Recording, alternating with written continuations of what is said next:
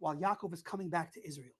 Yaakov, after dealing with Lavan and being cheated so many times, and then facing Esav and dealing with that ordeal, he felt that his life was in danger, his family's lives were in danger, and after all that, he comes and settles in a place called Shechem, and all of a sudden, his daughter Dinah is abducted and abused, raped, and kept. So you might be asking yourself, wait a second, aren't we already ahead of this? And the answer is yes, but I was a bit behind on timing, and so we didn't get to finish the entire parsha last week. So we're going back in time a bit because that's totally a thing.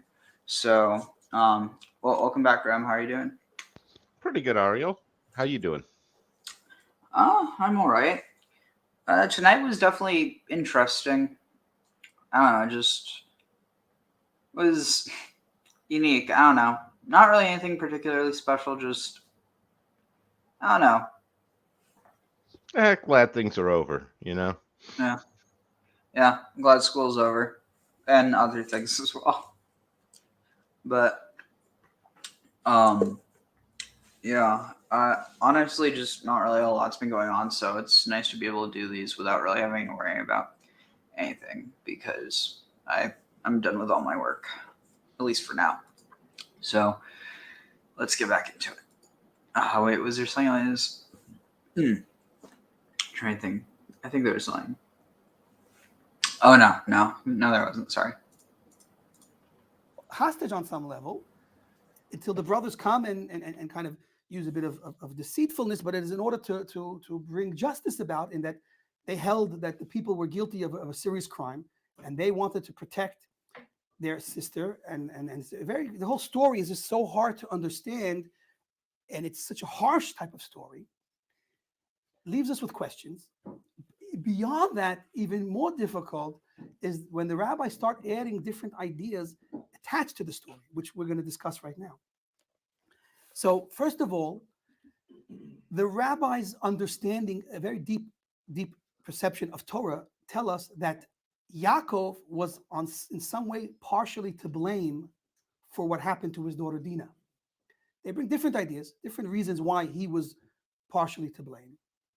The one we're going to deal with right now is, I think, very hard. It was, at least for me, very hard to understand, and then I'll mention the difficulties that came with this idea. There are two famous ideas that are brought up, and people, I think Rashi brings both of them, but they're both in Chazal for sure. One is that when Yaakov returned to Israel, so he had made promises to God. He made a promise to give ma'aser, to give a portion of his wealth to God, and he had also made a promise to take the matseva, the stone that he had erected as part of an altar when he sacrificed to Hashem before he went to Lavan. He said, "I'm going to take this matseva, this pillar of stone, and I'm going to turn it into a house for God, Beit Hashem." And he delayed in those two promises. So the rabbis tell us that the reason that the ordeal with Dinah, that she was abducted, they attach a level of blame to Yaakov and say it's because he delayed in fulfilling his nidarim, his vows, his promises to Hashem, and that's what they attribute to why that happened. Now that's a very difficult idea for me. Maybe you all share in my difficulty. First of all, why would one person's negligence in something affect another person? We are all unique people, and we are all responsible for our own behavior. But since when is Dinah responsible for her father's behavior, to the point that she could be punished because of her father? That's a difficult idea to understand. How is that part of the justice in how Hashem runs the world?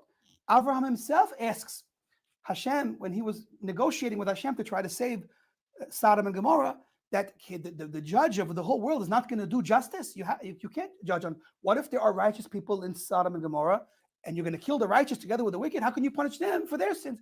The very question Abraham himself asks is brought up, at least on the surface level of this teaching. How can Dinah be punished for Yaakov's shortcoming? The other idea they mention is that, and this is more connected with Dinah, but still not her fault.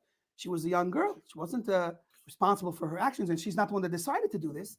But Yaakov, when traveling, knowing that he was about to encounter Esav, he took Dinah and put her in a chest to hide her, because he was fearful. He did not want Esav to see Dinah and decide that he wanted to marry Dinah. So he hid Dinah from from Esav. Now, what's wrong with that? Abraham did the same thing with Sarah, his wife. So why isn't Yaakov allowed to hide Dinah from Esav, who was a wicked man, so that he wouldn't want to marry her? So this is itself also difficult, and we're going to try to appreciate. The Chazal say that Yaakov should have not hidden Dinah, because Dinah might have had the ability, had she married Esav, to help Esav become a righteous man. It's a known idea talked about in Chazal that a righteous woman, can help motivate even a wicked man to become righteous. And so they're critical of Yaakov, saying you hid your daughter from Esav, your brother. Maybe, or even likely, it's likely that she could have helped turn his life around. And so you hid him from her, you hid her from him. You're going to see now, someone else is going to end up taking her, which is much worse than what you tried to stop from happening. And that's also difficult. Ask ourselves, God willing, you, all these students will one day be married with children. I'm, Baruch Hashem, married with children. Who wants to give their daughter over to a wicked man because she could make him righteous? Who wants to do that? We are all looking for the best possible match for our daughter. We want a righteous person. We want a scholarly person. We want an easygoing person. Do we want a savage of a son-in-law? We want to give our daughter over to some savage? Esav was a savage. Let's be real. Beyond hope. Jacob didn't want Esau for a son-in-law. Yeah, I was going to say, there's a lot to blame Jacob for, but not giving his daughter to his brother, that's just one of those. I get it that, there wasn't, the two of them didn't have a sister for one of them to marry, and their niece was the next best thing. But, come on, that can't be it. I don't think it's the fact that he didn't give her to him to marry. It's the fact that he tried to hide her away.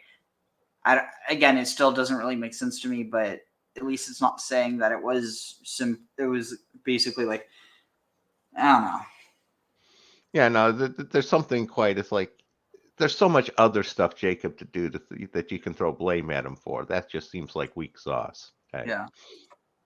The Torah shows us that he was beyond hope. So how are we being critical of Yaakov for not giving her to Esav? That is almost a question that I don't know how we're going to find an answer to. also Dinah herself, what possible blame could be attributed to her that it would warrant such a ordeal that she was put through at a young age? She was a simple, innocent girl that went out to see the daughters of Shechem, and why wasn't she protected? It's also a question we have to explore.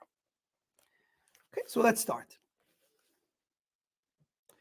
So first of all, I would like to clarify the first confusion. The first confusion is our premise right now is that it seems from both of the teachings from our sages that Dinah was punished for the behavior of Yaakov.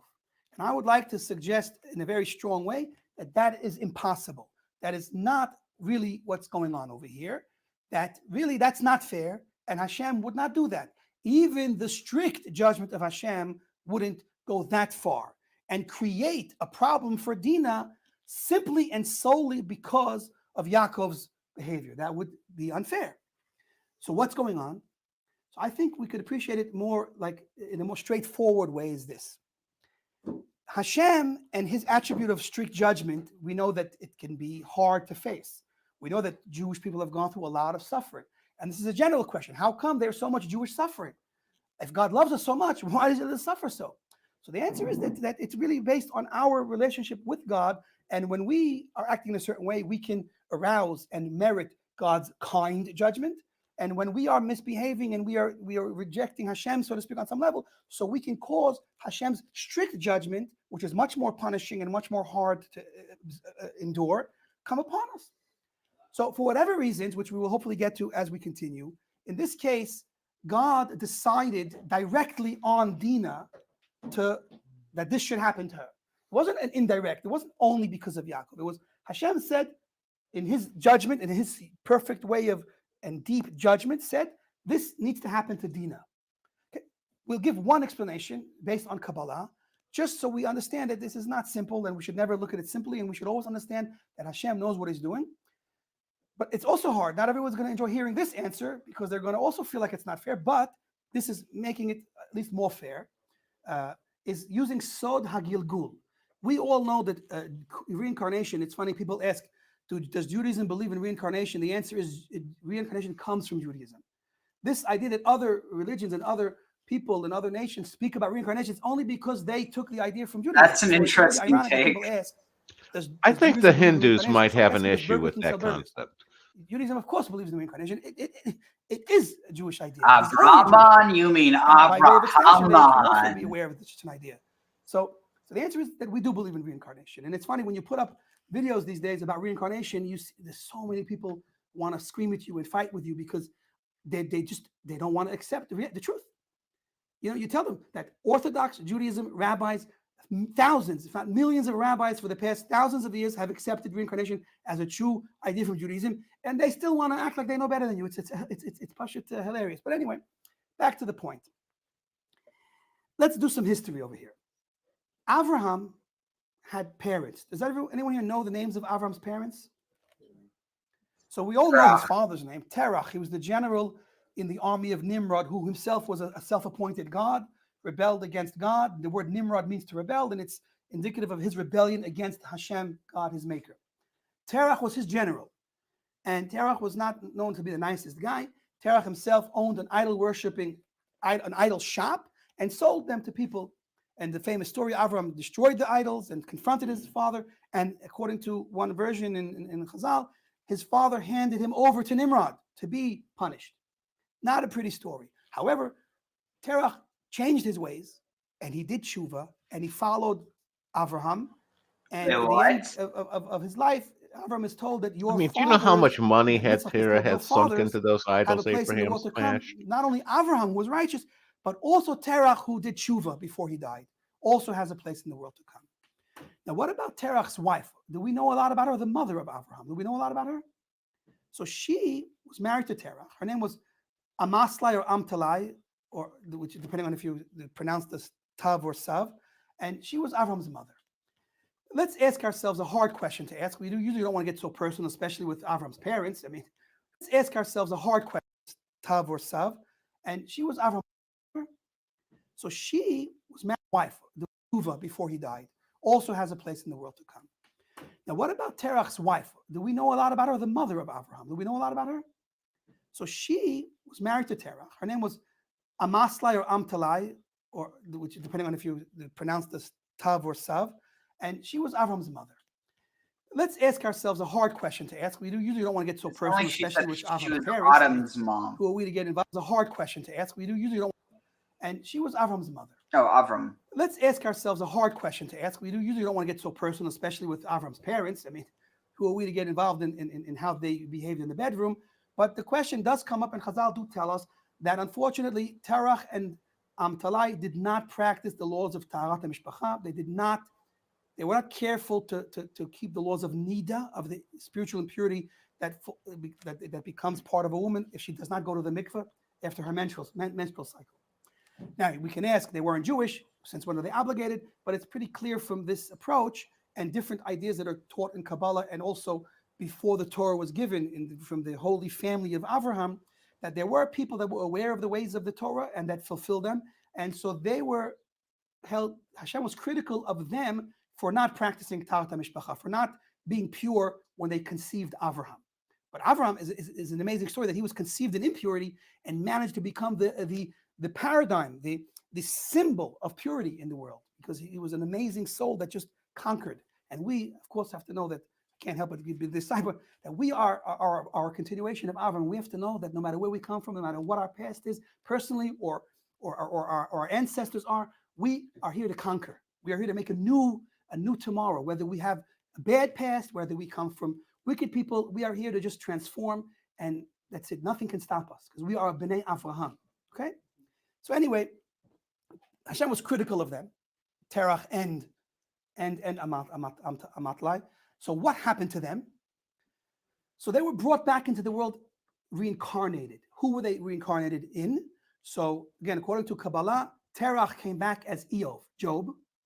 And we know that Job suffered probably more than any other person that ever lived in a single way. The suffering that he went through was beyond comprehension. And it's all part of a conversation between God and the Satan to test him. So God gave the Satan license to do all of this. Why? Why would this happen? So this was an atonement for his sin, according to Kabbalah. So who was Amaslai is the Ashkenazi, I'll go with that. It's flowing better for me right now. Who was Amaslai in the reincarnation? So let's guess. Dinah. Excellent. Dinah was a reincarnation of Amaslai. And according So basically it's saying she didn't deserve... Oh God, this is disgusting. Basically it's saying Dinah wasn't abducted and abused because of her father messing up. It was because her great-great-great-great-grandmother messed up. It's like, okay, that's so much better. It's not better at all. Oh. In fact, it does get Jacob off the hook, though. Why? Because it implies that in a certain way, her, at least in one form or another, was responsible for it. Exactly. And isn't that the goal here, to get Jacob off? Or God. Yeah. So again, one of the oldest, best ways to do that is just blame it on the woman. Well, okay, I hate to be cross, but in this case, I feel like the goal was for Shechem to get off, which is why he got put to death later. Fair enough. But yeah, it's honestly, it's a disgusting story. I'm not going to lie. I like the one daughter of Jacob, and her only story is getting abducted.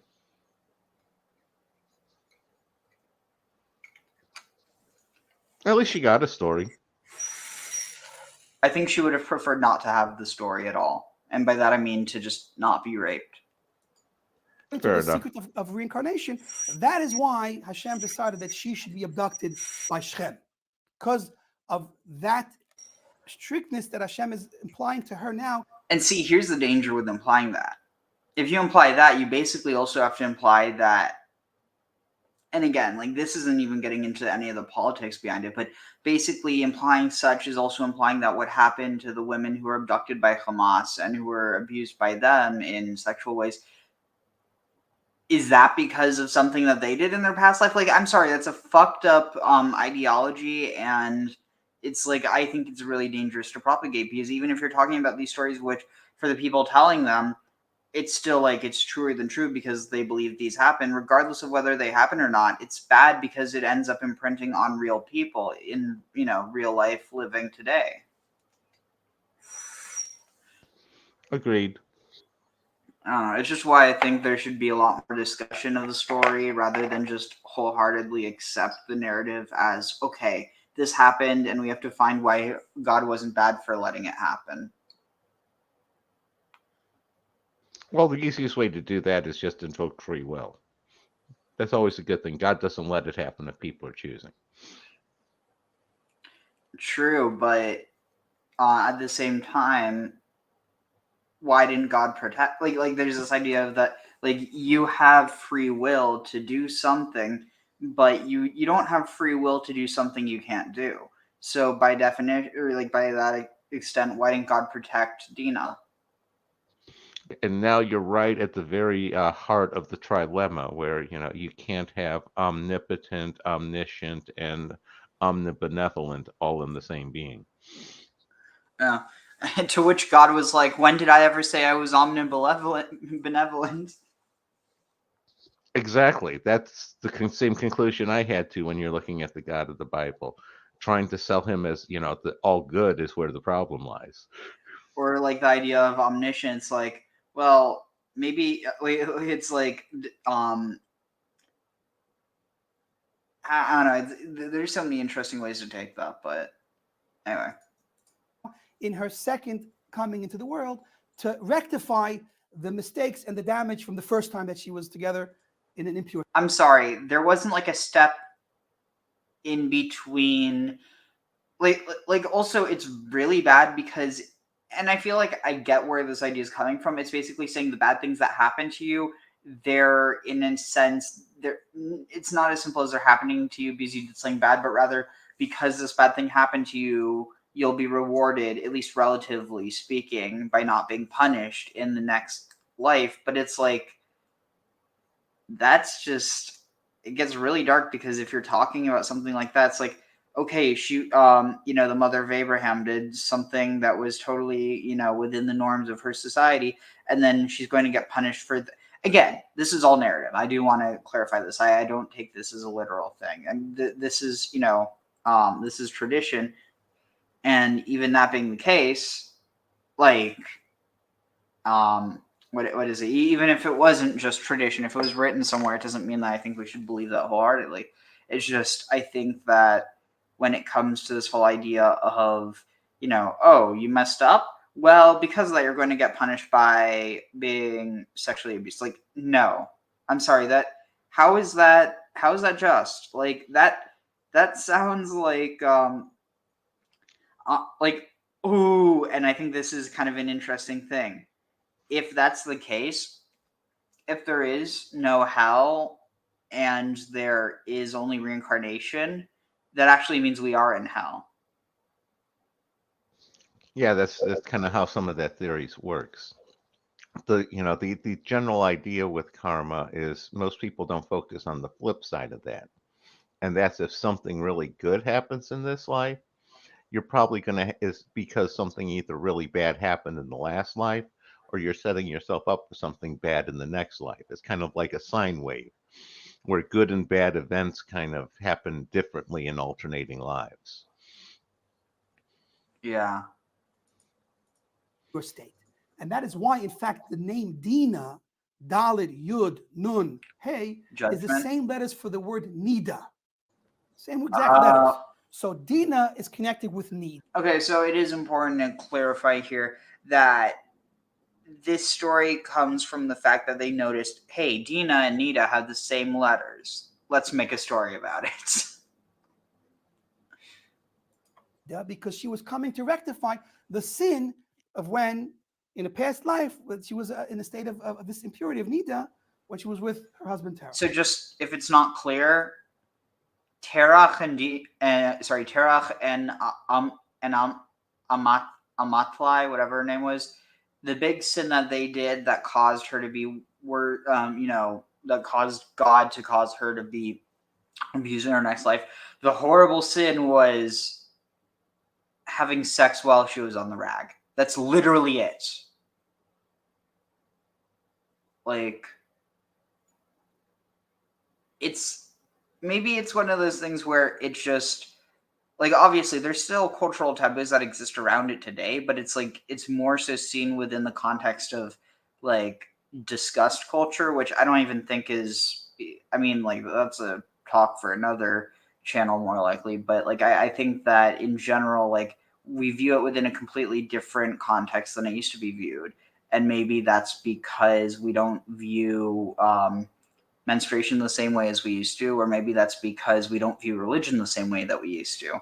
But I do think that it's worth noting that, like, something that is honestly like not a big deal, some people might have an issue with it, but in the grand scheme of things is not a big deal, was literally seen as like, oh, this horrible thing.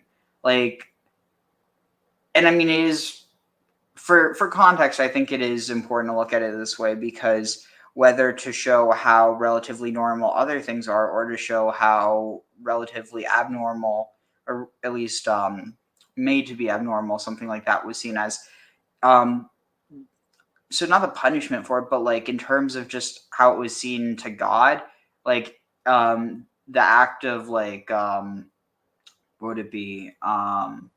Like the act of spilling seed in order, going on what we were talking about last night, the act of attempt, like basically trying not to procreate, that would the same, you'd be like judged by God the same way, more or less, for that as you would for something like this. And it's just because it was seen as this general taboo. It wasn't necessarily this thing like that. I don't know. I don't know. I'm just talking in circles. But you have any thoughts before we move on? Yeah, no, to me, it actually, it's not as senseless as it seems to you when you think about how so many of those, the early religions grew up around fertility cults in various ways, either fertility of the land or fertility of the people. And, it's very obvious that, menstruation is related to fertility. And as they're trying to get on a handle on that one, it makes perfect sense to me that that would become wrapped up into, religious rites, and, everything follows from there. So it doesn't seem quite as, out of the blue and ridiculous, given the time and knowledge base. I don't know if that makes sense to you, but it does to me. You think maybe it had to do with like, it would also, I mean, it would be interesting because, there is a whole phenomenon of cycles syncing in certain contexts. And so I almost wonder, like, whether within certain societies, if it was almost possible that you would have, oh, this would be interesting because, there are monthly festivals. I wonder if there's any connection between that potentially, and almost like there was a period where men were just not to be near the women, and um and so like this idea of like not being intimate with your spouse, that it goes beyond that. It was this idea of not like being like free from sex, but maybe even just like creating this like women's only space. And for all you know, there could have been like a male response to that, in which you have society basically not diverging against each other, but like diverging in order to like wrap back around each other, almost like a caduceus, or like two snakes interweaving. Yeah, and you could look at, a lot of like the cult activities as basically controlling the entire population's fertility, where there are appropriate times for everybody to have sex, everybody to abstain, and things like that. And, it's again, rules to governing that. And the rules are going to exist so long as it allows enough people to reproduce and sustain the civilization. So it's kind of a self-reinforcing thing. It's like any rule. You cut out. Are you there, Graham?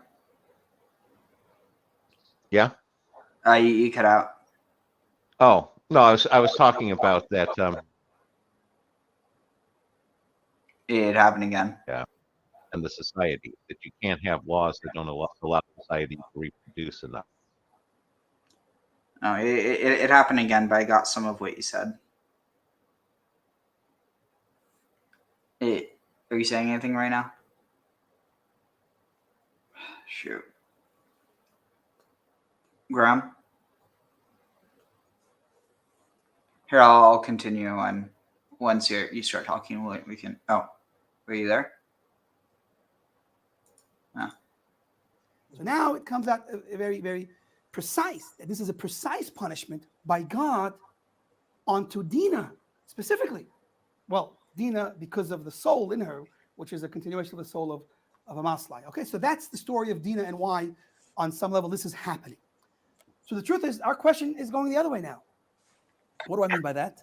Meaning, now the question is, why is Yaakov to blame at all? If this is a decision by God to do this because it's justice, in divine justice, strict justice, but justice nonetheless, on Dinah because she's a reincarnation of Amaslai, so why is Yaakov at all to blame? This is seemingly between God and Dinah.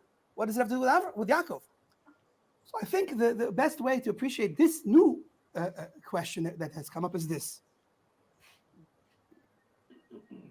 The real question is why we blame Yaakov is we're really asking, why wasn't Yaakov, the great Yaakov, Tzaddik Yesod Olam, the foundation of life, the tzaddik that can fix the entire world, that can push off the attribute of judgment, the strict judgment for the entire world, certainly his own daughter. How come the merit of Yaakov wasn't enough to save her from this judgment? That's the question. It's an absolutely new question now. It's not how could Dinah be punished for Yaakov's behavior.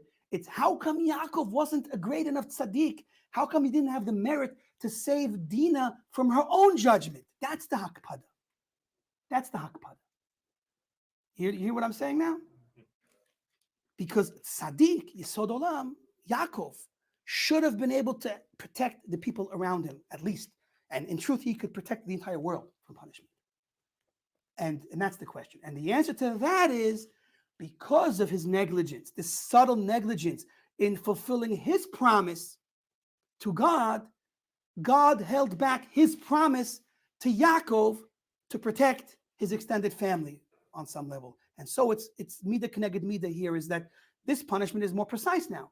It's only a holding back the extra protection that I would have given you, but because you did not fulfill your promises, so I'm holding back that promise that I will protect you beyond what my obligations. That's what Hashem is, so to speak, happening between Hashem and Yaakov here. And so it's a level of blame on Yaakov now. That's the level of blame. Only an indirect blame in that why wasn't he able to save him? That's the question.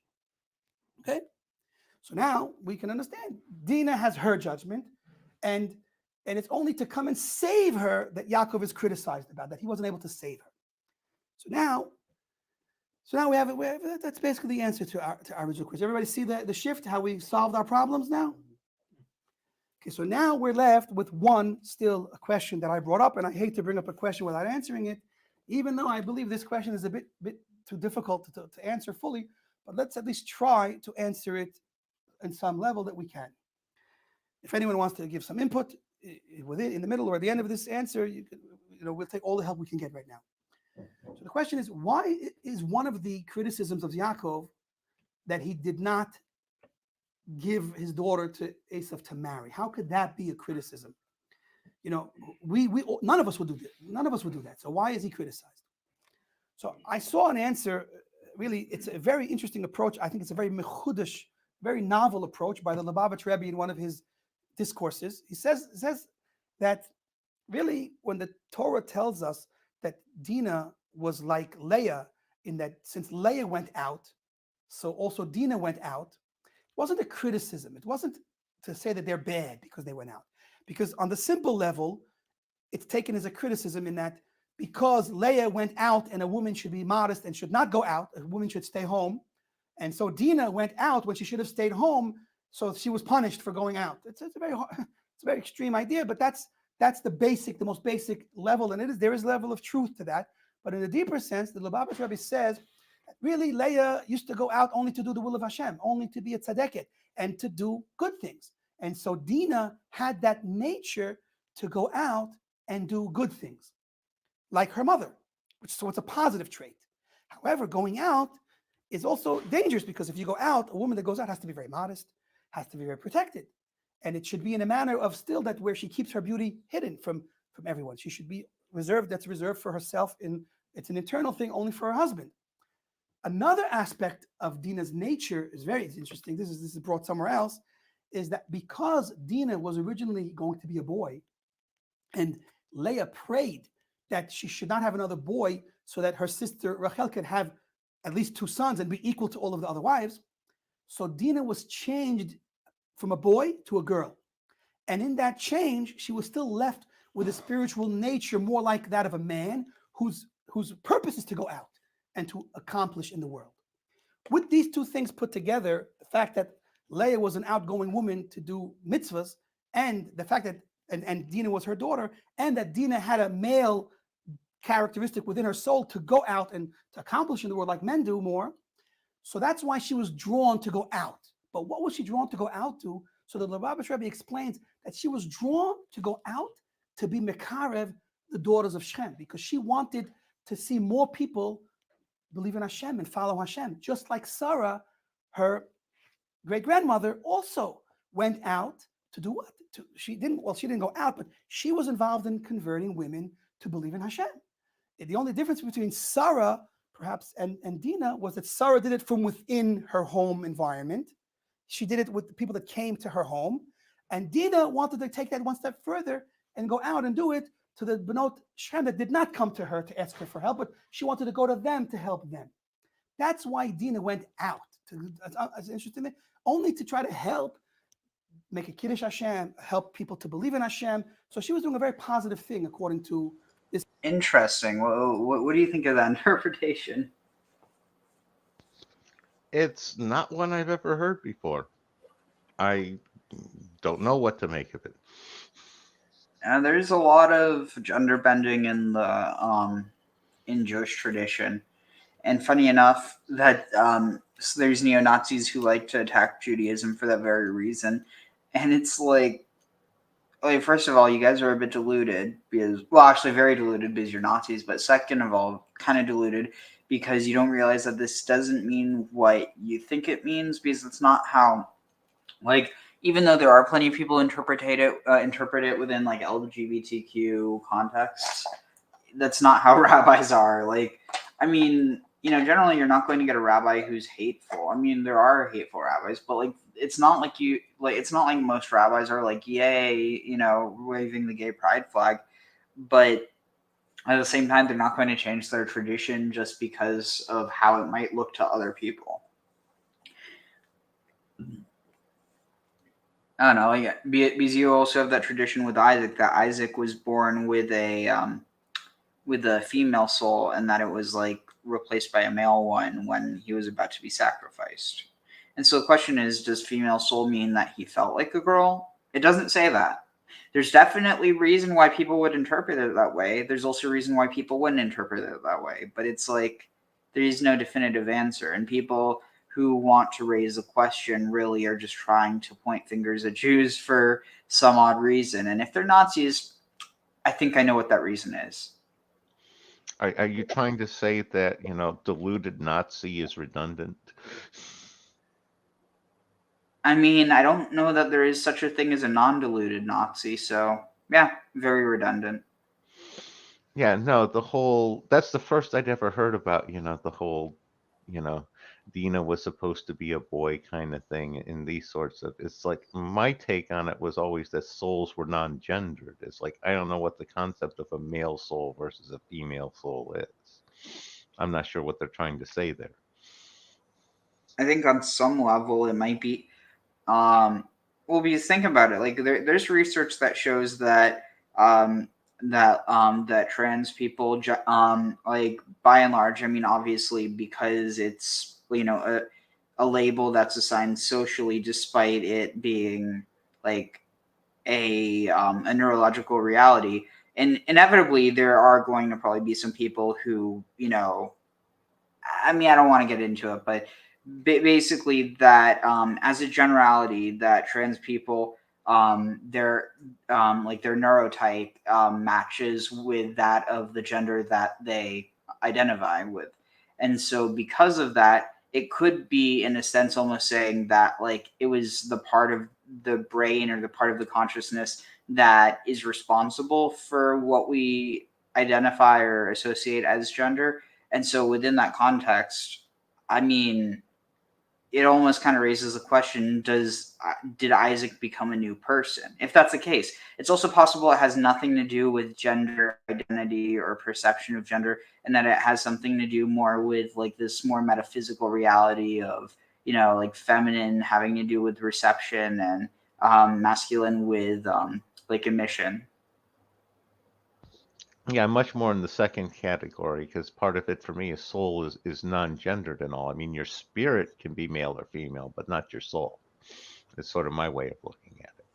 Because the spirit is sort of like what this life is composed of, and your soul's like the eternal one. Yeah, I think there are, but it might be a bit beyond the scope for today. I could look into that though. There's definitely discussion of intersex.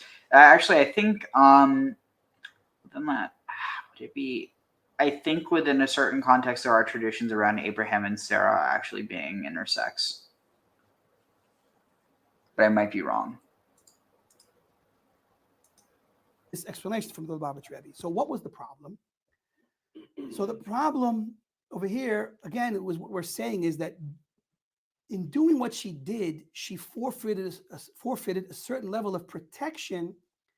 Again, we're going to say because she herself had this tikkun, according to her, she herself had this tikkun because of where she's coming from, and this had to happen, despite that she was going out to do a mitzvah. This was a divine decree.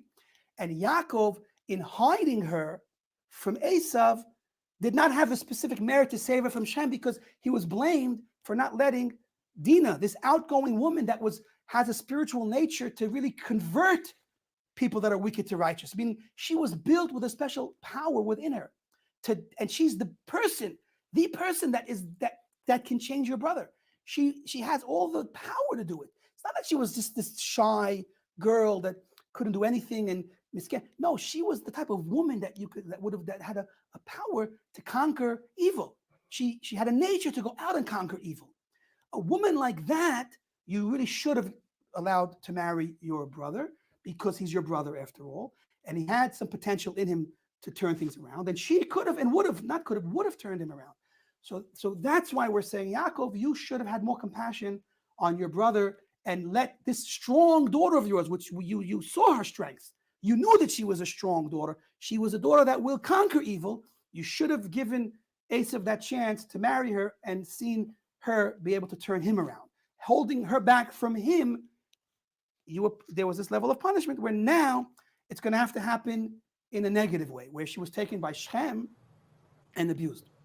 But still, even in being taken by Shechem and... Why not Jacob? Like, see, that's the thing that really bugs me.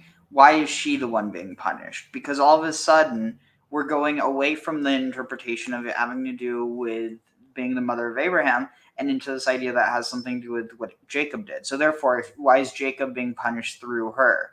Like, it's this idea, essentially, like, why is... I mean, I understand why that's a punishment to him. It's the same reason why, like, mafias, use violence against people's families in order to intimidate them into doing what they want. But, like, that doesn't change the fact that in terms... Like, if you're talking about mafia, yeah, that makes sense. Because the mafia doesn't claim to be just. I mean, I'm sure there's some that claim to be just, but the point is, the mafia isn't seen as this moral authority. God is supposed to be, and if God's behind the fate of all that's going on, it's just really messed up that she is getting punished for that. The wrongs of her father. Like, what? And like, it would be one thing. It's just it honestly rings to me of of a trope going back to time when women were still seen as possessions of their husbands or their fathers.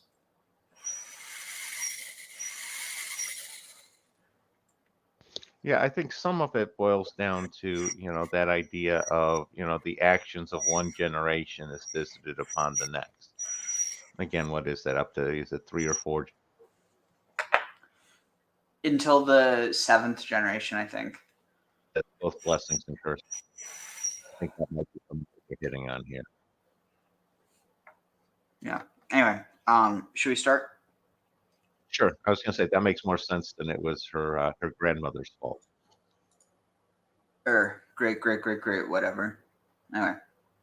Baruchu et Adonai Hamvorach, Baruch Adonai Hamvorach Leolam Vaed, Baruch Ata Adonai Eloheinu Melech Haolam, Asher Bachar Banu Mikol Ha'amim, V'natan Lanu et Torato, Baruch Ata Adonai Noten HaTorah.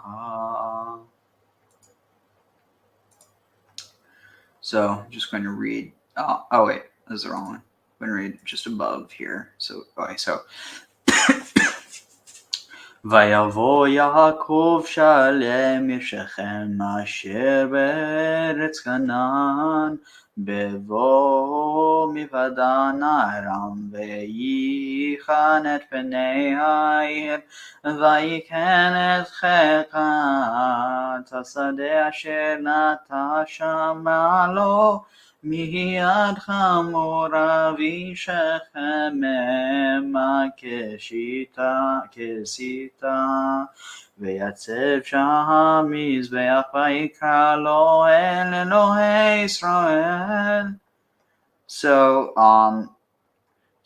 And Jacob came peacefully or in peace safely to the city of Shechem, that was in the land of Canaan. And when he came from, and in coming from Padan Aram or Haran, he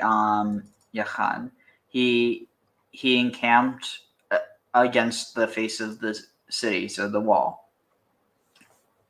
And he established their and he acquired there a portion of the field that was Natasham, that was set up there, that was stretched out there. Oh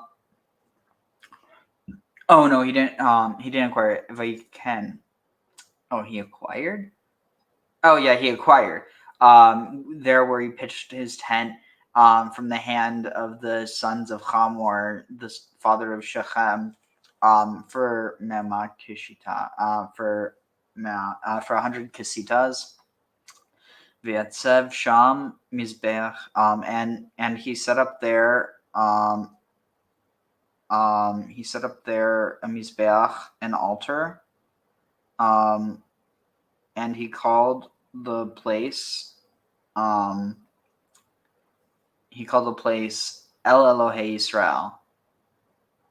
So it seems like here it's not just another place, but it's actually a reference to like the it's a mizbeach, but no, to a matzeva. Yeah, because here yatzav, it's the same root as matzeva.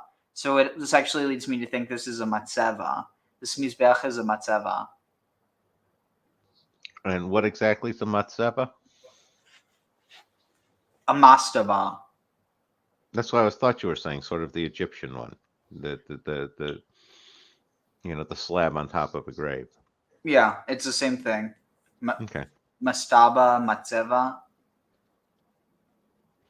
But so yeah, here it says, and he stood up there an altar, but the altar is there. He didn't set up there an altar. He stood up there an altar. So there, it's like directly implying this is a matzeva, and I wonder if I can see any commentary on this. Commentary. Matzeva. Matzeva.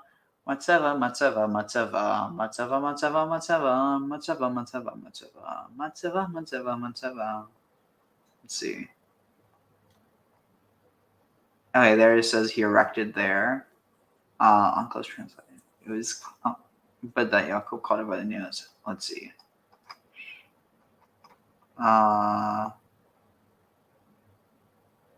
Let's see. I don't know if I wait here. There's dang it, but it's in. Not that the altar was. I don't know. I'm not going to find anything on this. Okay, so now we're starting with 34. So we're just going to do. So I counted this up. I think it's 10. So what I'm going to do portions of 10. Chelkate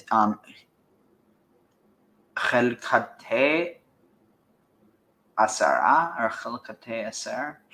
I don't know. ותצא דינה בת לאה אשר ידה ויעקב לראות בבנות הארץ. לראות בבנות הארץ וירא אותה שכם בן חמור. חכיבי נשיא הארץ ויקח אותה וישכב אותה ויעניה ותדבק נפשו בדינה בת יעקב ויאהב את הנערה וידבר על לב הנערה. ויאמר שכם אל חמור אביו לאמר קח לי את הילדה הזאת לאישה. ויעקב שמע כי טימא את דינה ביתו ובניו היו את מקנהו בשדה. והחריש יעקב עד באוהם. ויצא חמור אבי שכם אל יעקב לדבר איתו. ובני יעקב באו מן השדה כשמעם. ויתעצבו האנשים וייחר להם מאוד כי נבלה בעלה עשה בישראל לשכב את בת יעקב וכן לא יעשה וידבר חמור איתם לאמר שכם בני חשקה נפשו בביתכם תנו אותה לו לאישה. והתחתנו אותנו. בנותיכם תיתנו לנו ואת בנותינו תיקחו לכם ואיתנו תשבו והארץ תהיה לפניכם שבו ושכרוה ושכרוה והאחזו בה. And Dinah stood Titsev. Wait, Yetsev. What is this? Oh, Tetze. And Dinah left or went out. Dinah, the daughter of Leah, went out from. That was born to Jacob. Went out to see in the daughters, to peer or to. This is to visit, but to see the daughters of the land, and she saw. And she was seen, I'll just translate it this way because it means the same thing. And she was seen by Shechem, the son of Hamor, the Hivite, the prince of the land. And she was, and he took. So this isn't actually, you know what? No. So, actually, you know what? I am going to translate it this way because she's such a, like, she has very little agency in the story, so I'm going to give as little as I can back to her. And she was seen by him rather than and he saw her. I mean, I want to be very clear in this. I am technically, like, this would be written a different way, because, like, actually, would it be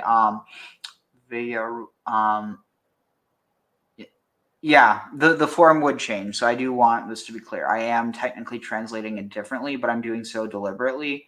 So it's not like I don't want someone to, I mean, not that someone would. I mean, the only people who might do that are people who would try to do that with Greek, but luckily not doing that right now. And also, I mean, there's some things that are just very obvious, and it's not a matter of, but anyway, what I was saying. Well, they'd interpret this as Dinah is going out to join the local Maenads. So tag. True.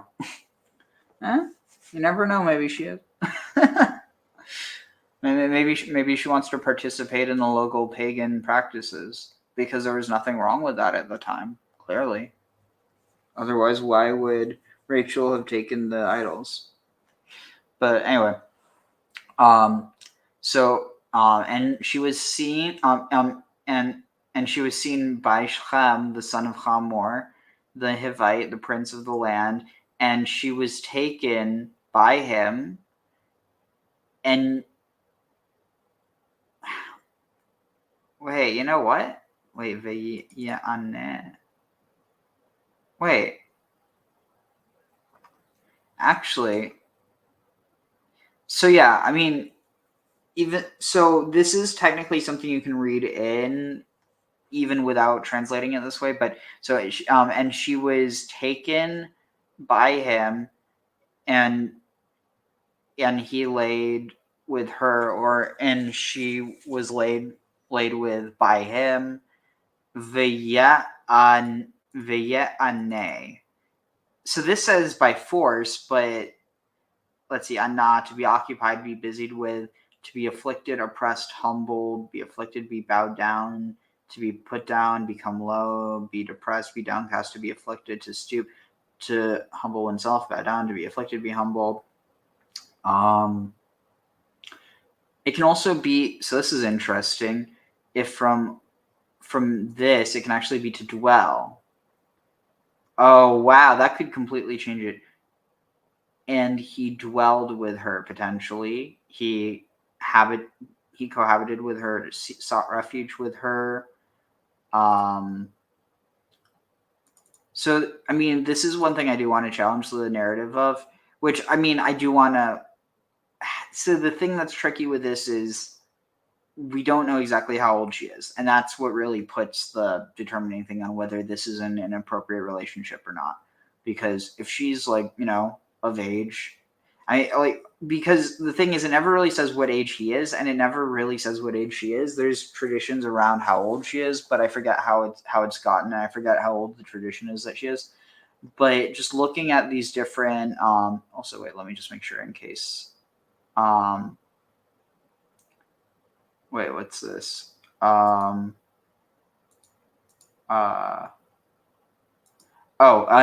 do you want to, I already sent you the link, Zero, but do you want to join?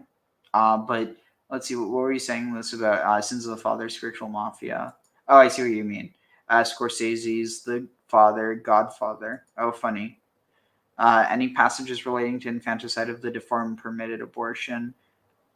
Not, I mean, there's the Sota ritual, but I don't know. I'm not sure. And again, it's kind of beyond the scope of this, but let's look at this. So it could be, and so just literally translate, and Shechem, the son of Hamor, the Hivite, the prince of the land, saw her and took her and lay with her, and he was occupied with her or busied himself with her. I mean, there's obviously a way of reading be humbled as she was humbled by him as to be, like, abused, but that's not necessarily You really have to be reading it that way for a reason. And the thing is that the reason to read it this way is in order to justify what Simeon and Levi did to the whole town. And again, this is all, it's narrative. I don't think there's ever been evidence of some giant depopulation of the town of Shechem, but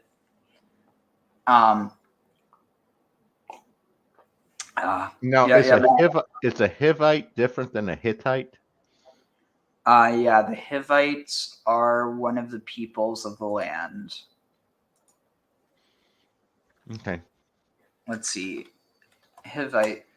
But yeah, honestly, when I hear Hivite, the first thing that comes to mind is some sort of anthropomorphic bee. I can see that. So the Hivites were one group of descendants of Canaan, son of Ham. According to the Table of Nations in Genesis 10, a variety of proposals has been made, but beyond the references in the Bible to Hivites in the land of Canaan, no consensus has been reached about their precise historical identity. Let's see. Yeah, there's not really anything that I can see.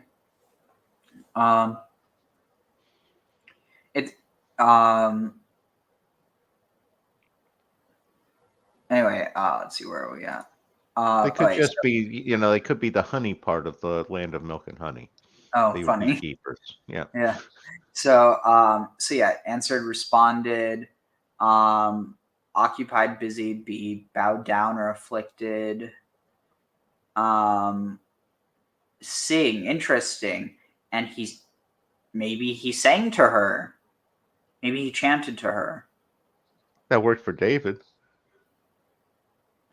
But yeah, I can't help but focus on this. Where was it? Dwell. To help. So it doesn't say anywhere here that he laid with her by force, and I do want to focus on that because, again, it's one of those things where, and let's be real, I don't think it's right if that's the case, and I don't even because there's multiple ways of interpreting it. I think that it would be wrong to say that, especially given the context of carrying all the water and stuff. I don't think that Rebecca was 3. But there are people who believe that Rebecca was 3. And if there's nothing wrong in their minds with that, how can they see an issue with this? Because there's no force that's implied. It's only the same tradition that allows them to interpret. And again, I want to clarify, there is no one tradition, but it's only the same ability to interpret, Rebecca to be 3 that also allows them to interpret Shechem to be a rapist and Dinah to be essentially responsible in her past life. It's one of those things where it only makes sense in a certain context. You take it out of the context, nothing about rape here. There's a word for rape, it's not used. This word that he took her, it's the same word that's used to take someone as your wife. Yeah. Go ahead and finish. To take, get, fetch, lay hold of, seize, receive, acquire, buy, bring, marry, take a wife, snatch, or take away. So it's all dependent on context. And here, there is no context of rape, at least not yet. It's possible I'm missing something. Well, I was going to say, what I think you're missing is, I think the big difference is that Isaac is a good Jewish boy, and Shechem is just, he's a dirty goy. And, to a certain extent, Leah probably would have, her daughter not finding a good Jewish boy, going off and marrying, I'm sorry, a good Jewish boy? You mean his sister? Well, exactly. Her brother. Exactly. She's spreading that family tree. And again, outside of the family, and that's just not acceptable. She may as well have been raped. From Leah's standpoint. Again, agreeing with you, it's an entirely unreasonable reaction, but I'm sort of putting it, within the, on Leia and all that one. So, let's see. So let's see what the commentary says. And mistreated her. Elsewhere, this word implies deprivation from relations. She believed that after this, no Israelite would want to marry her. But in the end, her... What? Ugh. Dude, how are you right? Elsewhere, this word implies deprivation from relations. She believed that after this, no Israelite would want to marry her. But in the end, her brother Shimon married her. Ugh. Well, you knew it had to be one of the 12. I mean, to be fair, there's always Jacob. Yeah, it worked for Tamar. Yeah. No, father-in-law. Oh, you're right. You're right. Let's see. That makes it all that much better. Makes it slightly better. And humbled her. He had normal intercourse with her. Scripture uses the term v'ya'aneha and humbled her because she was a virgin. Contra Rashi, who interprets humbled as sodomized.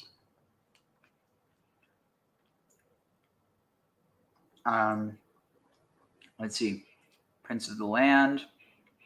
Shechem's position in the community was the reason that no one came to Dinah's assistance when she cried out for help against being raped. Where does it say she cried out? It doesn't. And he slept with her via anea. He slept with her by forcing her, is how this interprets it. We must understand the sequence of how the Torah reports what happened. Not he forced her and slept with her in light of a statement in Horiot 10, where the encounter between Yael and Sisera is described. The Talmud says that when the wicked derive physical pleasure, this is a source of pain for the righteous. The Torah therefore tells us that although Shechem slept with Dinah in a perfectly natural way, not subjecting her to painful perversions, Dinah felt tortured instead of enjoying the experience. Her distaste of Shechem is obvious. No, it's not. It's not obvious at all. This is where Shechem had to expend so much effort by speaking to her heart. What? I haven't gotten any speaking to the heart here yet. The reason why the Torah uses the word v'yanehu when what Shechem had done was more in the nature of a seduction than a violent rape is that this term is used in connection with a virgin having intercourse, something usually very painful for her. The term is also used on account of this reason. Okay, so Radak literally is interpreting this as it was more along the lines of a seduction. Let's see. And he lay with her and he afflicted her. This is according to Ramban. And he lay with her and he afflicted her. He lay with her in natural gratification and he afflicted her unnaturally. This is Rashi's language, but Rabbi Abraham ibn Ezra said, and he afflicted her naturally because she was a maiden. But there is no need for this for sexual connection is called affliction. Likewise, so anna is getting understood as affliction. Likewise, thou shalt not deal with her as a slave because thou hast afflicted her. And so also, and my concubine they afflicted and she is dead. My concubine they afflicted and she is dead. That's clearly referring to either like, you never know, maybe like sexually transmitted disease. I don't know. Let's see. Scripture thus tells in Dinah's praise that she was forced and she did not consent to the prince of the country. So interesting. So there's interpreters who, in order to try and preserve the honor of Dinah, actually interpret it as a rape rather than that she chose to go off with some non-Israelite. Yeah, again, I suppose from their standpoint, it's arguable which one of the two options is worse for her. Honestly, this is honestly an encapsulation of why I don't hold to tradition, why I like to learn tradition, but I don't hold to it. Because there's just, I'm sorry, how is it more moral to believe that because at the end of the day, whether she was real or not, the story creates the reality. And to basically have someone say that it's better for someone to be raped by a and again, I want this to be understood within a certain context that has to do with a lot of persecution over thousands of years and the interpretation thereof, and also the fact that this isn't the way that everyone understood it just because some people interpret it this way, but essentially to view that it's better to be raped by a non-Jew than it is to just have relations with them because you're in love with them, like as if there's something. And again, this is, I do think it's important to look that this is probably existing within this royal dynasty context where, it's about keeping the power in the family. And so within that, especially because she's the only daughter of Jacob, she's special in that regard. And especially if you take into account, your whole theory of like the matrilineal descent, she's the only, like within Jacob's tribe, she's the only she's the only daughter of either Rachel or Leah and of Jacob.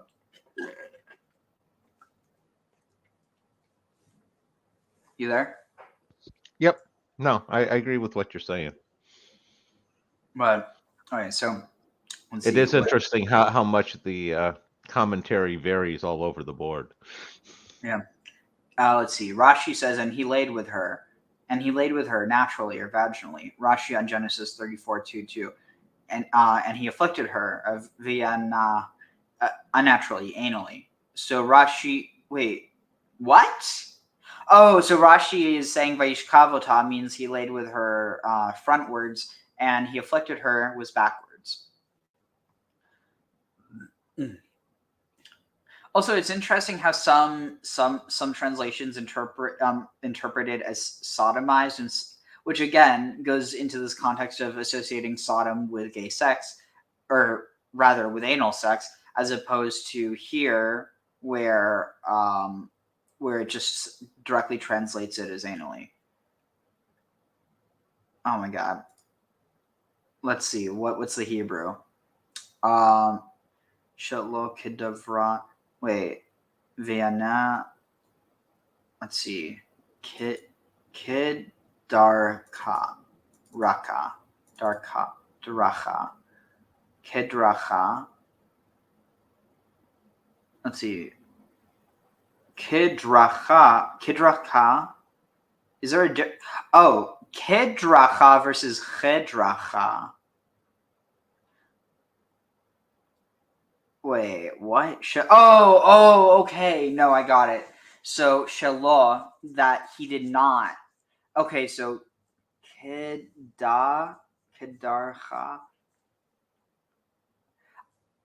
My Aramaic is really rusty, but basically, here he's saying in Vayishkavotai is he laid with her naturally, and he did not lay with her naturally. So, I'm an idiot. It literally says unnaturally, and then in parentheses anally. Okay, so it's interesting. So some translations, given this is a translation of the choice of English translators, they translate unnaturally as either sodomized or in this context, that's really the only context that you have other than anally. But the point is that there's people who, if she was a man, would read this as, and they had gay sex. But it's like, I'm sorry. This is, I didn't think this would be what this episode was about. But honestly, like, we're going into the actual language, so might as well talk about it. Let's see. So where are we? Okay, commentary. Let me see what else I can find, and then we'll move on. Let's see.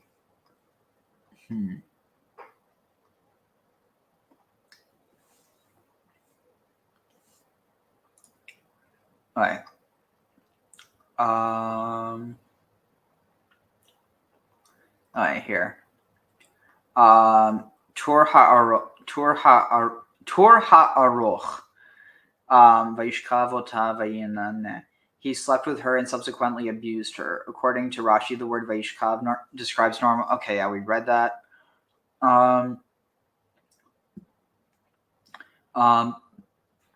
Nachmanides writes that there is no need for all these explanations, saying that any intercourse in which the woman is being raped is described in the Bible as inui, i.e., what is the meaning of this word vayianaya?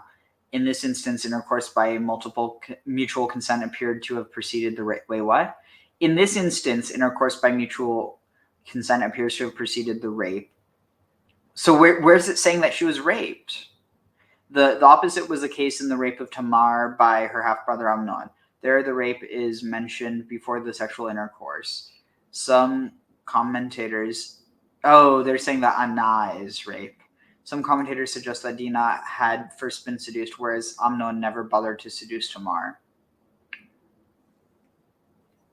All right, let's see. So where are we? So, Vatid Bak, Davak, and he clung... And his soul clung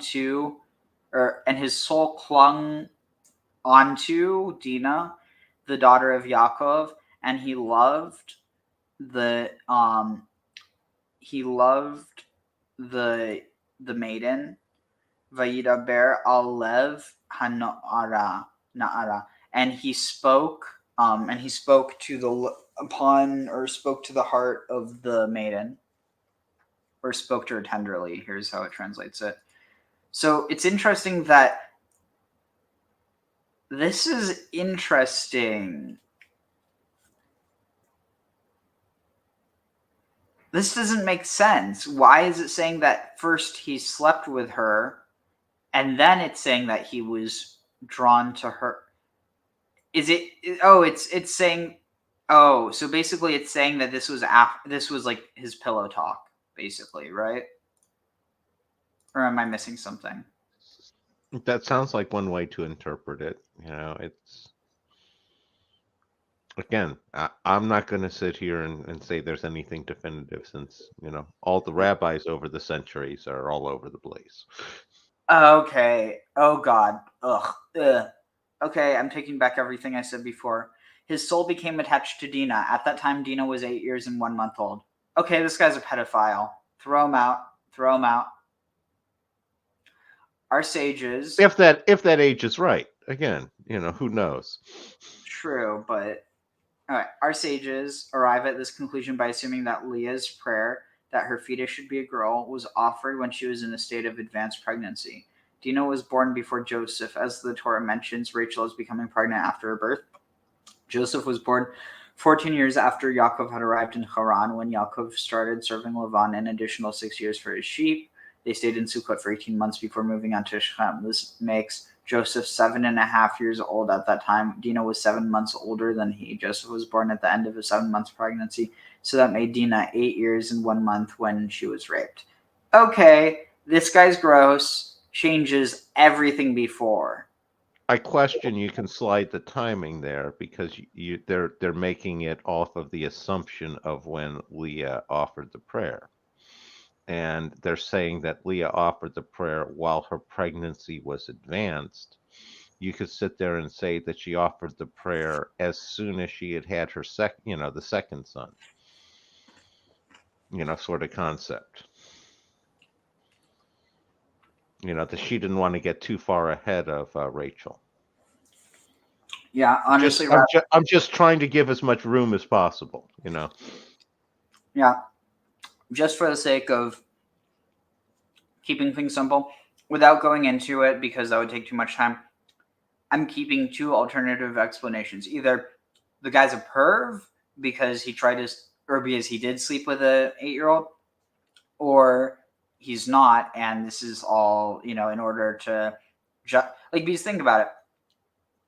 Everything that we've read before becomes gross by default if she's an 8-year-old. But if she's not, totally fine. That's ultimately what I think, rather than say it is or isn't, just say if it is, then he's gross. If it isn't, then he's, maybe just got a lot of charisma. So let's see, where are we at? And Shechem said to Hamor his father, saying, "Take or get for me." Okay, this is gross. This is gross. Et hayalda hazot. He doesn't say na'ara. He says, "Get me the girl." Oh, but hold on. It also means marriageable girl. So, girl, damsel, or marriageable girl. Yeah. So it's like that's the thing. There is no like the word that's used. It's not like if the word was tinoket, then obviously the guy is a pervert. But there is a context where yalda doesn't mean. It's in the same way you can say girl to refer to someone who's of age. You can use it to refer to someone who's, in context like old girl. You could use it to refer to someone who's literally, like in their 70s. But so I think that it's dangerous to just look at this and say, okay, well, this does mean child. And we do know people who, they would look at certain words and they'd be like, oh, well, this definitely means this age in order to justify one agenda or another. Again, that's one of the problems with the interpretation. It's like as soon as you find it's like, yeah, here it points towards, pedophile child molester. Here it points away from pedophile child molester. It's like there's not a definitive one certain interpretation tag. So I don't know the context of what you're saying, Zero. Horam means. Maybe you should just hop in because I sent you I texted you a link, but I don't know the context of what you're saying, so I can't translate it. Hamor. That's what you're saying. Hamor means ass. He asked. And interestingly, there was some like Hellenistic Jewish traditions of interpreting Hamor as Hermes and Shechem as Sycamos. I don't really know that much about it. I heard it from someone, and I don't know how much there is I can find on it. Okay, but let's see. He get for me the girl, this girl for a wife, and Jacob heard that Timeh et Dinah, that Dinah had become sexually defiled. And again, this isn't necessarily to say like, oh, she was defiled, so therefore she was raped. No. To defile sexually, religiously, ceremonially, to pronounce unclean, and that just has to do with the idea of like seminal emissions. Or basically, so like it's not as simple as like, oh, like he dirtied her. It's not that idea. It's more so that I'm not going to go into it, but basically that she wasn't a virgin anymore. That either that or that he wasn't an Israelite. That might have just been the issue. Interesting, yeah, because so this is what's interesting. There's no issue in the Book of Jubilees. It's implied that there's no issue when the daughters of these people who happen to sound a lot like angel names, when those daughters end up mating with men, there's no issue.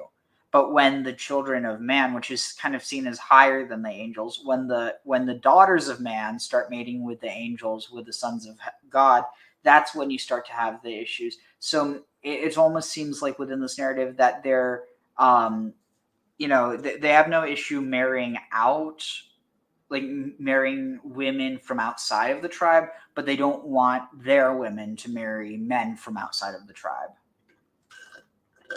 Yeah, which was a very big, that was a tradition in Egypt. Pharaoh would marry the daughters of other kings, but Pharaoh wouldn't marry his daughters out.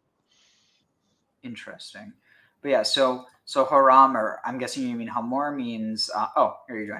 So yeah, Hamor means donkey. Oh, so the name was Hamor of the king? Yeah. Okay. Okay, so he heard that Dinah, his daughter, had been defiled, and his sons were Miknehu Basade. Were with his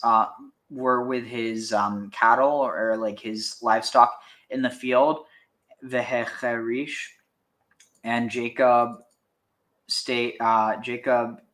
devised Adboam and like kept silent and plotted until they came home. And Hamor went out. Or wait, Hamor, the father of Shechem, went out. I don't see. Here's what's interesting. Why do they have to say that he's the father of Shechem? We know by now. And it's interesting. I almost wonder if the stating the name again is similar to like how in Arabic culture people just are referred to as like Abu, like the father of their son. I wonder if this isn't simply just he's the father of Shechem, by the way, but it's saying Hamor Avi Shechem, like that's his name. That's his name. How did I not realize? It's the same as like Yosef ben Yaakov. I literally feel so stupid. It's so obvious, but it's because I'm translating it. I'm translating it directly. I'm not looking at it as Hamor Avi Shechem. But yeah. So and Hamor Avi Shechem. Okay. Well, when it gets to this, I'm just going to transliterate it as opposed to. I'm just going to read. I'm not going to translate Hamor Avi Shechem. And when when Hamor Avi Shechem went out to Jacob to speak to him, and the sons of Jacob came from the field when they heard, or as they heard, or because they heard, Vayitatsevu, and they were grieved, displeased, Hanashim.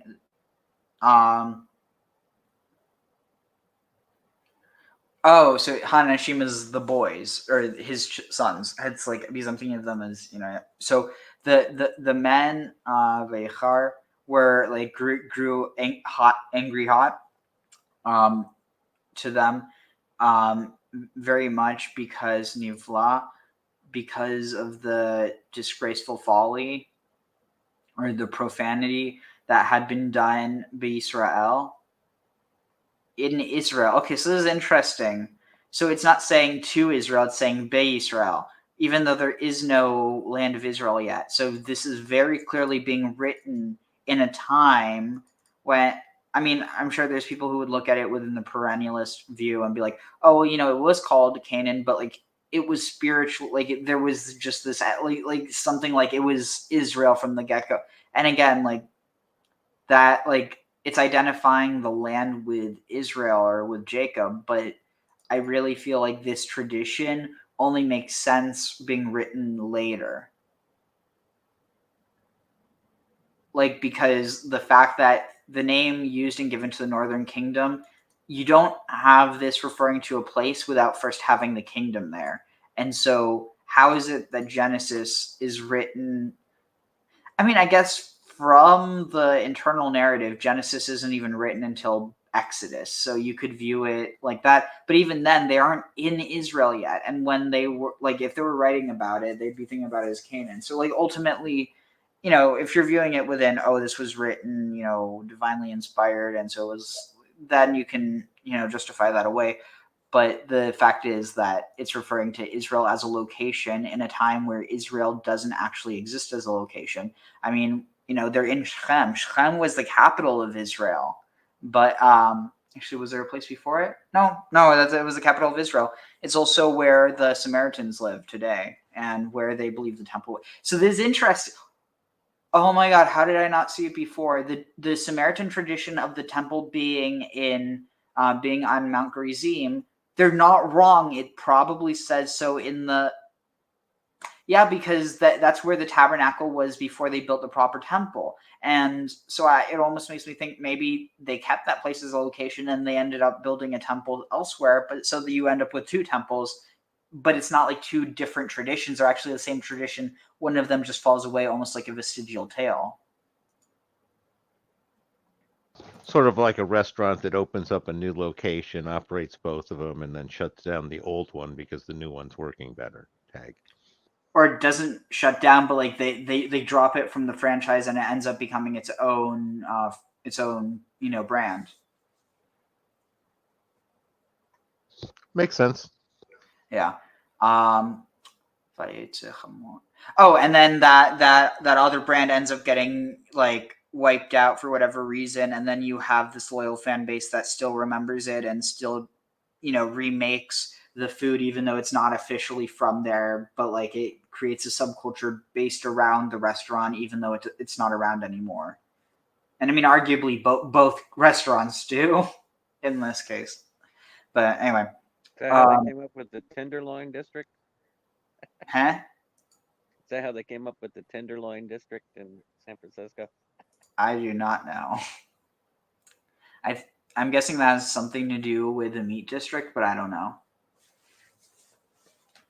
All right, and then sons of There's Jacob. definitely meat packing going on there, let's say. Well, in this case too. So the men became infuriated over them greatly because a great travesty, great senseless offense had occurred in Israel. Lishkav at for laying with the daughter of Jacob, Veken lo yaseh, and this was not to be done.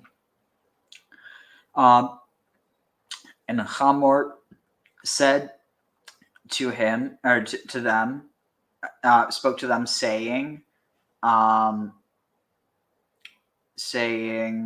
Shechem, my son, Chashka,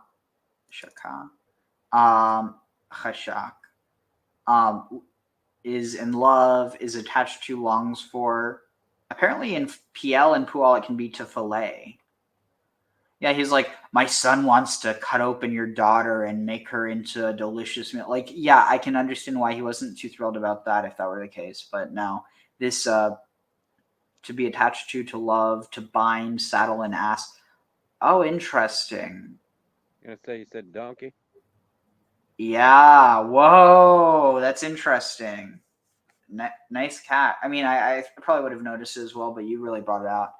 All right, so it's also used literally, thou hast loved my soul out of the pit. Mishachat. Wait, from destruction. That wouldn't be from the pit. But anyway, so my son has become attached to, or my son longs for nafsho. My son, the soul of my son Shechem longs for bivtochem, bitochem, to be in the midst. Tenuna, wait, bivitchem, wait, to be with your daughter. Tenuna, please give her to him for a wife. Vehit chatnu, and this is like a evocative, like, do this, like, marry otanu benotechem,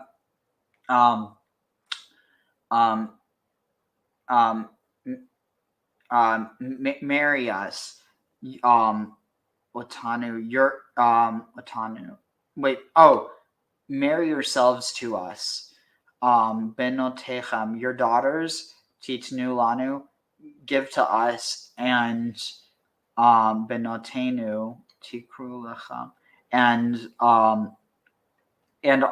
our daughters, take them for yourselves. Veitanu, veitanu teshevu, and you will be with us and dwell with us. V'haaretz tihiyeh lifnechem, and that and the land will be lifnechem, before you. Shavu, tihiyeh lifnechem, will be before you. Shavu, settle there. V'sachrua, and go around and travel about, go about and trade. So settle there and trade there, ve'echazu, and acquire for yourself possessions there. So this is interesting. I almost wonder, maybe in the same way as there was also a tradition around Isaac actually being sacrificed, it's possible that there was a tradition where Shechem was never like massacred, and that instead what happened was this intermarriage, which would explain why Shechem is one of the most important cities in early Israelite history. No, I think you're onto something there because, again, especially with the big prohibition against marrying outside, that almost seems like a later layer that got added, and that's what made Shechem the bad guy tag. Going with the mentioning of Israel already being in place. Yeah.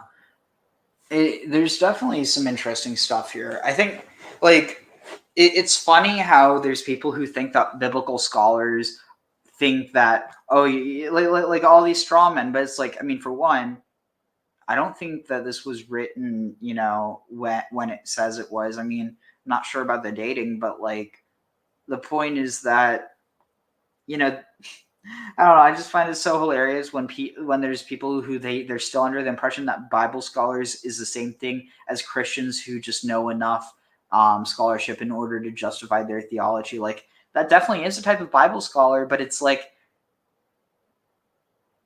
I don't know. I find it hilarious that there's people who think that all Bible scholars are Christians, or that they're just Christian apologists. Well, this pattern of disconnected reiterations, slight redundancies, retellings, interspersed and bouncing back and forth between stories, seems to be a stitching in of multiple accounts. What do you? So you think it's like similar, like with the story of Jericho, how it never happened, but it was used to justify something? Well, I think a high percentage is reverse engineering scenarios of there's a tribe named this, so we need to say who's the progenitor of that tribe and that kind of thing. But I mean, just the way the text is interlaced, like the story will be gone back to, and same elements retold again, but then there are other details that weren't in the prior iteration, and so that's a way to inject some other ideas into a narrative that's already there, you know. And I guess you'd have to get down into the language if you could find any signs of the time period passing. Yeah. Well, one way that they do that, Zero, is they'll introduce a concept for the first time, like with Jacob with marriage, and then they'll sit there and the later stories will give little different riffs or variations on that basically theme. It's like again, it's a lot like composing music. You introduce your theme and then you vary it in different ones later on. And that's kind of how I see a lot of the Bible getting composed. But if it's just this clear narrative, you know, of God kind of idea, then it would just be a direct, here's the story. And then you could go into various parts of it at will. But here is the narrative, rather than kind of competing narratives being merged, which you like with the two versions of Genesis creation. Yeah. Anyway, we should probably get back on track. So, give me a moment, and we'll continue. Abused this, there was still a lot of positivity in the story, which we're going to explain now. But again, he deserved, unfortunately, this punishment because of Gilgal, because of what happened in the past life. Yaakov's merit would have been enough to save her because he's a very big tzaddik, but because he held her back from Esav, so now she was open to the danger of going out in a dangerous place with wicked people, and Shem was given the ability to kidnap her. And if it would have been that Yaakov did not hold her back from Esav, she would have been protected. And so it's again only a secondary, reason why, because of Yaakov, that she's not being saved. But and again, we have to appreciate why this happened to her. So the reason is because it was a divine decree from Hashem to be an atonement for her past life experience. Okay, now, finishing up the story, again, based on the Lubavitch Rebbe, he says a beautiful idea here. He says that if we look closely at the full outcome of her story, even though it was a harsh story, even though it wasn't such a pretty positive story, we still see that she accomplished positive things. How? So according to the basic story level, we see that what did she do? By her going out and being taken by Shechem, in the end, the entire country of Shechem, the entire city of Shechem, the people of Shechem, the males did circumcision and converted to Judaism. Now, even though they were killed because they were chayav misa, because they deserved to be killed because of their great sin, and so Shimon and Levi killed them, but let's look at the daughters of Shechem. What happened to the Benot Shechem, the daughters of that city? So all of the daughters were taken by the Shvatim. Shimon and Levi took all of the daughters. So all of the women essentially that also went through a conversion process. Why? Because clearly it was stated from the beginning that we will take your daughters and you will take our sons, meaning there was the whole idea was that Yaakov's sons would marry their daughters and their sons would marry Yaakov's daughters.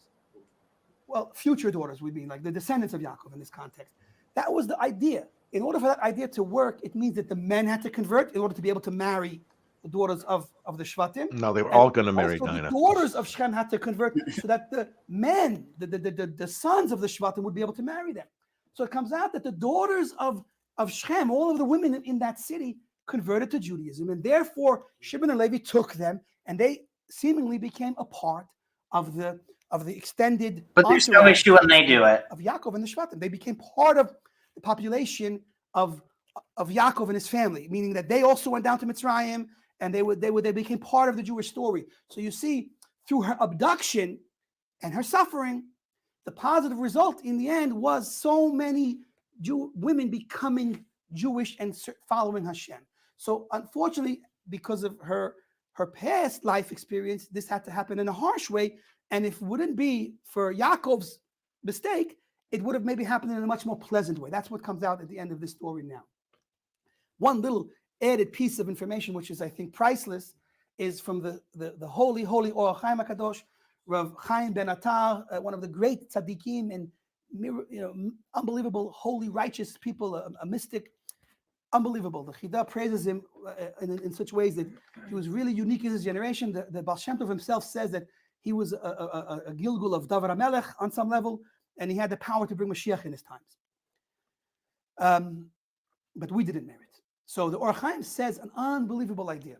He says that when Shechem took Dinah and his soul attached to the soul of Dinah, in fact, what happened was there was a holy soul trapped in Shechem, Rabbi Hananya ben Tradion, right, from the pasuk Chavat Yadayim. There's Rosh Tevot there that explain that, and she was able to extract that holy neshama from being trapped in Shechem, and so even this is also part of the sword of Gilgul and Ibor. So there's a lot of deep Kabbalistic things happening here in the story, and that's an added reason why through this affliction it was really Mesirat Nefesh. This is what we call self-sacrifice on her part to save the soul of this great tzaddik that ended up living much later on in the times of the Gemara. Okay, so it's, again, very deep, a lot to think about. I hope this is some food for thought for us to realize that we cannot quickly dismiss ideas because they don't fit into our small brain. We have to realize there's a lot more to understand and appreciate, and patience and seeking God's wisdom. May Hashem bless us with an expansion of our understanding to really see the true, perfect ways of Hashem and His Torah. B'mehera b'yameinu.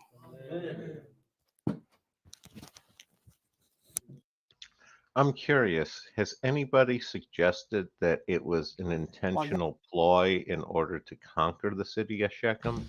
Sort of Trojan horse-like? You know, you send in the daughter, get all the dudes to disable themselves, and then you walk in and slaughter them all. And, you know, again, the whole conquer where you slaughter all the men and you take their women. And, I mean, that's definitely a way that you could look at it, but I don't think there's ever been a tradition of that. I was going to say, after all, Dinah is Jacob's daughter, and that's a sort of Jacob thing to do. Tag. Yeah, let's see. What's this? Hi. Greetings. We're finishing up Genesis chapter 33, starting at verse 18 and working through the first half of chapter 34. And Jacob came safely to the city of Shechem, which is in the land of Canaan, on his way from Paddan Aram, and he camped before the city. And from the sons of Hamor, Shechem's father, he bought for 100 pieces of money the piece of land on which he had pitched his tent. There he erected an altar and called it El Elohe Israel. Now Dinah, the daughter of Leah, whom she had borne to Jacob, went out to see the women of the land. And when Shechem, the son of Hamor the Hivite, the prince of the land, saw her, he seized her and laid with her Dinah, and won't you blow? humiliated her. Dinah, won't you blow? Dinah, won't you blow your horn? I thought he I'm was sorry. saying my horn. Yeah. I'm sorry, but seriously, Dinah. It's very clearly Dinah. And his soul was drawn to Dinah, the daughter of Jacob. He loved the young woman and spoke tenderly to her. So Shechem spoke to his father Hamor, saying, "Get me this girl for my wife." And Jacob heard that he had defiled Dinah his daughter. Now his sons were with his livestock in the field.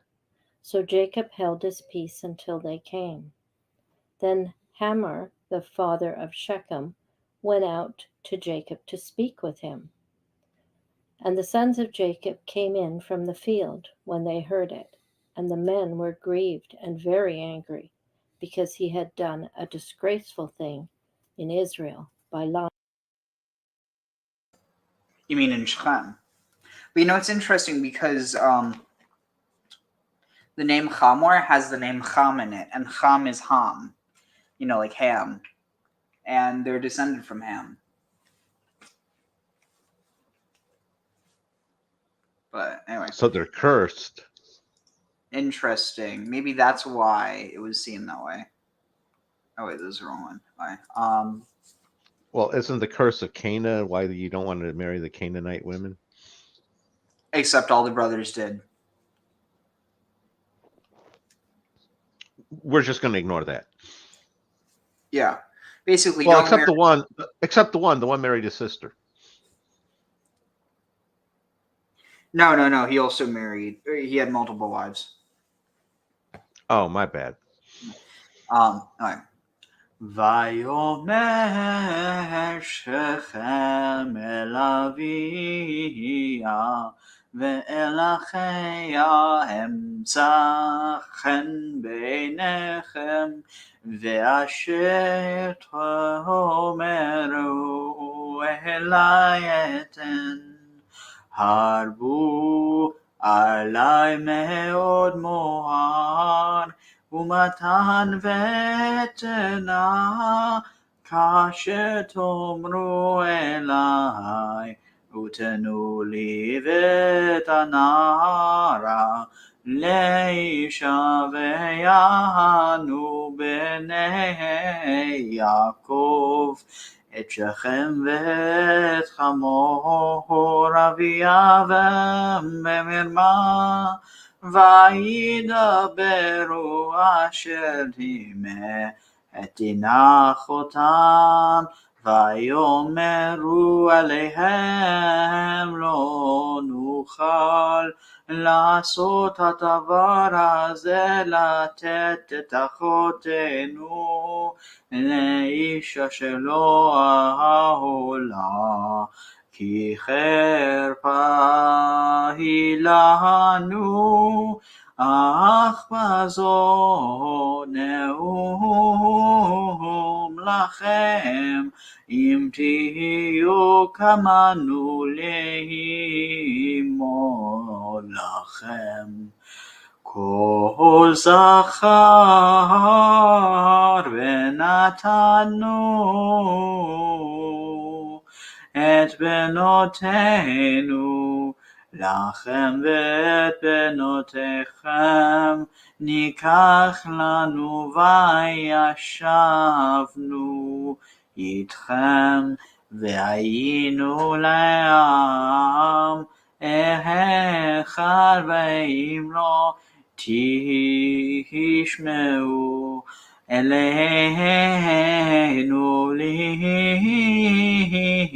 לימול ולקחנו את ביתנו והלכנו ויטיבו דבריהם בעיני חמור ובעיני שכן בן חמור ולא אחד ונער לעשות הדבר כי חפץ בבת יעקב והוא נכבד מכל בית אביו וביבוא חמור ושכם בנו אל שער עירם והיה דבר הוא אל אנשי עירם לאמור.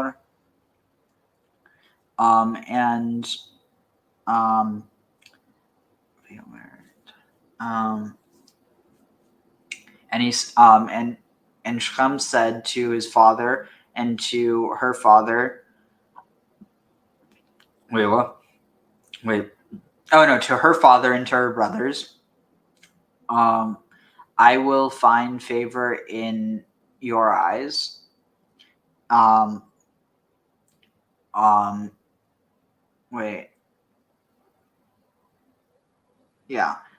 your eyes. And as he said this, I Eli eten upon me I'll give. But if he said Eli upon you Eli 10. I feel like I'm missing something. Vayomer Shechem, and Shechem said to her father and to her brothers,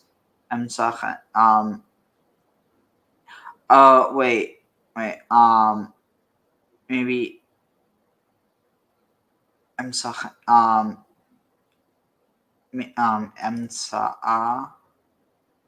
I will find favor in your eyes. And as he spoke to them, Eli at 10, to me I will give. What? This doesn't make sense. Let me see if I can find any commentary on this because it does not make any sense.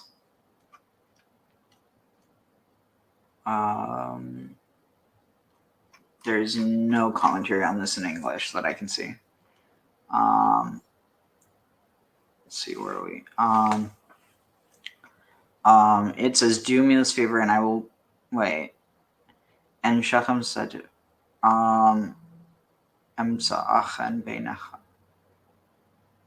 is this maybe? No, I don't know. It says, do me this favor, I will pay whatever you tell me. It doesn't make sense though. Harbu alai, much upon me, meod, very much upon me, muhar, is the bride price, umatan, and gift, ve'etna, and I will give, kasher, because, or as, tomru, as you ask, Eli of me, utnuli, and you will give to me, et hana'ara leisha, and you will give me the maiden for a wife. V'ya'anu b'nei Yaakov. So this is interesting. Here, ya'anu means, and they answered. V'ya'anu b'nei Yaakov, and the children of Jacob answered Shechem, the son of Hamor, Shechem, and Hamor, his father, b'mirma, in deceit, or in treachery, v'yidavru, and they said, as you defiled Dinah, our daughter, Oh, speaking. Wait, as he had. So it's like saying because, but let's see. Wait, and they spoke in guile as. It's weird because there's like a share. I guess it could be because, but usually it's like as or. Let's see. I share sins. Yeah, it's a relational term, though I don't know why that's being used in that context here. Um, um, because they defiled Dinah, their sister, because he had defiled Dinah, their sister. And they said to him, Vayomru alehem, and he said to them, and he said to them, Lo yucha, no. Oh, wait, no, this is them saying to Hamor and Shechem. And they said to them, we cannot do this thing to give our sister to a man that is lo or la. This is interesting because lo is spelled lamed aleph. If it's lamed vav, it means for him. I don't think it can mean no. It says like lo or la ki cherpa. Asher lo or la. Oh, it's foreskin. Okay, so it's just contextual. So we can to a man who a man that is for, or a man that has contextually a foreskin, because cherpa because it is a reproach, scorn, abomination, disgusting.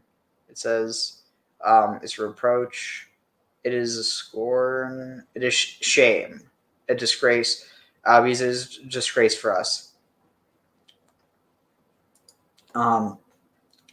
The ach bezot. What is it? Ach, and if bezot, and if this neot lachem, and if this you consent to. Im tihiu kamanu, to be like us, lihimo, to be circumcised, to let yourselves be circumcised, kol zachar, all the males.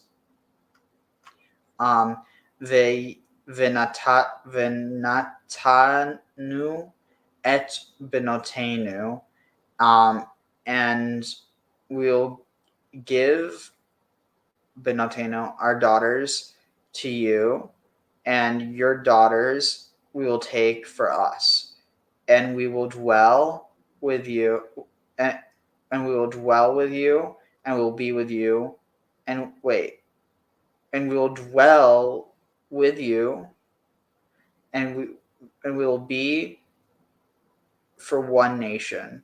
We'll be one le'am echad. We'll be for one people. And if not, so here lo is spelled with an aleph. It's weird how it changes back and forth. The im lo, and if not, if you do not listen to us to be circumcised and to take our daughters. If you do not agree, we will take our daughters and go. And they and their words were good for them. In the eye, like them, in the eyes of Hamor, and in the eyes of Shechem, the son of Shechem ben Hamor. And not after, or maybe and only after, and no later, the youth lasot hadavar ki, and no later did he do the thing, because chafetz, because he was he enjoyed himself with in the daughter of Jacob. What's this word? Chafetz means to pleasure yourself, enjoy, to delight in, take pleasure in, desire, be pleased with. It can also mean to extend. Let's see, to move, bend down. Where is it? Chafetz. Bend down, to lower, to press. He bendeth down, extendeth down stiffly, his tail like a cedar. And that's not a tail, it's referring to the phallus. So this is the word that's used in order to stiffen, like in delight. You can almost think of it like freezing in place in delight. But I feel like it's a bad connotation, bad context. Like it really depends on context, but he took delight in the daughter of Jacob, and he nechvad mikol beit aviav, and he was the most like lofty or weighty, most oh, I didn't even see it said weighty here. Yeah, honorable or weighty, from all the house of his father, and Hamor came. Wait, so Hamor and Shechem came to the dot. Wait, and Shechem his son came to the gate of the city, or of their city, or their town. It says here, Vayidavru, and they said to the people of their city, saying, and they spoke to their people of their city, saying, these men or these people. Shelemim are peaceful with us. They're our friends. Itanu with us. Vayeshevu ba'arts, and they will dwell in the land. Vayasechru, and they will go about merchandising. It's interesting. It almost feels like here this is saying the origins of the Phoenicians within like the southern lands. You know what I mean? Yeah, no, I can see what you mean.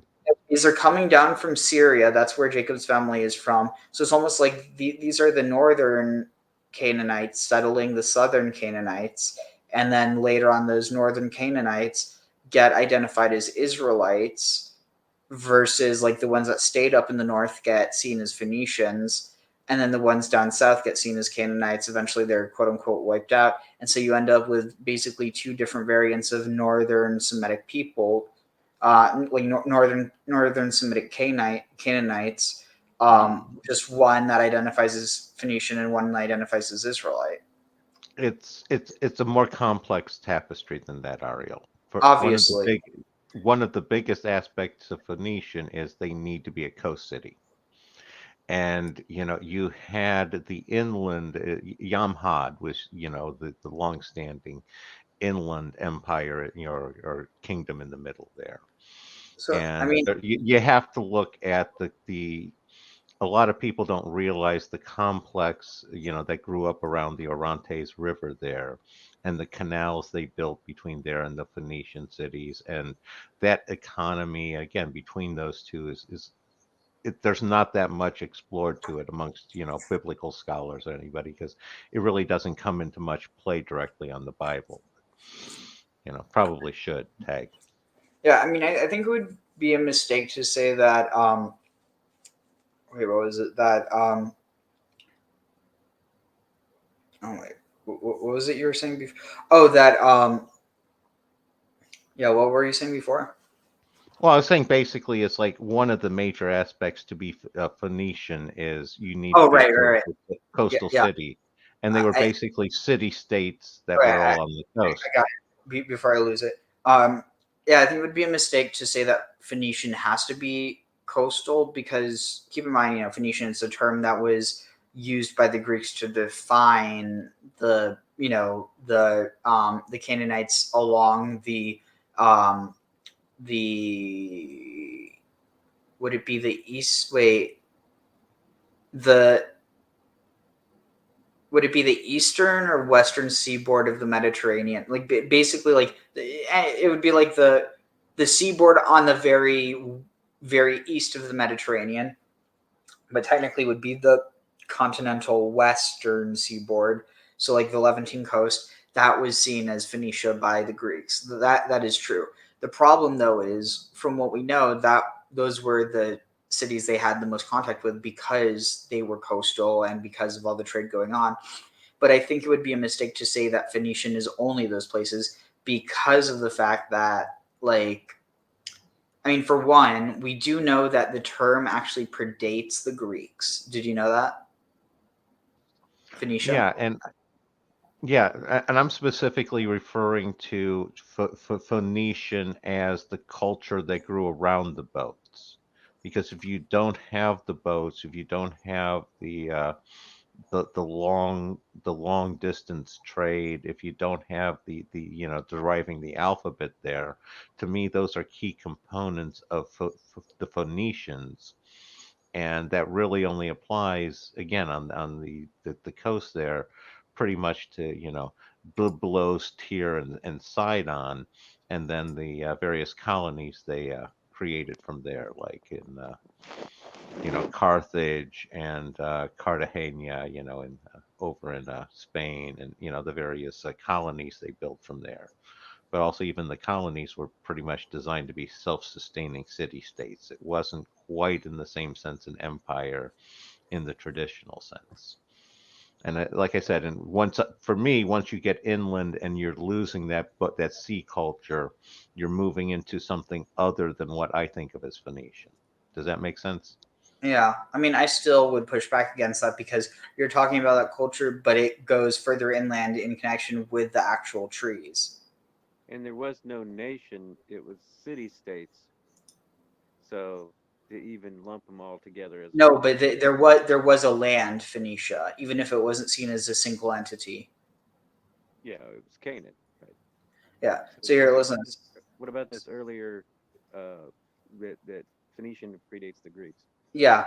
So the names, the Greek name Phonike or Phonikes is first mentioned by Homer and is subsequently well attested in the writings of Greek historians who consequently consistently refer to it to the eastern Mediterranean coast. In Homer, Phoenician is synonymous with Sidonian, though the exact extent of the region called Phoenicia cannot be determined. The name is clearly the Greek equivalent of Canaan. One should also compare the Septuagint's at times mechanical translation of Canaanite by Phoenician in Exodus 6:15. Interesting. Does it have it here? Wait, was this refers to the event of the? Oh, never mind. 1635. Let's see. As well as the parallel passages Mark 7:26 Phoenician and Matthew 15:22 Canaanite. Interesting. And the replacement of Canaan by Phoenicia in coins of the 2nd century. See below. Some scholars derive the Greek name from Phoenikes, crimson, purple, so that Phoenike is the land of purple. See Canaan. Another possibility is to derive the Greek from Egyptian fenku, loggers or woodcutters, in keeping with the Phoenician foresting of the cedars of Lebanon. The Bible informs us how skilled the Sidonians were at lumberjacking. The name Canaan. So yeah, I mean, ultimately, I think Phoenician does actually refer to the entire land. It's just colloquially the way it gets used in Greek's context. They're not going to talk about the places they don't know about. They're going to talk about the Phoenicians from Sidon. They're going to talk about the Phoenicians from Tyre. They're going to talk about the Phoenicians from Carthage was well established by that point in time. yeah, but what's that have to do with this? It's still like Well, you have the Spanish Armada, but that doesn't mean there is no internal Spain. Well, what I'm trying to say is I see the two of them developing different cultures, and I found your reference to the 2nd century intriguing with my ideas about Carthage and the Phoenicians being involved with the whole Maccabee Hasmonean situation tag. how do you figure that? Because the Hasmoneans allied with the Romans. Yeah, and again, it's one of those, I haven't unraveled it. I just see them and the Seleucids being more involved than what the historical record says. Fair enough. Let's It's see one of what- those. It wasn't that long after the fall of Carthage. It was right around the fall of Carthage that you had the rise of the Hasmoneans. And it's not like all of a sudden everybody from the city vanishes. A lot of the elites and the rich, they flee the city well ahead of time, and where a lot of them fled was over to Tyre, which isn't that far from Tyre to everything going on with the the whole Jewish revolt there. Tag.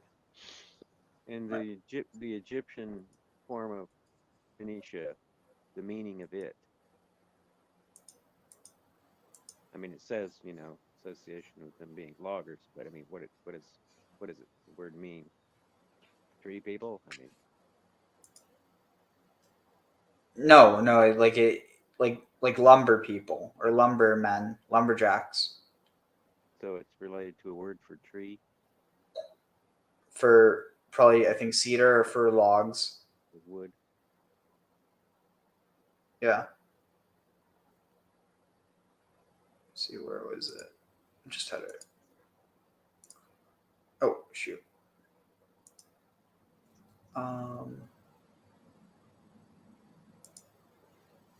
Where was it?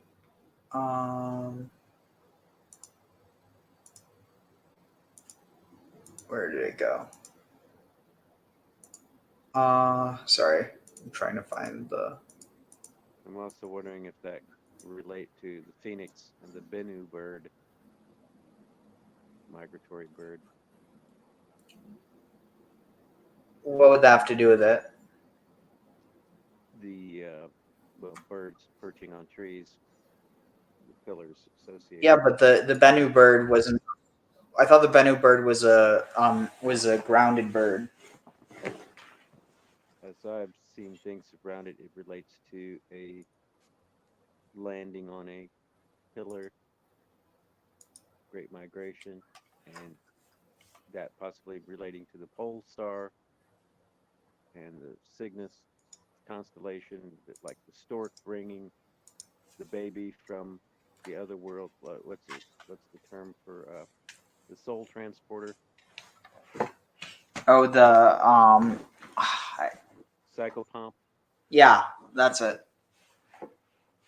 Anyway, here, let's continue. Torah class is brought to you by TorahAnytime.com. Vayidaber Chamor itam lemar Shechem b'ni chashka nafshay b'vetchem. So Chamor spoke with them, saying, says, my son Shechem, chashka nafshay b'vetchem. His soul desires your daughter. But the pasuk continues, V'lo'eichar hanar lasas hadavar. The lad did not want to delay the matter. Ki chafetz b'vas Yaakov. He wanted the daughter of Yaakov. Rav Ovadia Yosef, in the Sefer Ma'or Yisrael Chelek Aleph, Amoed Katan Yudzayin Amid Aleph, Divrei Maschal Rabbi Eloi, brings from the Dubna Magid that the pasuk itself uncovers the ulterior motive of Shechem ben Chamor. Chamor says, Shechem b'ni chashka nafsha b'vetchem. Cheshek implies a spiritual desire, like the pasuk Rak ba'aveisecha chashak Hashem. So Chamor is saying that his desire for your daughter, for Dinah, is because he wants to be mizdabek to gedolim, to great people, to tzaddikim, to kedoshim. He has cheshek. Cheshek implies a spiritual desire, a spiritual quest and yearning. But the pasuk uncovers his ulterior motive, because the pasuk continues, he wanted the daughter of Yaakov. Oh, he wanted the daughter of Yaakov. Chafitza refers to a physical desire, refers to a taiva chumrias, a taiva gashmias. So the pasuk is saying, while his father was masquerading his son as having a spiritual desire to connect with Dinah, but his true desire was of physical in nature, and that's why it was highly inappropriate. So this is the difference between cheshek and chayfetz, and this is the true desire of Shechem ben Chamor. Wishing everyone an amazing day.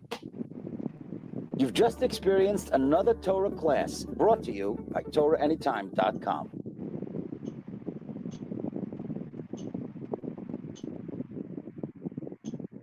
You still owe a balance on this semester. I can give you 2 weeks. What's that about making some money? The Romans, you can't get a job cheap. In Parshas Vayishlach, we read about the message that Yaakov sent to Esav. He says, I lived in the house of Lavan, and I caused many people there to recognize God, and I am rich in cattle and in a donkey, singular. The Medrash says that this donkey was used by Avraham.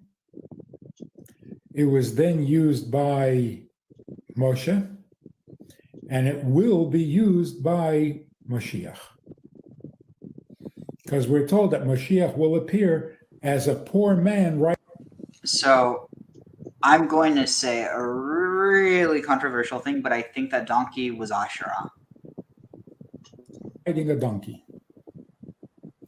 Moshe, on his way down to Egypt, rode a donkey with his family. And Avraham had the donkey that took him to the Akedah, to the binding of Yitzchak. So generally speaking, this donkey is a description of the times of Mashiach.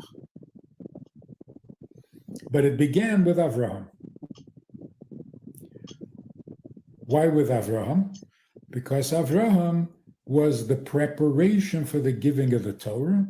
The giving of the Torah revealed to us how to bring Mashiach, and 2,000 years or 3,000 years later, Mashiach actually comes. What is with this donkey? So we find an interesting thing. How did Avraham use the donkey? He put the wood, the firewood, for the binding of Isaac. He put it on the donkey, but he and Isaac walked. They went together. They walked together. The donkey was used to carry the wood. Moshe, when they were going down to Egypt, it says Moshe put his wife and children on the donkey, but he himself walked. Concerning Mashiach, it says that Mashiach himself will be riding on a donkey. Interesting. Yankee Moshiach came to town riding on a donkey, stuck a feather in his cap and called it Hallelujah. I don't know. All I know is differences. that the Messiah had better be pretty lightweight, because that's a really old donkey he's going to be riding, and I can't imagine it being very weight sustaining. Tag. No, but see, that's the thing. It's an immortal donkey. That feels like a deification in a way. Like, how does something live so long without being divine? Why am I all of a sudden channeling Lucian? What do you mean? The golden ass. I still don't get it. If you've never read it, it's one of the Lucian is fabulous author. He's a satirist, early Roman satirist, and he has basically this guy who's turned into a donkey, and the story goes from there. It's interesting. Tag. Go ahead, Zero. Oh, wait. Maybe the donkey was Cain. That's why it never died. And the Sethians have the ass at the center of their thing, right? I don't know about the Sethians. Are you talking about like the worshippers of Seth in Egypt? I think it's kind of a Christian. I'm not sure if I'm remembering that right. I just remember there was a reference there. But seemingly the connection back with what you're saying, Asherah, the symbolism of bearing a burden.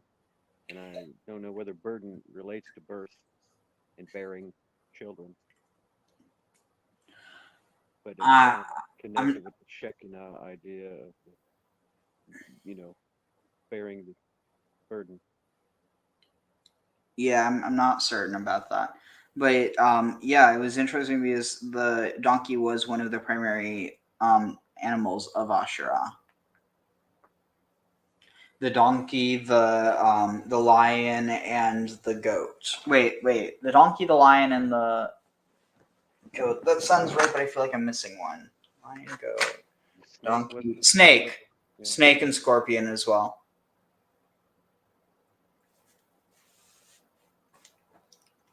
I feel like there still might. Yeah, those are the main ones. Anyway. Avraham used the donkey only for the materials. Moshe used the donkey for people, but not for himself. Mashiach will use the donkey himself. So let's try to understand this. The donkey represents all things material. Actually, the Hebrew word for donkey is chamor, and the Hebrew word for material is chomer. Same letters. So the donkey represents the most physical. And do you know where the donkey carries its burden?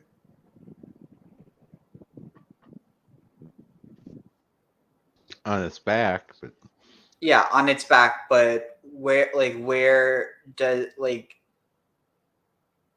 where on its back? Talking about certain vertebrae. No, where does a person carry their burden? In their heart, but No, dude. Think about it. When you're talking about a weight on your shoulders. Yeah. So the word. Do you know what the word for shoulder is in Hebrew?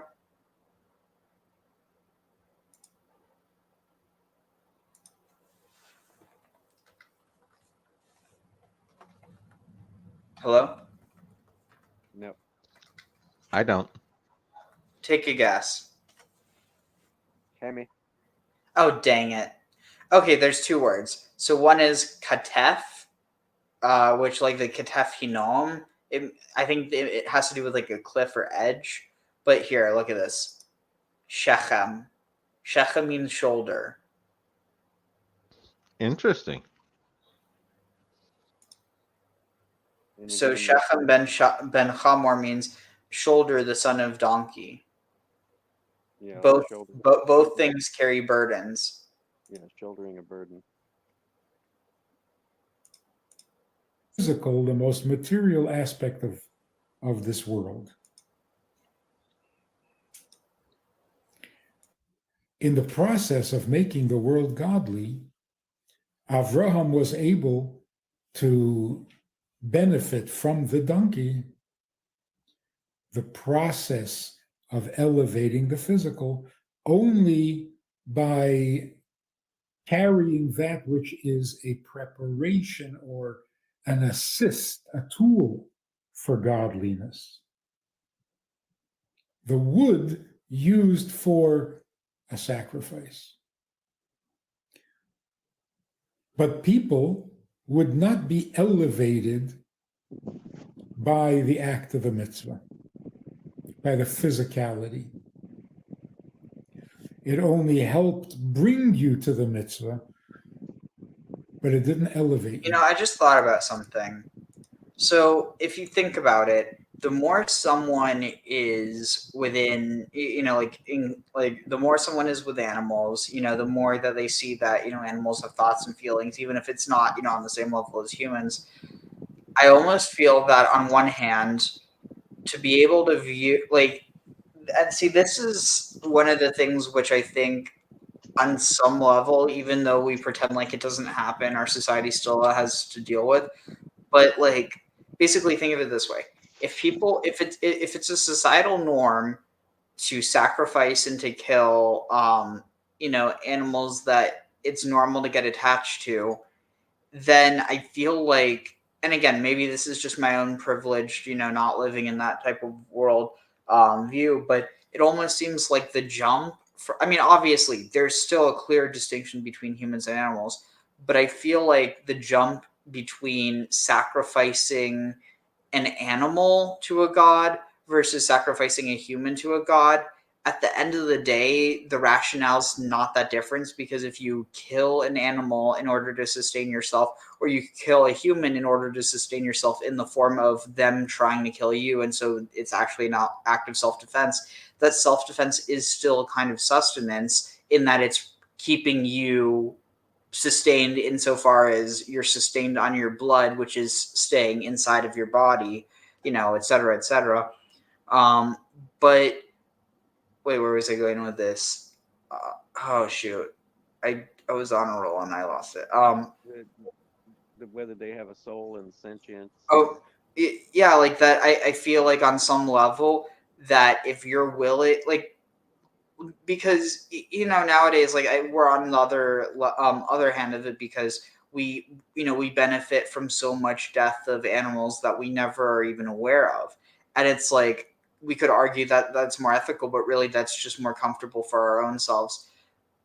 But at the same time, it's like, I don't know if there's any correlation. It just feels like if you're able to humanize something to the level that some people do when they raise animals, but still be able to, ultimately end its life for your own gain, like, it scares me that there's people who might not see how that drive, like, at least that humans can see for their own benefit. Like, I feel like people can, it's a lot less abstract, or maybe it could be argued it's more abstract.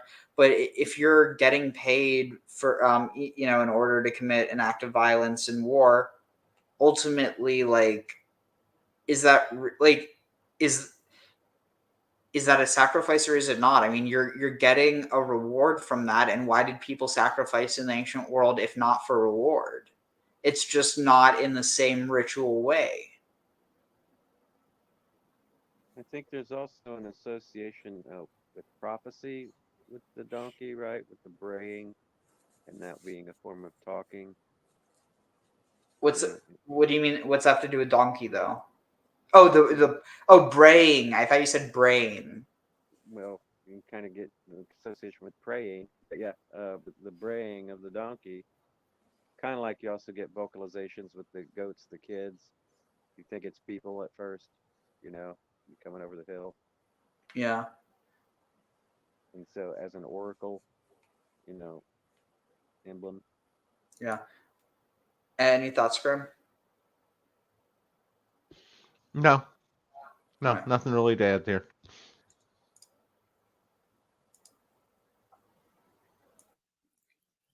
In the times of Moshe, the donkey actually elevated the people that were close to you. Your family, your wife, your children. In other words, human beings. Because at the time of the giving of the Torah, the physical object used for a mitzvah actually became holy.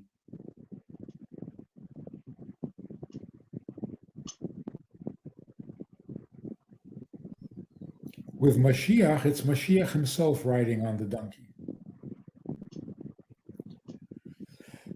So we could say that the difference is, so in the times of Avraham. So in the Christian tradition, they could say, Yankee Yeshu went to town riding on a donkey, stuck. Yeah, I mean, honestly, I only got to the first part, but whatever. You're going to probably go palm leaf there, since he went in on Palm Sunday. So Yeah. Stuck a palm in his shawl and called it.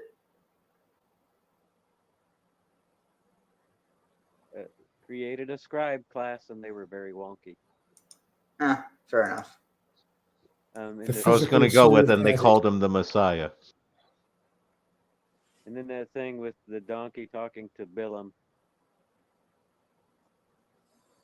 Oh, yeah. Haven't I done everything you asked of me?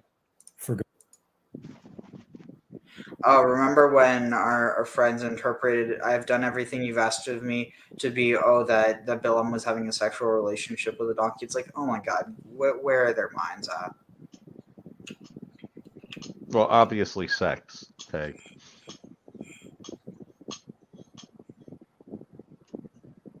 Well, I thought that was obvious.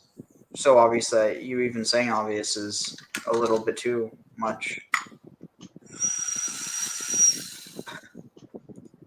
Godliness. My daughter,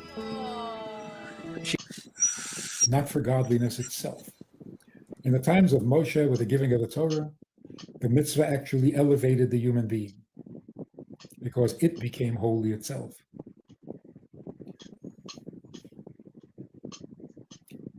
It became holy when the human being did the mitzvah. So the human being benefited because the human being's efforts in doing the mitzvah brought the physical world, the physical substances, to godliness. It made the physical existence godly. So let's put it this way.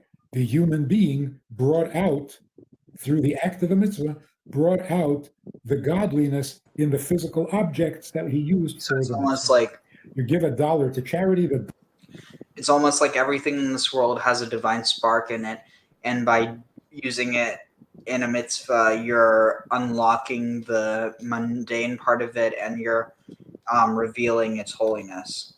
So you're not actually making it holy; you're just revealing its holiness. It's like almost this idea, like imagine you have a board, or like an array of however many pixels, and you say that all the pixels, like they're all one color, and that color is God. So all the pixels are God. But actually no, say that it's like all the pixels are God just by default, and by changing the colors, it can be like, oh well, God's not here. But like at the end of the day, it's like God isn't anywhere in there because God's everywhere and nowhere at once. But you have like the differentiation between them, and this like multiplicity coming off of the one board, and ultimately can create an infinite amount of designs. I mean, I guess technically not infinite, but if you have an infinite board, it would be infinite. But Yeah, I follow you. And so it's almost like the board is always all God, but it doesn't always appear that way. And so by using each pixel for a mitzvah, you like cause it to shine and reveal itself, as opposed to just being like black. And so by going back, by revealing all the sparks, you return the world to being filled with God. Whether that means that there's no place that God isn't in the world, like in this scary way of like, a white room where there's literally just nothing that isn't the spotless, beaming like surgical, sterile white. Or is it going to be this idea of the entire world being infused with God? Not that God is everywhere and that there's nothing besides God, but that there is nothing besides God, simultaneously that the world still exists and is infused with God. Yeah, no, I totally follow you. It's from my standpoint, you're talking about on the one side with the pixels, the imminent version of God, and but a lot of people see the programmer who's telling the pixels what to do as being God, and that's the transcendent version of God. And So it's so a that's question. Yeah, that's an interesting thing, because so you have this idea that God is is the designer, the medium, and the receiver. yeah. Now, and you're into panentheism. And I think in a sort of a Hindu sense, the observer, the observed, and the act of observation.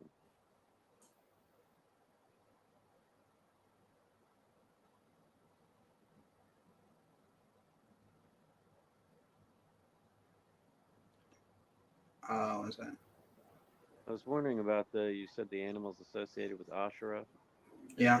What that comes from is that anything written, or is that like iconography? Depiction, iconography primarily, but there's also her depictions like in 𐤅𐤉𤔃, in the ball cycle. She's depicted as riding a donkey, as she asked. She's depicted as feeding goats, or I think they're ibexes, and she's seen as holding snakes in her hands. Yeah, I can see the other symbolism being endurance, like I said, bearing the burden, but also high, endurance, which kind of fits with what this guy's talking about, the eternal donkey. Yeah. All right, let's see. Okay. One second.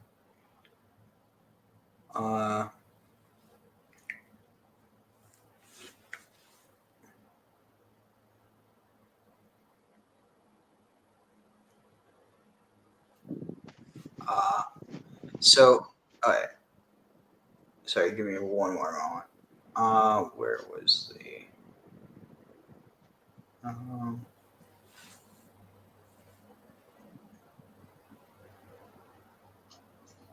One second. I'm trying to find this. Here. Dollar bill becomes God. So the human being giving the charity brings out the potential godliness in the dollar bill. What's going to happen when Mashiach comes? When Mashiach comes, the body will have become, the physical, will have become so holy that it will inspire the person doing the mitzvah. Actually, there's a medrash that says that after Mashiach comes, if a person reaches out to pluck a fruit from a tree on Shabbos, which we're not allowed to do, the tree will say, it's Shabbos. In other words, the physical object will inspire the soul of the person. Today, the soul of the person elevates and inspires the physical object. In the times of Avraham, the physical object was not inspired and the human being could not inspire it. It was only useful as a support or a preparation, an assist in serving God. There's another story in this week's Parsha. Dinah, the daughter of Leah, went out to see the daughters of the land, the non-Jewish women. And the prince saw her, fell in love with her, abducted her, and wanted to marry her. Kidnapping is punishable by death. So Simeon and Levi, Dinah's brothers, who you don't mess with, they went and made a deal with all the men in Shechem that if they circumcise themselves, then they can marry, then the prince can marry Dinah, and Jewish men will then marry the women of Shechem, and the men of Shechem could marry Jewish women. They all agreed to be circumcised, and while they were recovering from the circumcision, Simeon and Levi by themselves went in and wiped out every adult male. All right. Because. So, yeah, getting a bit ahead of ourselves. So let's get into it now. Okay. האנשים האלה שלומים הם איתנו. Wait, yeah.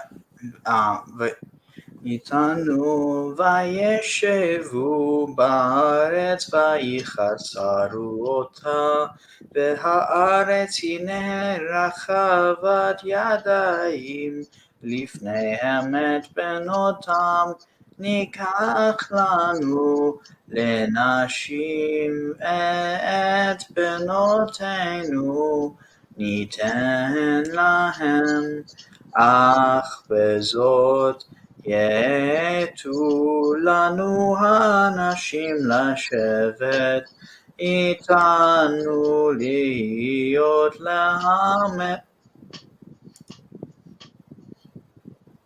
One sentence. Zero, I just mean it'll be a zero making some noise.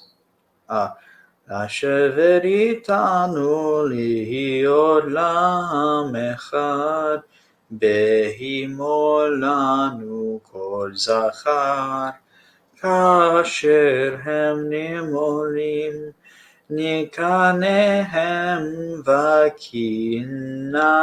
וקניינם, וכל בהמתם, הלא לנו הם, אך נאותה להם, וישבו איתנו, וישימו אל חמור, ואל שכם בנו, כל יצא אשר עירו, וימולו כל זכר, כל יוצא שער עירו. ויהי ביום השלישי בהיותם כאבים, ויקחו שני בני יעקב, שמעון ולוי, אחי דינה איש חרבו, ויעבו על העיר בטח, ויהרגו כל זכר, ואת חמור ואת שכם בנו הרגו לפי חרב. ויקחו את דינה מבית שכם, ויצאו בני יעקב באו על החללים, ויבזוז העיר אשר תמוח אותם, את צאנם ואת בקרם ואת חמוריהם, ואת אשר בעיר ואת אשר בשדה. לקחו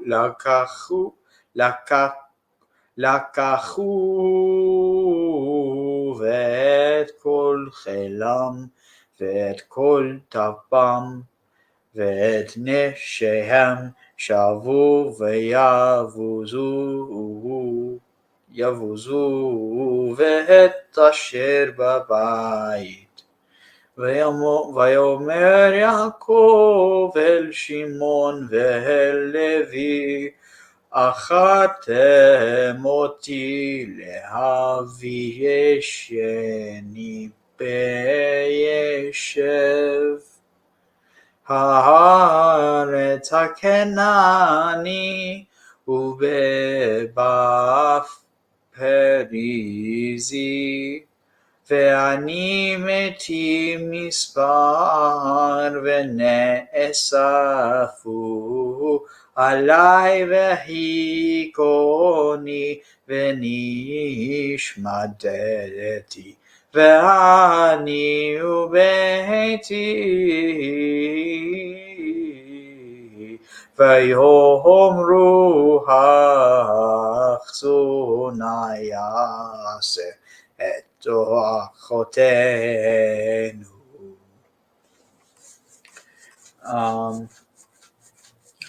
And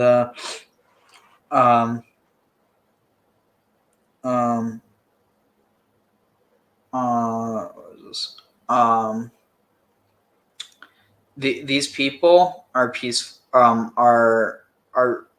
They are peaceful, or they're shalemim. They are like, I really don't know what the word for this would be. It's like oh shoot, I just see, is this right here?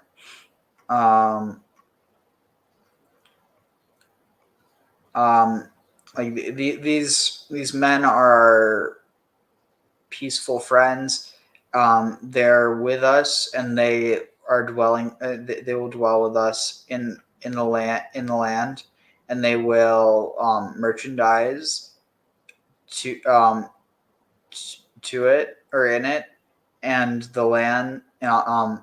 And the land, behold, Rachavat Yadayim, the land will be large enough. or will like Rachavat will be broad-handed.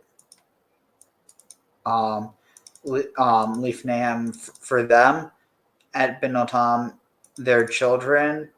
Wait, at Lifneim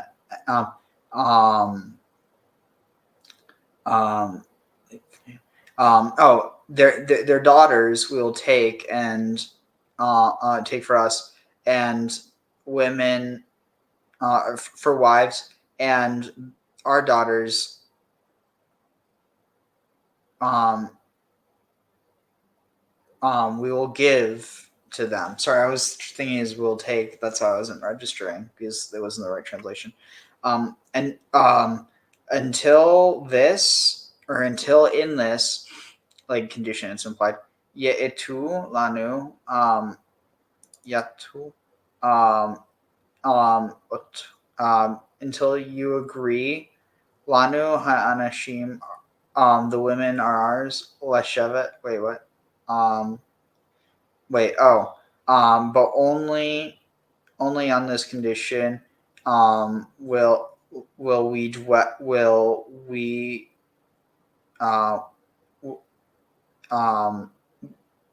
consent the people to dwell with us. Lanu, for our people to dwell with. Will the men agree to dwell with us? You too. On this condition. I don't know. I'm too tired and I'm missing something. But Hanashim, the people dwell to dwell with you. With you? With us. Lehiot la'am, to be one nation. In circumcision. Lanu kol zachar. Lanu. Upon, to us. Kol zachar, all men. All males that are as they were circumcised. Here it says, will the only on this condition will the men agree with us to dwell among us and be as one people, that all our males become circumcised as they are circumcised. That's why I wasn't getting it. This is Shechem or Hamor talking to his people. That's why. Let's see. And only on this condition will our people dwell. Will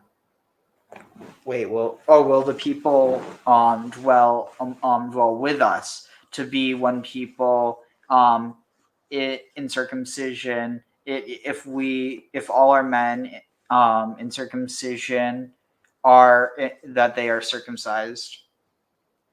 So that's weird that all our men become circumcised as they are circumcised. I wonder what if there's any commentary on that. That would be interesting, because that is not clear. Will the men consent? Fitteth to be circumcised. The word behimol, be circumcised, has already been explained. Shechem and Hamor had evil designs on Jacob and his sons, for they said, shall not their cattle and their substance and all their beasts be ours? That doesn't really make sense. Okay, there's not really anything. Behimol means by every male of us being circumcised. Okay. Mikneham, their livestock, Vikinanam, and their acquirings or their acquisitions, the Kolbehemot Tam, and all their cattle, Halolanu, will surely be ours. Hemach, they will also, Nota will agree. Lahem, to them, Vayishevu, and they will dwell with us. If we only interesting. So they think that they're giving Jacob the short end of the stick, apparently, but that's in order to justify what happens to them. Well, I thought the whole point there was that their stick was going to get a little shorter. Funny. This is one of the 3 instances where the letter yud is after the nun is missing in this word. As spelled, the word means they are cattle. Interesting. Miknehem. Ibn Ezra sees this in a hint that the people of Shechem saw in Jacob's family and belongings, property, prospective property of theirs, placing man and beast on the same footing. Interesting. Miknehem, and their substance and all their beasts. The reason for referring to cattle by the word miknehem is that beasts of the herd which are in the field are called mikne from the word kana, which means acquired, because either they are clean or unclean. They are the mainstay of a man's substance, such as is written, "Behold, the hand of the Eternal is miknecha upon thy cattle, which are in the field, upon the horses, upon the asses." That's funny. Upon the camels, upon the herds, upon the flocks. I'm sorry, I have the mind of a child. Let's see. And those which do not constitute herd, as for example, single beasts in the house, are not called mikne, and they are included in the term, and all their beasts. And it may be that mikne and all their beasts both refer to the same cattle. Interesting. Let us consent unto them. Okay. Yeah. Just a lot of explanations for why there's the double for that.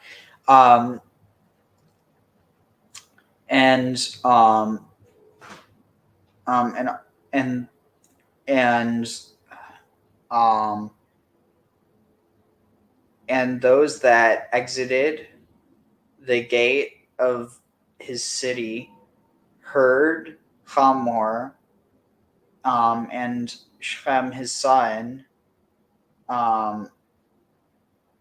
They listened to, not they heard. And they were circumcised, every male, all that left the gate of the city. So basically, it's like, talk about a checkpoint.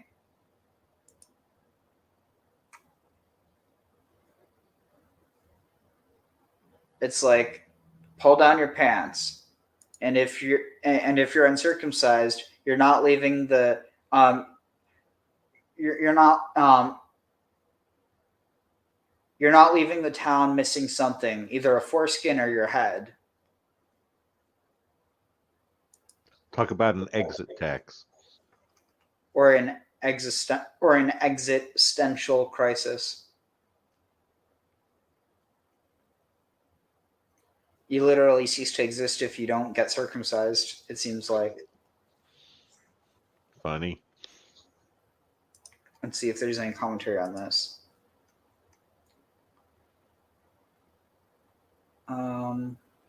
Either way, either way, it's off with their heads. You just beat me to that, Zero. I was about to say that. It's the Red Queen, off with their heads. Well, except for the fact that it's only off with your hat, not your head, if you get circumcised. Your turtleneck. Yeah. It was on the 3rd day when... Oh, wait, we haven't gotten to that yet. Deserts are too warm for turtlenecks, Zero. Let's see. Here the Torah speaks about people leaving a city, whereas in 23:10 it spoke about all that come into the city. In this instance, no one was allowed to leave the city until after he had been circumcised. In chapter 23 above, everybody came in order to pay their respects to Sarah on the occasion of her forthcoming burial. Interesting. Okay, so let's see. And so it was on the 3rd day,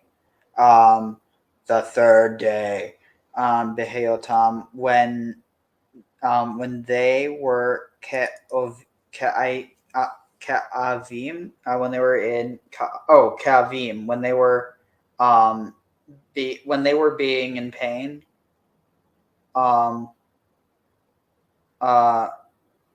Vayikahu, Shnei B'nei, two sons of Jacob, Simeon and Levi, took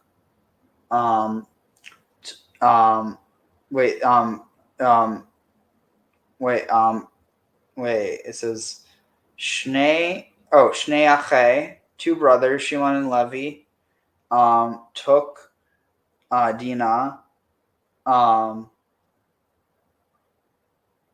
Achei Dinah, sorry, brothers of Dinah. Ish charbo veyavo.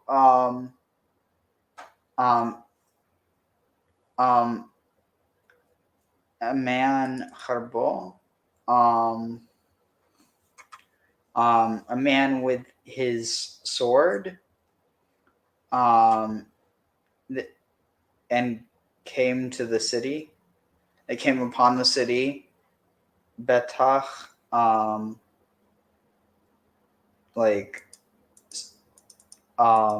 in security, and they killed all the males. And Hamor and Shechem, his son, they killed before the sword, or they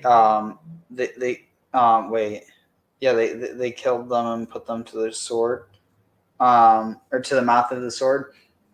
And they took Dinah from the house of Shechem, and they left, and they went away. The sons of Jacob came upon the Chalilim, upon the massacre. What's that?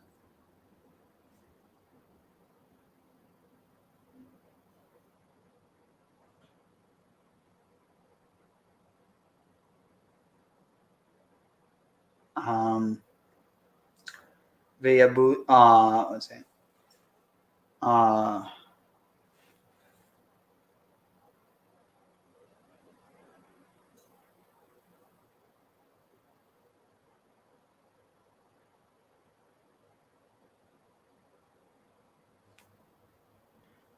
Y'all have any thoughts?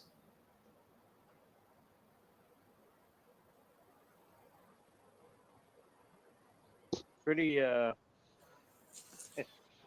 That's one way to deal with it. It is. I'm just thinking that, after all that she went through, and the awfulness of the situation with Shechem, that, Dinah was able to get into a good, respectable marriage with her brother later. With all that blood on her head.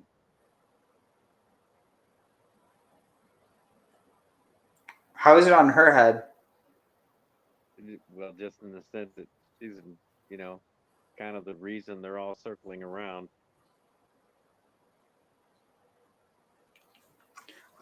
All right. They came. Just think of a small girl in the midst of a slaughter, and the trauma. Yeah. Especially with what rape victims internalize about it being their fault and that kind of thing. Again, I don't think that it's actually proper to see here that she was raped. It doesn't say that. Yeah, but I mean,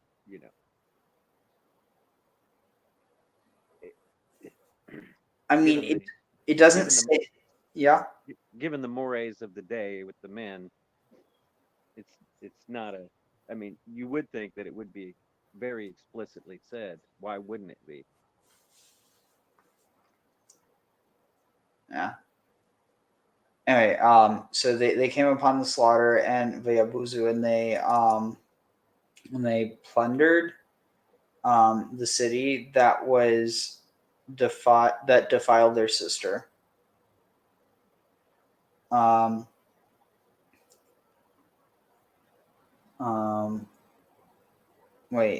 city as their sister had been defiled, but I feel like it's also because they're implying that the city defiled their sister.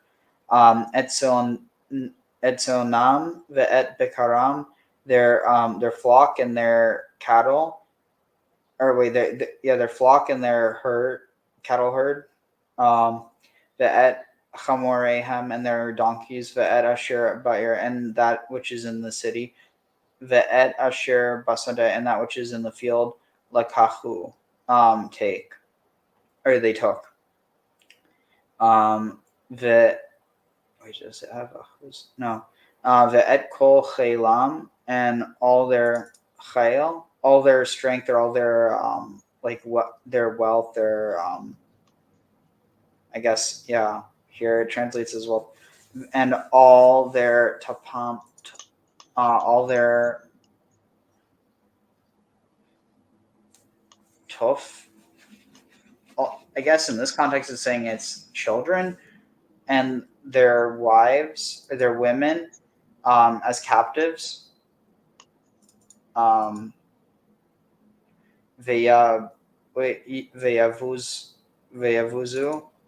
and they plundered all that was in the house, or in their houses.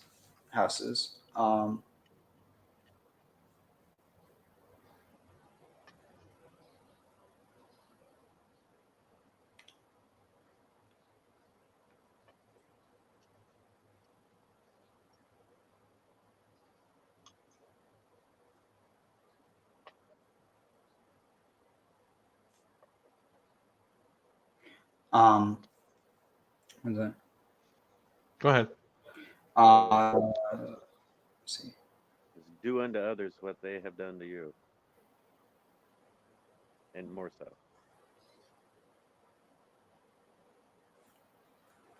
Yeah.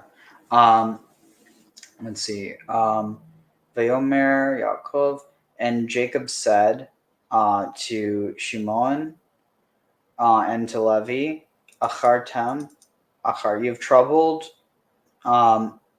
you have troubled me, Leviishani Bish. You have brought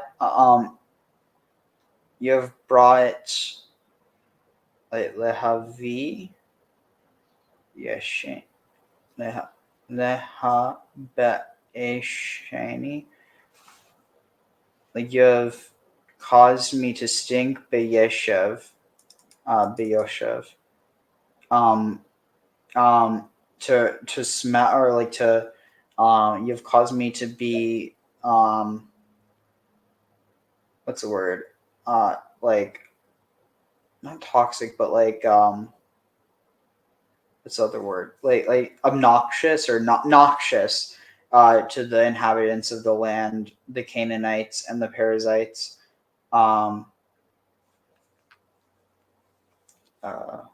second.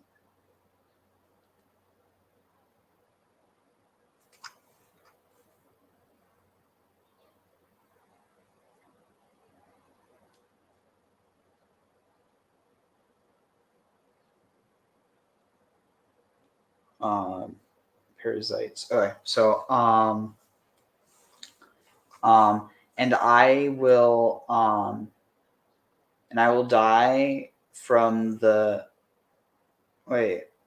Vanim Mete Ispar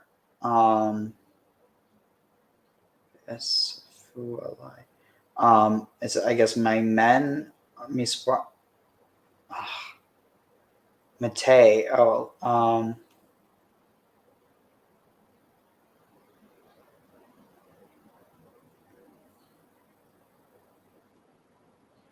I feel like I'm missing something. Mate. Oh, interesting. I feel like this must be. Yeah, there's different. This is so interesting. There seems to be so much more like Assyrian loanwords in Genesis than in any other text that I found. I mean, it makes sense. But the number of my men, V'en Safu Alai, V'ne'esfu,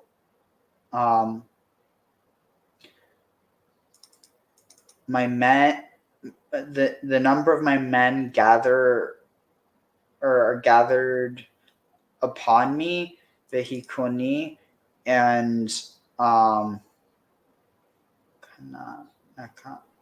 is that? No, it's Kona.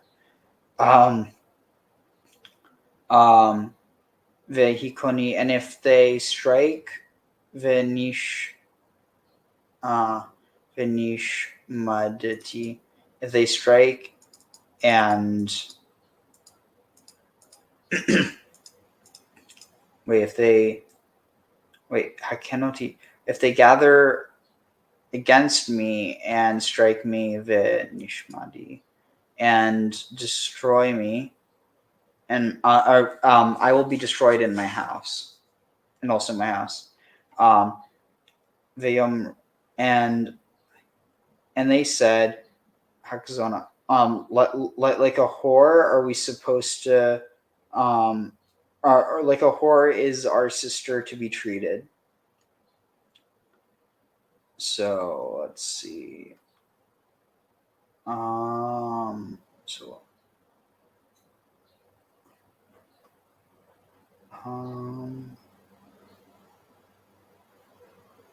yeah, okay, here we'll go to 4 and then I'll take a tiny break.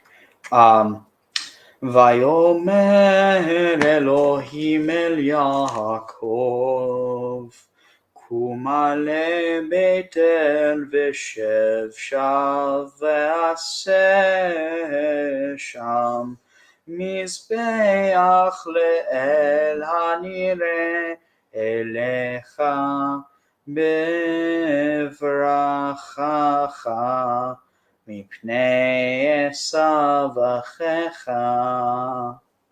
ויאמר יעקב אל ביתו ואל כל אשר עמו, הסירו את אלוהי הנכר אשר בתוככם, והיטהרו והחליפו שמלותיכם,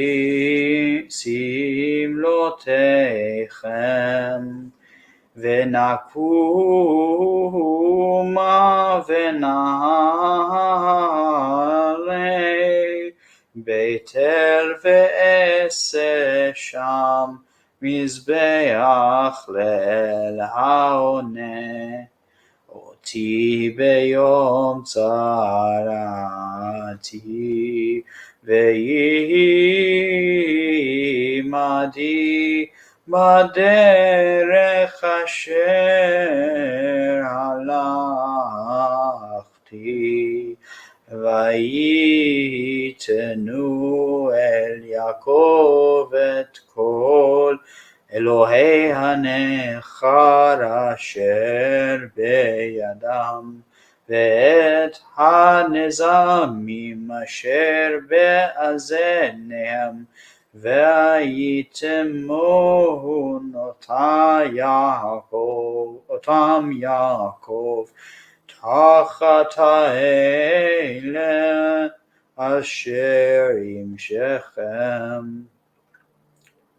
And Elohim said to Yaakov, rise, get up and rise. Rise and go up to Beit El and Shev Sham and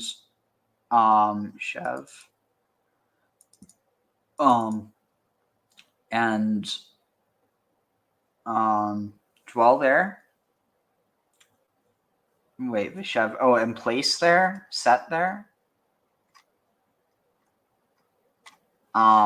Place there. And dwell there, and make there a mizbeach le'el hanireh, for God who sees, or no, God who appeared. Sorry. Make an altar to El Hanireh, El who appeared, Elecha, upon you, Bivrachacha, and who, when you were Barach, when you were fleeing, Mipnei Esav, from the face of Esav Achecha, your brother. And Jacob said to his house, and to all those who were with him, Hasiru,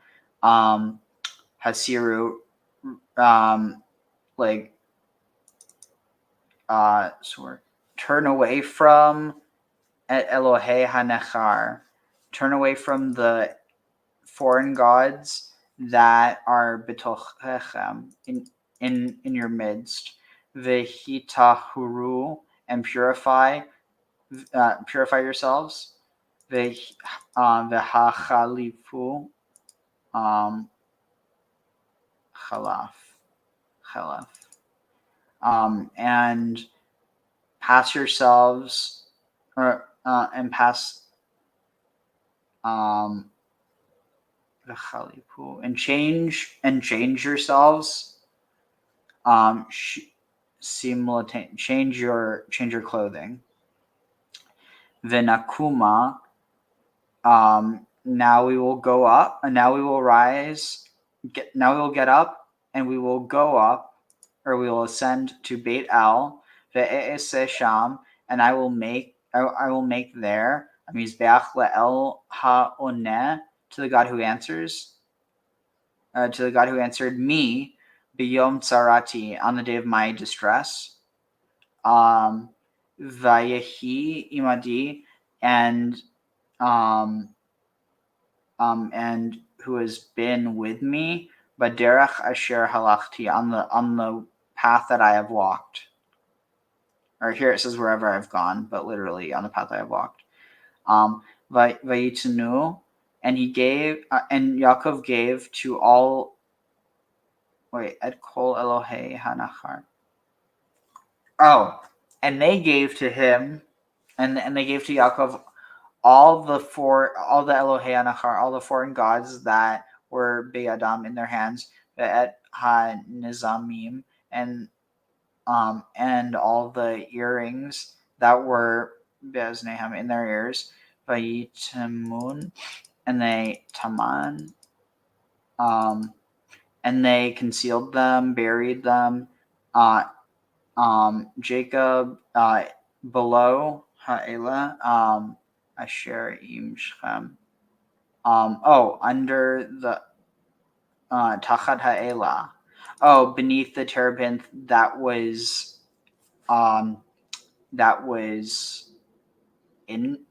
by Shechem, or that was with Shechem. Okay, so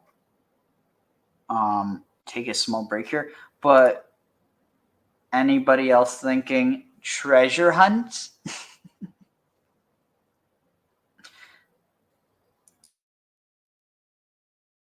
I was going to say that's one way. I was going to say that's another way to basically, extract some, turning in all the earrings. That's one way to extract loot from them. I still like my idea of this as the first case of, conquest by circumcision. And, you got to respect them for turning circumcision into a weapon of war. Tag. No, I think this is after they've already killed all the men, though. Yeah, it sort of is a Helen of Troy, somewhat. Ooh, I was thinking Trojan horse, but yeah. It'd be interesting. I wonder if there's an interpretation that actually, like, I mean, this is at least how I'm choosing to read it on a spiritual level. That who were slain were not the physical inhabitants, but the spiritual inhabitants, and that they were replaced, like, because, like, at the end of the day, like, I mean, where are they saying that the Israelites got these foreign gods from? Are they saying that that's like the loot that they picked up or something?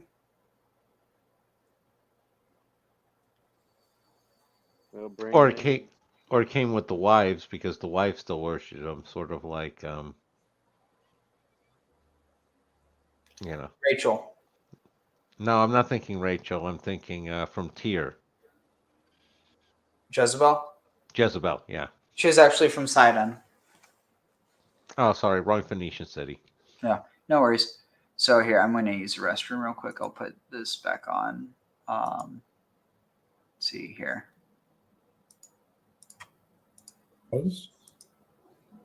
Kidnapping, rape is punishable by death, and every adult male was responsible to enforce the law in the land, and they didn't do it. At any rate, that's the simple version of the story. I've been thinking a lot about the unimaginable situations families in Afghanistan, Syria, and other crisis areas are living through. I can share a bunch of statistics, but I'm not going to do that. What I am going to tell you is that there are so many people who are fleeing for their lives right now. These moms and dads and kids, they no longer have a home. Dinah went out, out of the Jewish home, went looking, got into trouble. As a result, the brothers had to kill everybody in town. One big disaster. And who created this disaster? Dinah. What is the point of the story? Brothers had to kill everybody in town. One big disaster. The simple version of the story. Dinah went out of the Jewish home, went looking, got into trouble. As a result, the brothers had to kill everybody in town. One big disaster. And who created this disaster? Dinah. What is the point of the story? I don't like his take on it. So the commentary. The point is, don't date outside your Torah family. introduces Dinah as the daughter of Leah. Why doesn't it say the daughter of Yaakov? Why here is she identified by her mother rather than her father?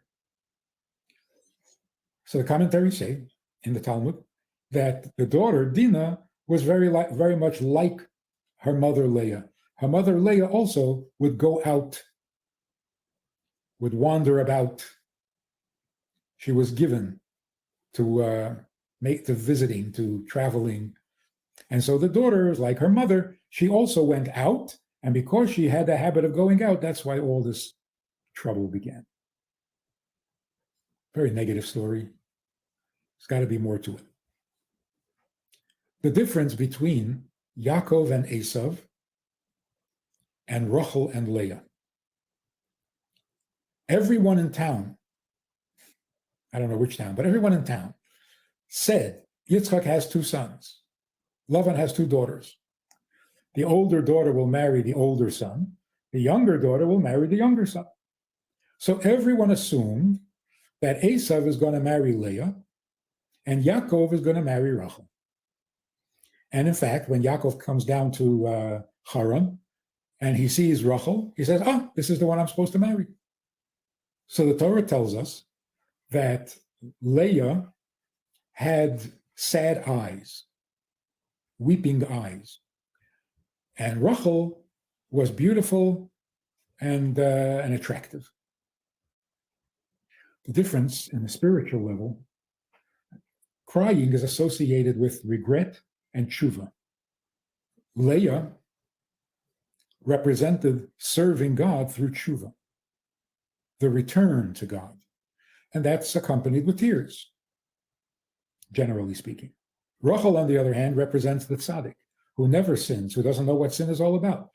And so she's already pretty. She doesn't have to get there through tears. The same difference of character and purpose existed between Esav and Yaakov. Esav was the ultimate Baal Tshuva. He would serve God by repenting, whereas Yaakov stayed in the tent of Torah study all his life. He was the tzaddik. We also find, very interestingly, Leah's children all sinned and had to do tshuva because they sold Joseph into slavery. And they regretted and repented, as we read in the whole drama of when they came down to Egypt and Joseph tested them to see if they had had a change of heart. So they were all, in a sense, Balei Tshuva. Whereas Rachel's children, Yosef and Binyamin, were both tzaddikim. So Rachel represents the tzaddik, and Leah represents the Baal Tshuva. Esav is the Baal Tshuva, or is going to be when he does Tshuva, his descendants, whereas Yaakov is the tzaddik. So what happens? Leah would go out sightseeing. No, she would go out to reach those people, those women who were outside of the world of godliness. And she would help them do tshuva. Dinah, her daughter, learned from her mother and did the same thing. So it says she went out to see the behavior of the daughters of the land. Why did she want to see their behavior? She wanted to help them behave better. In the process, she was exposed to this prince who went crazy for her and raped her, and the whole story happened. if we look at it with a broader view, what actually happened was not all disaster. The attempt to bring godliness to where it didn't exist, which is the tshuva instinct or the tshuva process, actually worked. Look at what happened as a result of Dinah going out to inspire the daughters of Shechem. All the men of Shechem agreed to be circumcised. To be circumcised was the one mitzvah that existed at that time, in addition to the 7 Noahide laws. So by being circumcised, you kind of joined the family of Abraham, because the commandment to Avraham was that he should be circumcised and the members of his family. So when all the men of Shechem were circumcised, they now identified with Avraham and in a sense became his adopted sons. Godliness was introduced to the men of Shechem. And through that, all the women of Shechem. What does it mean that when you circumcise yourself, then your daughters could marry our sons? In other words, you can literally become part of the family. By doing tshuva, of course. So on a spiritual level, if we look more towards the consequence, the end result, rather than the symptoms, if you look at the symptoms, it all looks terrible. She was raped, they were killed, Jacob was angry at his sons for being so rash. It was all negative. But back off a little bit and take a broader look. A lot of good came from it. So to some degree, Dinah's purpose in going out was successful. But it wasn't pure. It wasn't completely successful. What was lacking? Generally speaking, women are the designers of the interior of life, the home maker. What is a home maker? One who buys furniture? Well, technically, yes, but it means much more than that. All of life can be divided into internal and external. There's an internal life, private, intimate life, and then there's the social life, the external. The way we relate to people outside of ourselves, outside of our community, outside of our own tribe and nation. And then there's the interior, the internal, what's going on within ourselves, within our community, within our homes, within our hearts. Men are more responsible for the social and external relationships, how we affect other people, how we affect things outside the home. Whereas women are responsible for the interior, what's going on internally. The metaphor for that is what's going on at home, back at the ranch. What's going on within the family, what's going on in the heart of the family, in the hearts of the members of the family. However, you want to help other people with the internal issues of their internal life. Like if you give advice to people on how to make their marriages richer, holier, purer, what are you doing? On the one hand, you're going beyond your family, you're going beyond your tribe, you're talking to strangers, outsiders, outside. But what are you talking about? The inside. So women are obligated to reach out to total strangers, but to remind them and to help them with the interior part of their lives. In other words, by going out, you help people go in. When Dinah went out to help the other women, to inspire the other women, she was going to inspire them concerning their internal life, intimate subjects. But part of her presence in the public. When you have these woke revolutions, it requires all of us at some point to say, no, not going to do this.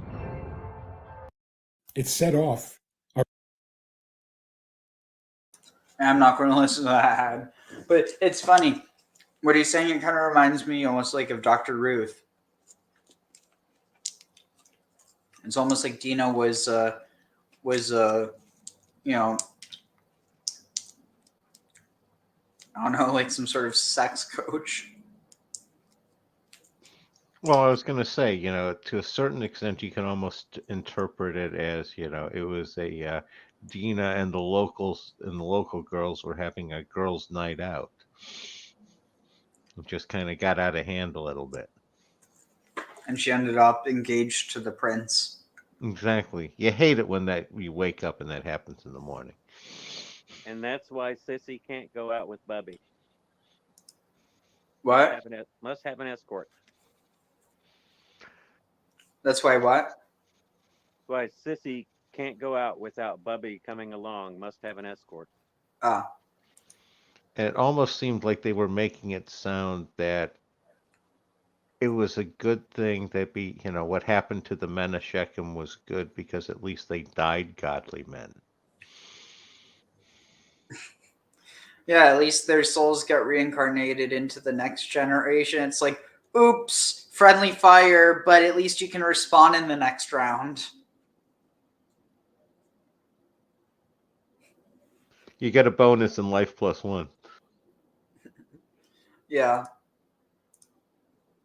A reaction in the prince of the town and the men for whom everything is external. So there was a bit of a confusion there, and things didn't go exactly as they should. So the moral of the story is women do have to take responsibility for people outside their immediate family.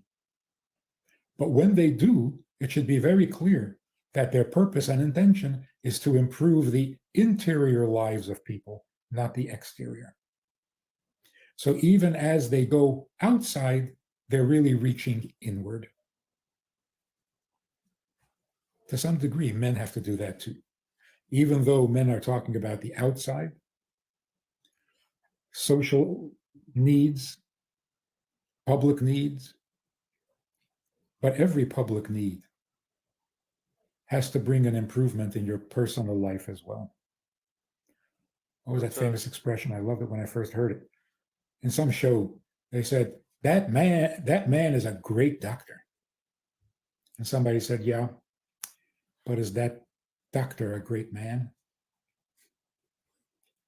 A doctor helps people outside, total strangers. I have a feeling that was probably from House MD. But if you're really helping society, if what you're offering is really helpful to society, it must also be reflected in the internal life within the family, within the individual. You can't create a schism. You can't say this is good for the public, it's a little harmful for the individual. Then you're not being very helpful. What's good for the public has to be good for the private. And what's good for the private should be known to the public. So women make known to the public what personal internal life is. I'm sorry. And men who are... That's like saying that I feel like there's some really bad directions that could go in.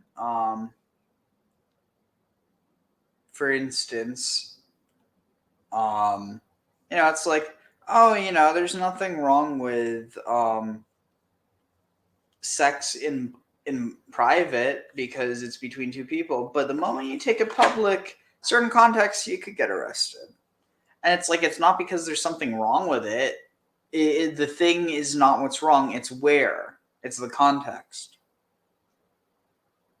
Well, there does seem to be with the passages about him speaking tenderly to her, then offering to marry and, marry fortunes, that he didn't just use her and throw her away. Yeah. You need to keep sex where it belongs in the temple. What? That may have been where they did it. I said you need to keep sex where it belongs in the temples. If he came down to the women's gathering,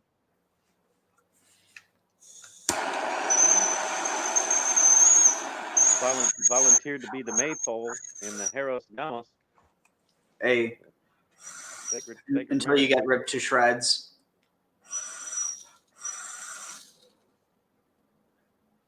Oh, sorry, you said maypole, not maynard.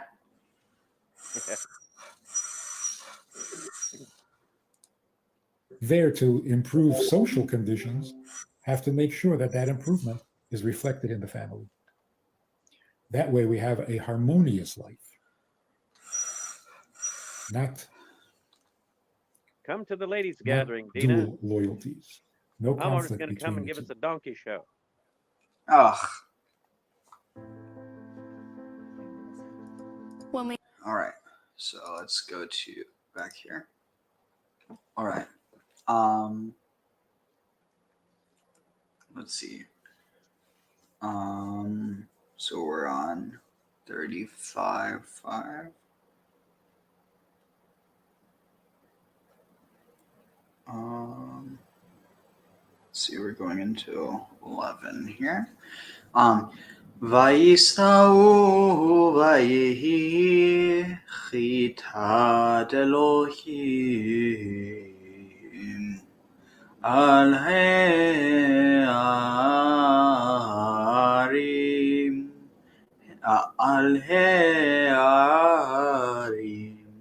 asher sevivotechem velo radfu achre bnei Yaakov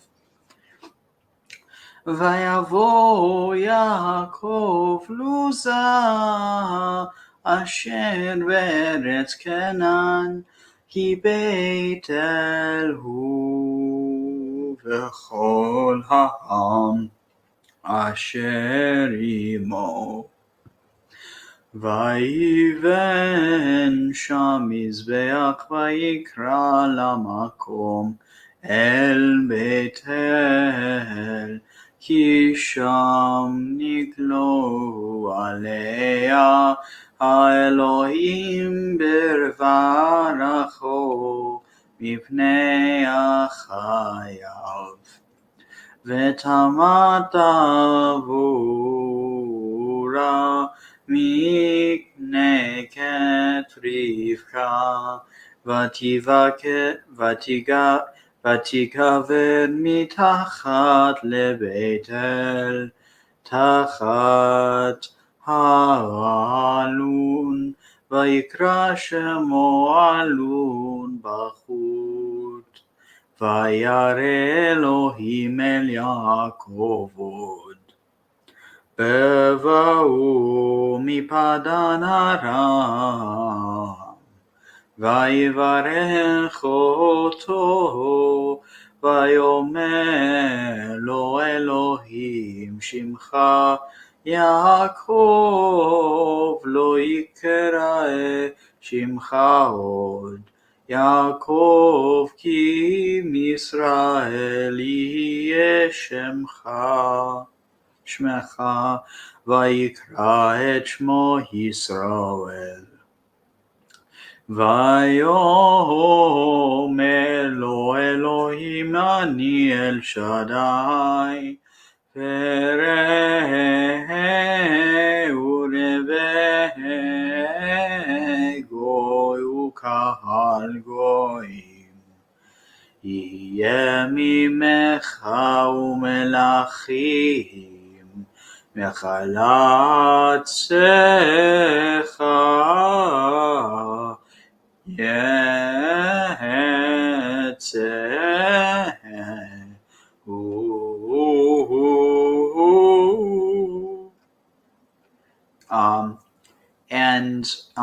and he set out, or wait, no, and they set out, and it was Tichat Elohim. It was a terror or a fear from God.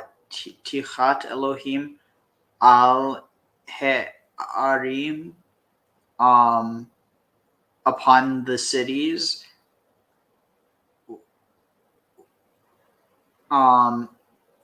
That were sivavotehem, that were around them, and not radfu, and did not pursue achrei, after the sons of Jacob. So this is interesting because this just says Vayihi tichat Elohim.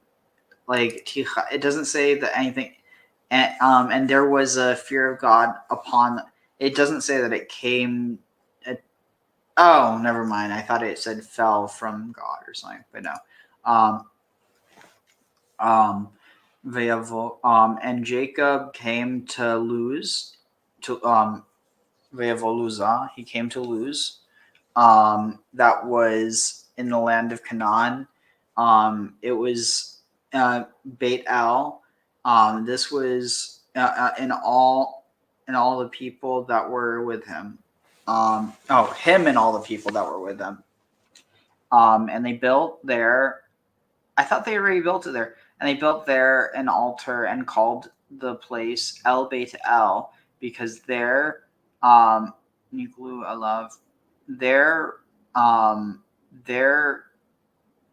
Elohim revealed to him Bevaracho in his fleeing from the face of his, or from the presence of his brother. Betamat Devorah, and Devorah, the Mineket, Rivka, the nursemaid of Rivka, died, and she was buried mitachat lebetal. This is interesting. This almost feels like it could be a reference back to the tradition of Asherah under the name Gvira or Dvira. Like Gvira probably got corrupted into Gvura, or into both Gvira and into what was it? So you had Gvira, which was a name for the goddess, that then probably degraded into Devira or Dvora, and from the I'm like getting tired. Below, she was buried below in Beit El, underneath the Alun that was called there by the name of Alun Bachut, the weeping oak, or the weeping terebinth. I'm surprised they don't translate that. The oak of the weeping. Oh, they do. They just didn't translate it directly. They just left it as Alun Bachut. But I feel like with certain words like that, it also is important to have it very clear as to what it is. 1 second. Oh shoot, where did I go?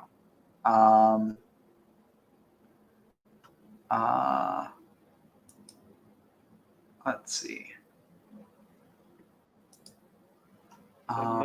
Must have missed something there. Did they killed her? No.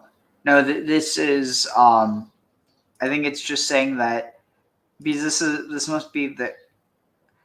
Actually, yeah. Here, let's look at the commentary on this. You said they buried her, is in Dinah? No, she died of old age, probably. Deborah died. Rashi explains why the Torah suddenly inserts this statement and how it is relevant. We never knew that she was a part of Yaakov's entourage. I was literally about to say I didn't know she was a part of Yaakov's entourage. After all, Yaakov himself had said that when he crossed the river Jordan the first time, he had been accompanied only by his walking stick. Compare Genesis 32:11. Rivka had told Jacob in Genesis 27:44-45 that she would let him know when it was safe to return. When Esau's wrath had cooled off, she had dispatched Deborah to Padan Aram to inform Yaakov of this. Yaakov had not been willing to return already. Deborah remained with him in the house of Lavan and passed away on the journey on the way back to the land of Canaan. When she had been mentioned the first time, she had only been described as Rivka's nursemaid. Now the Torah supplied her name. Interesting. What now we're talking about Deborah? No, this is a different Deborah. That her name's just also Deborah, which shows that the name Deborah was clearly something like it's not a name that just appears once, which shows that it was a common name, similar to something like David. David appears multiple times. So they're not talking about Dinah, right? Okay. And the other association there with the way you were with the word Hera seems like Hera. Where? Deborah, Vora, Hera. Not really. The B is a W, right? What about it? Maybe not. just didn't know where I was put up. Head up. No, not really. Let's see. Let's see. I guess there's a different goddess associated with what Asherah may relate to.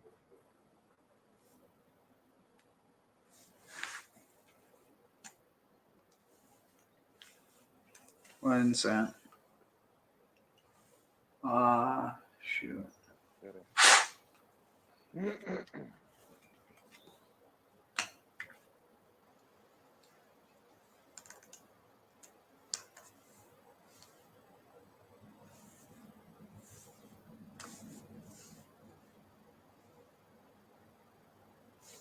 One moment.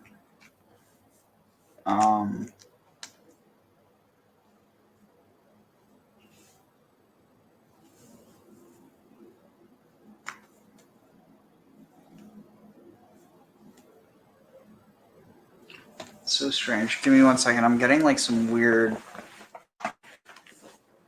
warning on my phone that there's saying that there's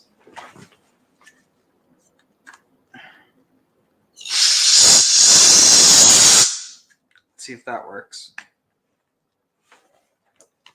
And I guess the tree being there, kind of associating with the sacred tree, Asherah pole idea. So odd.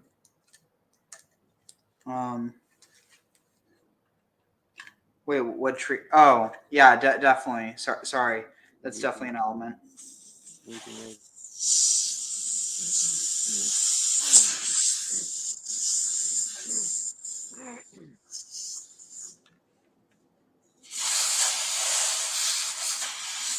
I have no idea why I would say there's water there.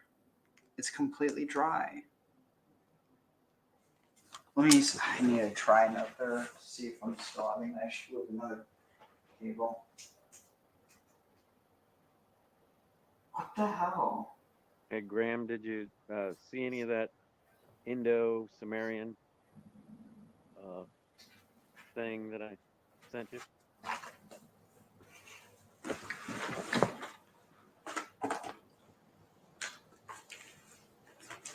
Graham? Just that's connection for a second. There's the syllable asta or ashta, and as relating to animal, and seat, sit, dwelling place. You were talking about Asherah sitting on the donkey and could be considered her throne as the queen of heaven. Hey, not throne, her steed.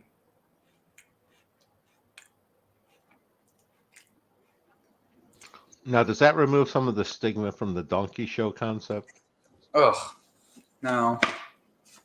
It's hung like a horse.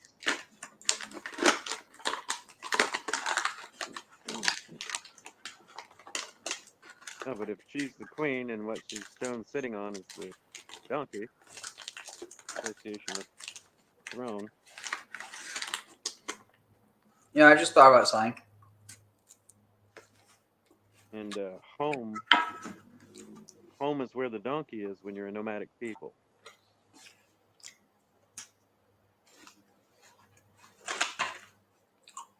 Where your stuff is.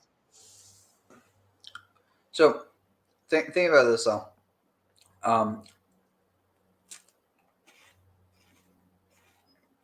Where was I going with that?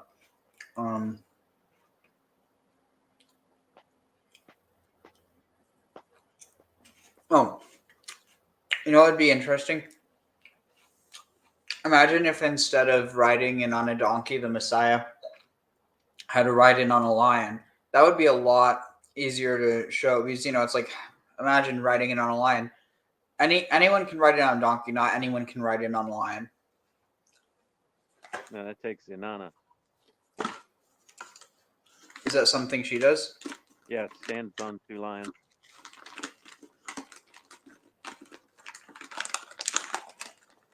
But yeah, think about it, because like the whole idea of this, like all these motifs of bringing peace to the world. How can you bring peace? How are you supposed to tame the animals if you can't even tame a lion? I was going to say that makes me think of another one riding on an elephant, and again that ties into the whole war elephant concept and the conquering Messiah tag. Well, with that version of what Kybali is associated with the Big Mama sitting on the throne, and what they say are two leopards on either side. Up there, Anatolian, towards like the Çatalhöyük. It might even be a Çatalhöyük artifact. And I think that relates to the pride of lions is the female lions and the cubs.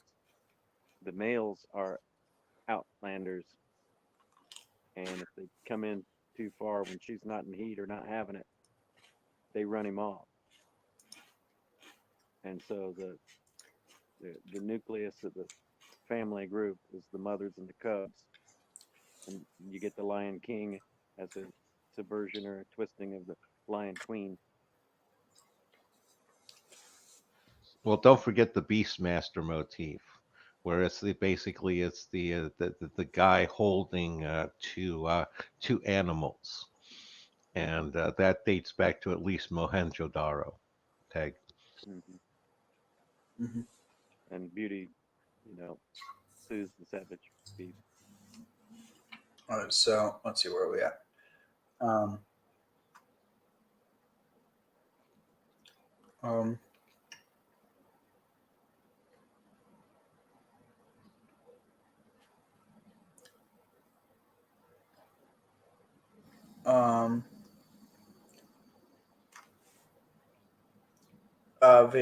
And God, Elohim appeared to Jacob another time in his going to Padan Aram, and he blessed him, and he said to him, and Elohim said to him, your Yaakov is not your name, or wait,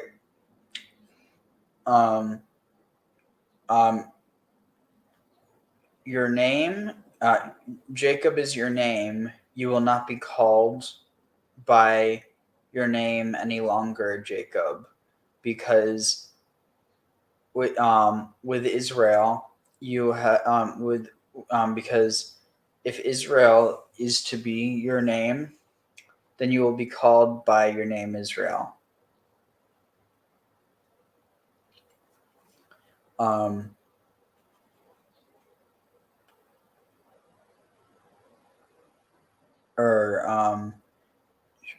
You should be called by if Israel is the name, you shall be. Wait, if Israel is the name, if Israel is to be the name, is to be your name, then you'll be called. Then you will be called it. And so his name was Israel. I like it better saying that if Israel is to be your name, then you'll be called by your name, Israel. Because it's like, you see how it kind of like flows there? It's like, if Israel is to be your name, you'll be called by your name, Israel. Like, you don't know if it's, you'll be called by your name, which is implicitly Israel, or you'll be called by your name, comma, Israel, because it's telling Israel. So it's saying Israel. If your name is to be Israel, you will be called by your name. I don't know. I just think that's really fascinating the way it's phrased. It's phrased similar to how Yahweh presents himself to Moses. I am as I will be. Interesting. But Yomer lo, and he said to him, and Elohim said to him, Ani El Shaddai, I am the breasted God, or I am God of the breasts. Let's see how it says. What's it say Shaddai here? Almighty, most powerful. Let's see, does it have breast here as one of them? No, it doesn't, because it has the Yud as part of it, whereas it should also show you just Shin Daled. and then they have the yud interpreted as of the. So yeah, Any association with the mountain? potentially shadu, but I don't know if it's shown here. And what immediately popped into my head was Zeus, because Zeus was kind of god of the breasts. Tag. Interesting. Apparently, yeah. So the name Ashdod is derived from the same root as Shaddad, which is where the etymology for Shaddai is attributed to, even though it's most likely not that. So I'm El Shaddai, Pere Ureve. I will make you, be fruitful, be fruitful and increase. A nation, a nation and a council or an assembly of nations you will be. Mimech. Oh no. Wait. A nation. A nation and an assembly of nations shall depart or shall come from you, and melachim and kings, mechaletzecha, from your loins is a seed of virility. From your loins, kings shall go forth. Yeah. They didn't keep kings at this point, right? Right. They had chieftains, so this was in the tribal period. But it is talking in the sense of kings. Yeah. And I was going to say Eshman then would be in part of that derivation from Shaddai as well, right? What do you mean? Is it what meaning? Well, you were going from Shaddai, you had another word in there, and it seemed like the next one. Ashdod. Yeah. And I was going to say Eshman from that one and seeing a possible connection there. No. Ashdod. The connection isn't the Ash, it's the Shaddod. Shdod. Okay, gotcha. And that's mountain? I think it. No, that would be like mighty. Oh shoot. My phone is not charging. Oh wait, so what was I looking for? So we're on 35. 11. Okay, so 12 to 22. The et haaretz asher natati, and the land that I've given. Oh wait, hold on. Yeah, I'll just relay this. The et haaretz asher natati la'Abraham, and the land that I have given to Abraham, uleyitzchak lecha, and to Isaac, to you et nena I have given, and to your seed after you I will give the land. So it's interesting. It's not saying I've given it to you and your children. It's saying I gave the land to Abraham and to Isaac. To you I give, or like I will give, saying like I'm doing it, but in the future, and to your seed after you I will give. So it's not saying I will give to you and your seed. It's saying I will give to you and I will give to your seed. I don't know. It almost feels like it's implying this, like it's a, it's not a permanent thing. It's dependent on this covenant. And I'll give the land to your seed. Oh wait, is it just after in your spring to come? Will I assign the land? Oh, I will give the land to them. Yeah, it makes sense. Wait, maybe I didn't read it. That was wait. Okay. Wait, ulizarecha acharecha. Wait, ליצחק לך ואתננה ולזרעך אחריך, and to your seed after you, aten et haaretz, I will give the land. Okay, yeah, that was a problem. I didn't read it for some reason. Vaya'al me'alav Elohim, and Vaya'al me'alav, and up from upon him. Elohim. Oh wait, no. Ya'al is leave. Go up. Oh, and God went up from upon, and Elohim went up from upon the place that he spoke to him. V'ya'al me'alav Elohim b'makom asher diber ito. Vayatzev Yaakov matzeva b'makom asher diber ito. And he erected, and Yaakov erected a matzeva in the place where he spoke to him. Matzevet even vayesech alea, a matzeva of stone and a yesech, a matzeva of stone, and he poured out upon it nesach, libations, vayitzok alea, and it flowed.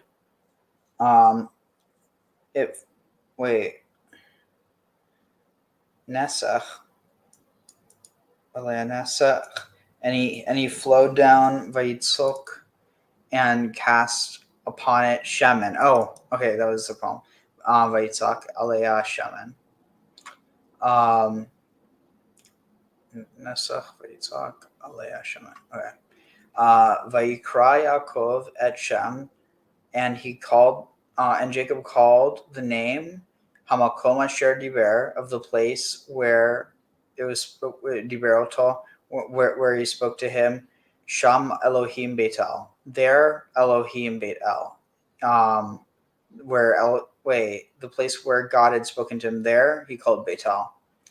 Vayisu mi Beit El, and they departed from Beitel. Vayihi od kivrat haaretz, and it was more rabat haaretz, and it was more of the kivrat. It was like more distance of the land. Or they and there was still more of the distance of the land to go. Lavo Ephrata, to go to Ephrat. Vateled Rachel, and Rachel gave birth. V'takesh bilidata, and she she was hard in her labor, or she had hard labor. Vayihi behakshuta, and so it was in her difficult biladata labor. Vatomer la ma ham yaledet et tiri, and she's saying to her, in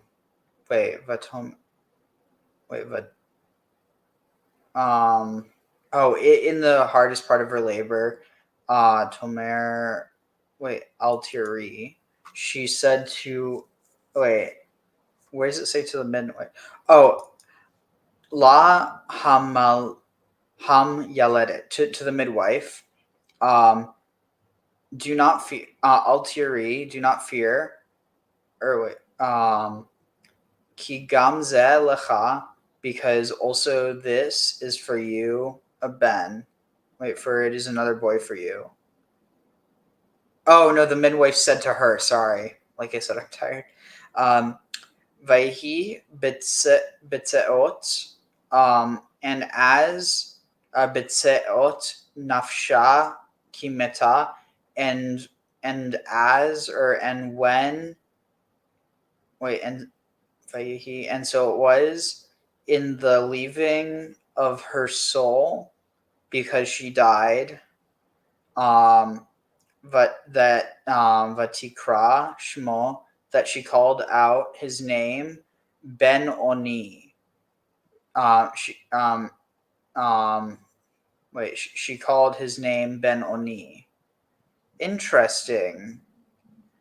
Ve'aviav, but his father Karalo Benjamin, but his dad called him Benjamin. How did I not know? I know the tradition of Ben-Oni, but I didn't know the tradition that was actually what he was named. I thought that was just like he is the son of my affliction, so I will call him Benjamin. I never knew this.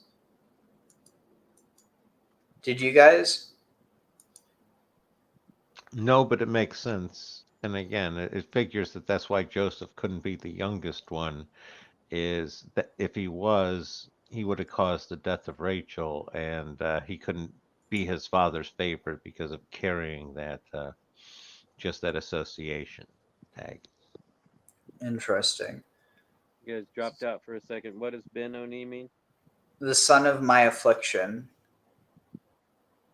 And Wait, then- hold on. Ben-Oni. related On wealth, vigor, una. like Onan, yeah. Yeah, but let's see. Let's see what we can find on commentary.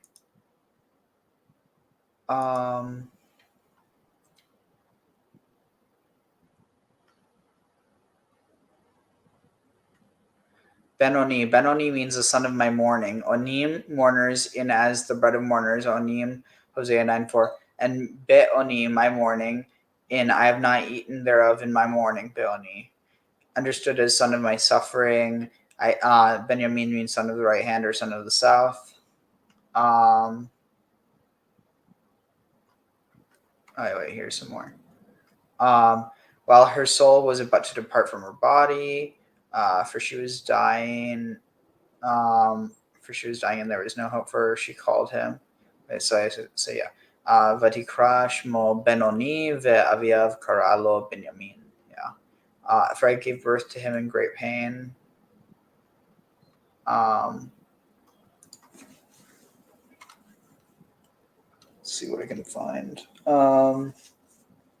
Okay. This is interesting. Ben-Oni, this is Ramban. Ben-Oni, the son of my sorrow. I am of the opinion that he was so called because he alone was born in the land of Canaan, which lies to the south Yamin, as one comes from Aram Naharaim, just as it is said in the south, the land of Canaan, going on still towards the south. Benjamin thus means the son of the south, just as is the verse, the north, Yamin, and the south. The north, Yamin, and the south. Okay, it's saying Yamin is in the south. Thou hast created them. For this reason, the name Benjamin in here written full with a yod after the mem is to indicate that the name is derived from the word Yamin, south. This is Rashi's language. But I do not understand this claim that the land of Israel lies to the south of Aram Naharaim, for Aram is eastward of the land of Israel, as is written, and he came forth to the land of he came to the land of the children of the east, and it is further written from Aram Balak bringeth me the king of Moab from the mountains of the east. Okay, this is just kind of rambling. Let's see. What's this? The correct let's see. Thus, in any case, there was no reason to call Benjamin the son of the south. The correct interpretation appears to me to be that his mother called him Ben-Oni, and that she meant to say the son of my mourning, similar in expression to bread of Oni in mourning. I have not eaten thereof Ben-Oni in my mourning, and his father understood the word Oni in the sense of my strength, similarly in expression to the first fruits of Oni in my strength, and to those who have no Oni in power, and therefore he called him Benjamin, son of power. Wait, that doesn't make sense. Or the son of strength, for in the right hand, Yamin, there is strength and success. Just as it is written, a wise man's understanding is at his right hand. Thy right hand shall overtake all those that hate thee. The right hand of the Eternal is exalted. Jacob wanted to call him by the name his mother, had called him, for all his children were called by the names thus rendered thus the name called by the names that their mothers had called them, and he thus rendered it to good and to strength. For I have seen in Bereshit Rabbah Ben-Oni, the son of my sorrow, and his father called him Benjamin, i.e. in the sacred language. I do not know what this means, for it is all the secret language, and so are the names of all his sons in the sacred language. However, the rabbis have alluded to that which I have said, namely that Jacob rendered the expression so that it signified good. Interesting. Let's see if I can. Strong sorrow, grief. All right, it was at the moment when her soul was. Let's see, is there anything? It was at the moment when her soul was departing, seeing she was dying. She called him Ben-Oni. Some commentators claim that Ben-Oni was named by Rachel after she had died. This corresponds to the plain text, which first reported Rachel's death, followed by the naming of the baby. It is not unusual for a terminally sick person to pass out and create the impression that she had died, only to briefly regain consciousness before dying completely. This would explain why the Torah seems to speak of two deaths, which Rachel experienced, i.e. her soul departed, and for she had died. Son of my pain, son of my right. Okay, interesting. V'tamat Rachel v'tikaver b'derech Ephrata. And Rachel died, and she was buried on the way to Ephrat, and he Bethlehem, which is now called Bethlehem or Bethlehem. Vayatsev Yaakov, and Jacob erected a matzeva upon matzeva al kevurata he matzevet kevurat Rachel ad hayom. So he erected Jacob there erected a matzeva upon the grave, upon her grave, which is the matzev, which is the matzevet of the grave, which is the matzeva of the grave of Rachel, or the pillar of the grave of Rachel, which is there until today. Vayisa Yisrael, Vayet, and Israel traveled Vayet, and he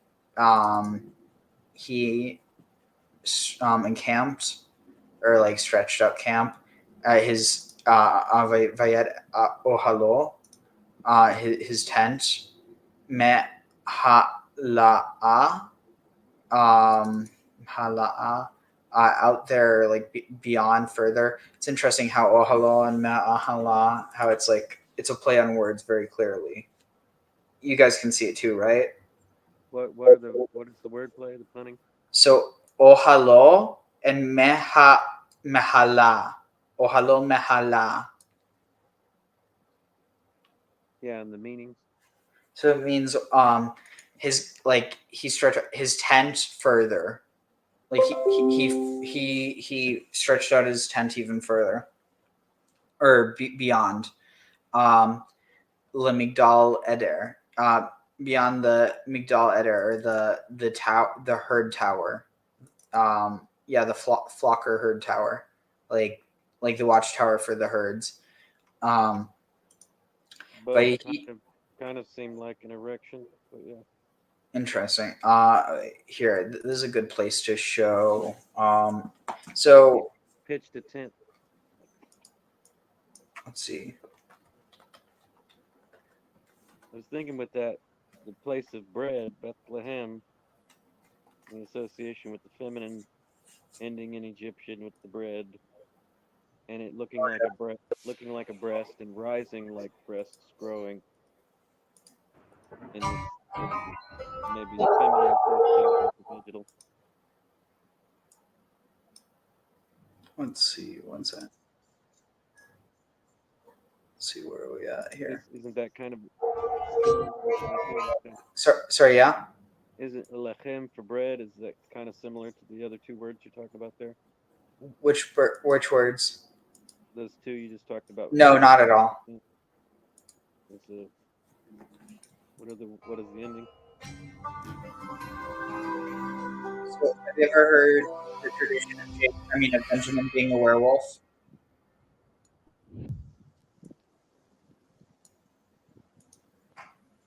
You there?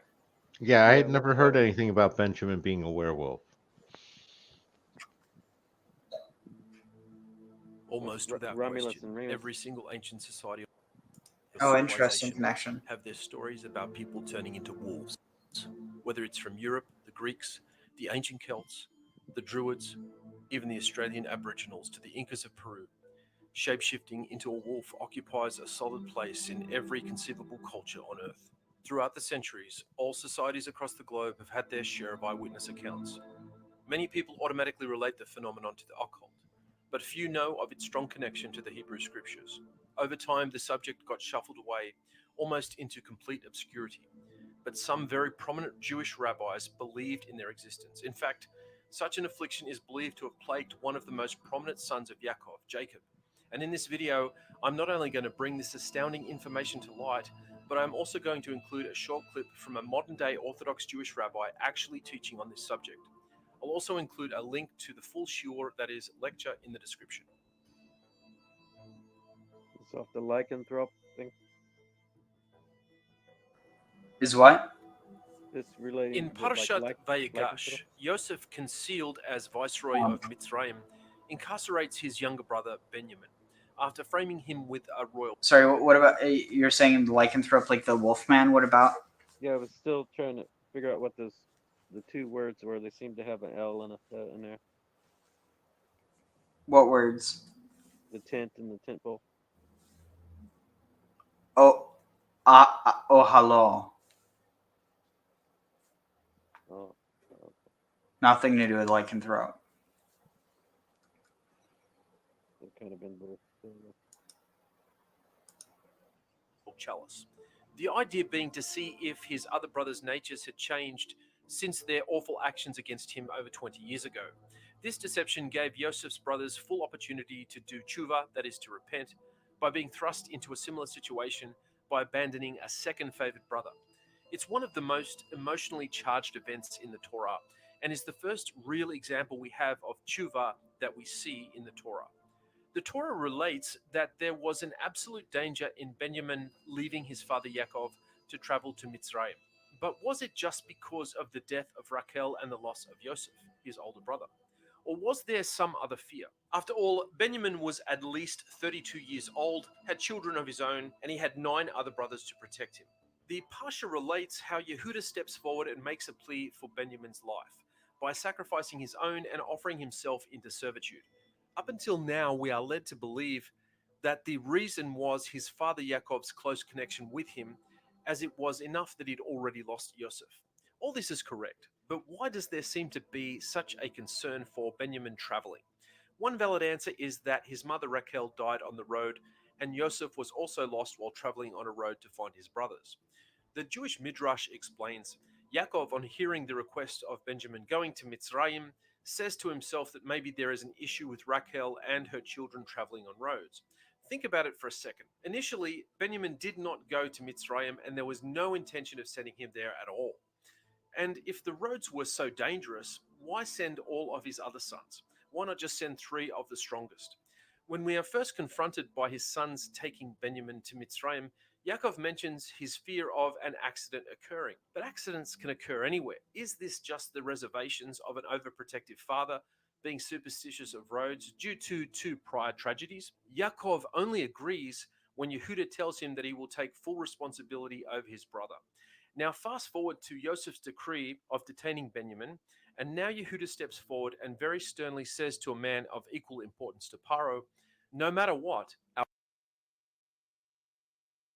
Now fast forward to Joseph's decree of detaining Benjamin, and now Yehuda steps forward and very sternly says to a man of equal importance to Paro, no matter what, our brother is coming home. The Midrash explains that his brothers were preparing to wage a 10-man war against the whole nation of Mitzrayim, similar to when Simeon and Levi wiped out the entire city of Shechem. In the very beginning of this parsha, we read its namesake word, which is Vayigash, and this is an inflection of the Hebrew root nagash, which means he approached. And this is referring to Yehuda's action of posturing himself to plead for Benjamin's Wait, what were release. they going to convince all of Egypt to circumcise themselves and then kill them when they were weak? you do realize the major flaw in that plan, right? What?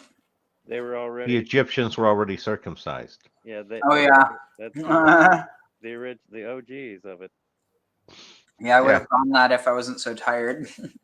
That strategy isn't going to work this time. Tag. They'll be like, just take off a little from the top. She is my sister. What? She is my sister. Jewish sage Rabbi Yehuda cites the use of the verb he approached in Genesis 44:18 as being a type of approach that is readying himself to do battle, as in 2 Samuel 10:13, where it says, "So Joab and the people that were with him approached to do battle." And this is pointed out in Midrash Rabbah. Now, in Midrash Tekuma, we read, "The confrontation between Yosef and Yehuda, to what was it comparable? To an ox who is running about and all the animals are fleeing from it. For it was it comparable." In Midrash Tekuma, we read, "The confrontation in Midrash Rabbah." Now, in Midrash Tekuma, we read, "The confrontation between Yosef and Yehuda, to what was it comparable? To an ox who is running about and all the animals are fleeing from it. For it was kicking the one and butting the other, until the lion appeared and the ox retreated." In Genesis 49, the sons of Yaakov are compared to different animals. Naphtali is a gazelle, Dan a serpent, and Benjamin a wolf, etc., etc. Joseph is also likened to an ox and Yehuda a lion. The implication here is that each son had a special ability that was comparable to the animal that he was aligned to. For example, Naphtali could move with enormous speed, and Yehuda could roar so loud that the sound could collapse whole buildings. Now, I want to make it clear before I go any further that most people know the main reasons for Yaakov's attachment to his son. He lost Rachel. This is and he what lost happens Yosef, to humans when and you get looking rid of upon all the Benjamin gods. gave Yaakov some They become comfort for the loss superheroes. of his wife and other son. These reasons are all 100% true, but there is something deeper going on. Could it have been that Yaakov's concern for Benjamin's welfare was not only a concern for him, but also a concern for others? And why was Benjamin's birth so difficult, to the point that Rachel wanted to name him the son of my affliction in Genesis 35:18? And also, when Yaakov blesses his sons before his departure from this world, his blessing on Benjamin is rather odd, to say the least. In Genesis 49:26, we read, "Benjamin is a predatory wolf. In the morning he consumes the foe, and in the evening he divides the spoil." Rabbeinu Ephraim ben Shimshon, a 13th century French Jewish sage and student of Rabbi Eliezer ben Yehuda of Worms, wrote, "Benjamin was a predatory wolf, sometimes preying upon people. As long as he was with his father, he could rely on a physician, and in that merit he did not change into a wolf. For thus it says in Genesis 44:22, 'And he shall leave his father and die,' namely that when he separates from his father and turns into a wolf with travelers, whoever finds him will kill him." There is a type of wolf that is called a loup-garou, which is an old French word, which is a person that changes into a wolf. When he changes, his feet emerge from between his shoulders. So too with Benjamin, as it says in Deuteronomy 33:12, he dwells between the shoulders. Rabbeinu Ephraim continues, "And so is the norm with a person whose offspring turn into wolves. For a werewolf is born with teeth, which indicate that it is out to consume the world.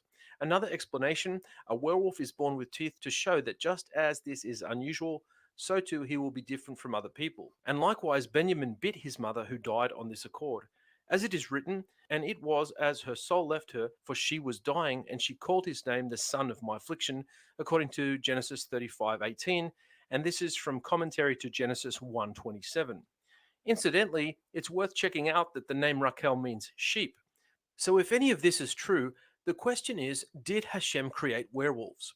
Well, Rabbi Eliezer of Worms wrote, "Therefore, those people who change into wolves were created as such from the 6 days of creation, and do not return to their earlier state until they have eaten the blood of a man or woman."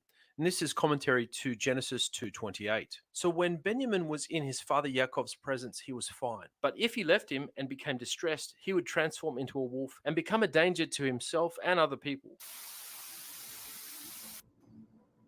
And Rabbeinu Ephraim says, and this is found in the commentary actually on Parshas Vayigash, and it's also mentioned in Parshas Bereshis.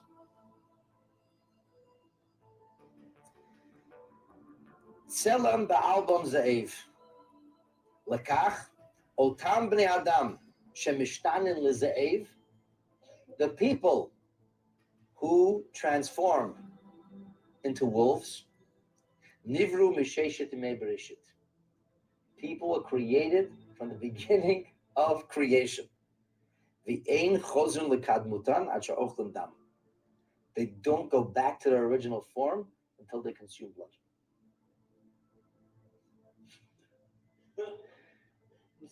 Rabbeinu Ephraim. Rabbeinu Ephraim. Rabbeinu Ephraim, by the way, is quoted by the Chidah in Yaris Dvash. Chidah's, this is not a joke. This is serious business. I'm blowing you all away. This blew me away too. No, here's what it's like saying. I did a little research there on werewolves. Every single civilization has a story of werewolves. From China to the Canadian Aboriginals to all across Eurasia to the Druids, the Celtic civilizations, every ancient civilization from the Far East to the New World, everyone has a story of people turning into wolves. Hey, before you go, if you like this series and you want to find out much more, check out our books, All Lights On in the Master's House, Lightning from the Master's House, Flying Chariot, Fallen Dragon, and Is Alcoholic. All available on Amazon.com. Interesting. So I see the proper answer to the Bible quiz of how did Rachel die is bit by a werewolf. Got it. in a sense. So I guess her name means Lamb of God. Oh, interesting. Or the Lamb of Israel rather than the Lamb of El. It's Rachel, right? No, it's not Rachel. It's just Rachel.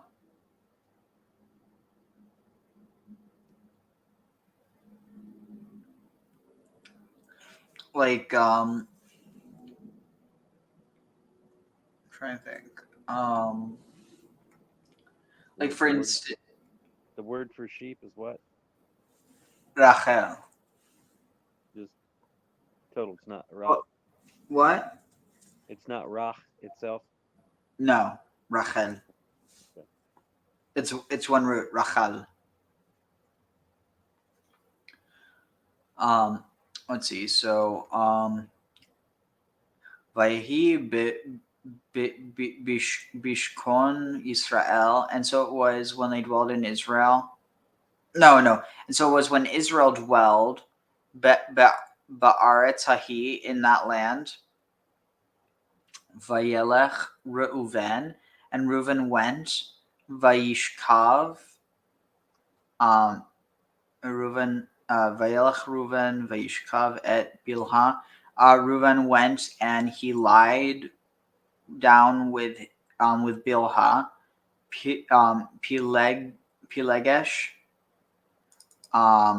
the concubine, Avia Vayishma Israel, of his father who was called Jacob. Oh no, and Israel found out.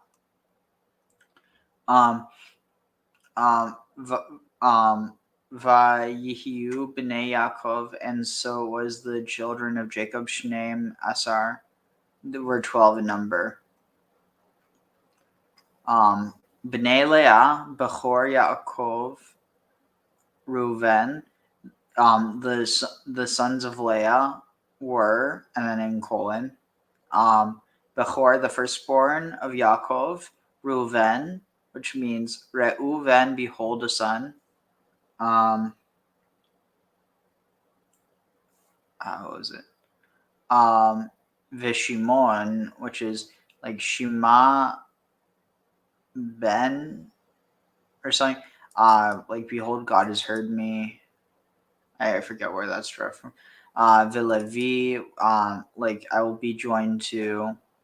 Oh wait, here what's it say? Shimon heard. Yeah, it doesn't say directly. Vilevi, Yehuda, and Judah, The praised one.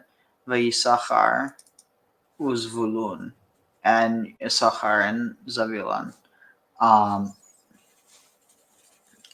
Let's see. Bnei Rachel, Yosef, Ubinyamin. The sons of Rachel were Joseph and Benjamin. Okay, so this is interesting. So 1, 2, 3, 4, 5, 6. So it counts all 6 of wait. She had 6. Wait, 6, 2. That's 8, 4 and 4. 8 and 4 is 12. That doesn't sound right. This is including Zvulun and Issachar. I think something's wrong. This is including. So I don't know why they're counting. It's like they're counting her handmaidens' kids. Oh no! No, I'm wrong. She did have 6. So you have 8. So 8 plus 8. That should be 16. That doesn't make sense. Wait, so 1, 2, 1, 2. Oh no, so it's 4 plus 8. That's right. Okay, I'm just tired. I can't do math when I'm tired or when I'm awake, for that matter. Or not awake, but more awake. When's it? Let me just check something real quick. My phone's charging now. I just want to make sure. So what? She had 8 kids, but the 2 6. big ones, She had 6. and the 2 big ones were Joseph and Benjamin. Wait, who? No. That was Rachel. Rachel only had 2. Okay. I thought Leah only had 2, and that was the point of Dinah. She didn't want to have a third son. No, she didn't want to have a She didn't want to have a 7th son.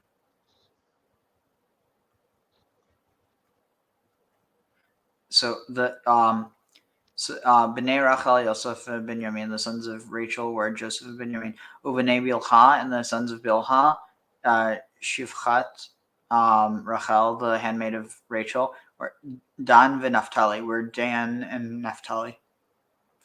Uvnei Zilpah, and the sons of Zilpah, Shivchat, Leah, the handmaid of Leah, Gad ve'Asher, Gad and Asher. Ela b'nei Yaakov, these were the sons of Yaakov, Asher yulad lo, that were born to him, b'Padan Aram, in Padan Aram. Vayavo Yaakov el Yitzchak, and Jacob went to Isaac, Aviav his father, Mamre, Kiryat Ha'arba, to see him. Mamre.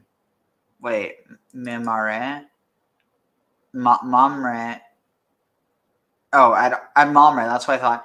In Kiryat Arba, Kiryat City, I think. Yeah, the 4th city, literally. Wait, what's this? It's just text. Which is now Hebron. That is where Abraham and Isaac lived, or here it says sojourned. Which it's interesting that the word gar, which means like lagor, means to live, but it also means to sojourn or dwell for. So it kind of talks about what we were talking about, this idea of like the home being mobile. You know what I mean? And kind of some level relating with the mountain har thing. What? Like with mountain, with the words for mountain, maybe like dwelling. Wait, where's the word for? Is it har? What's that have to do with dwelling? Mountain is a place. But yeah, no. No, har is mountain, but dwelling is Shechem. Or gar. Oh, you're saying gar and har. Yeah. No, it's. I mean, that's like saying that am and at are connected because they both have an a at the beginning. So what is gar indicating? to live or sojourn, to abide, basically to stay somewhere. Yeah, isn't there that kind of a thing with Torah meaning sojourn, What? What do you mean? journey or sojourn, also? That's not what Torah means. Thought there was an association with that. No, Torah means teaching or instruction. And, the association of the Exodus, but I mean, like, no, but there's no connection between those two.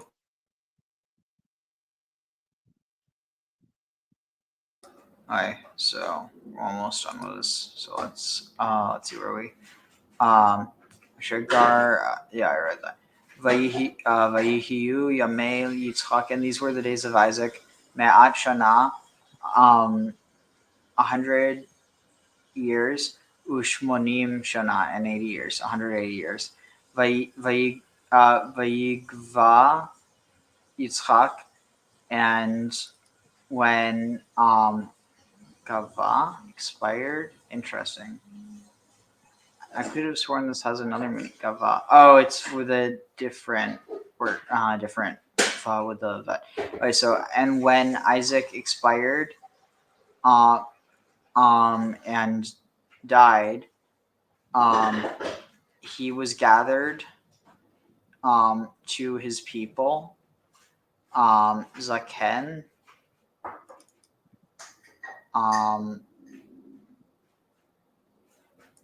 Zaken Ushava Yamim,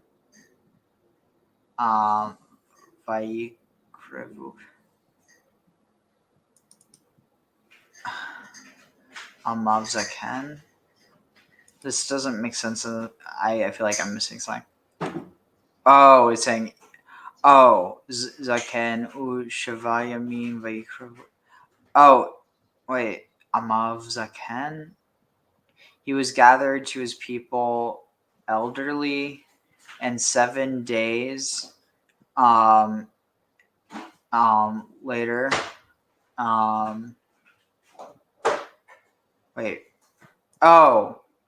satisfied with his days. He was elderly and satisfied in his day, or like he was old and satisfied with his days.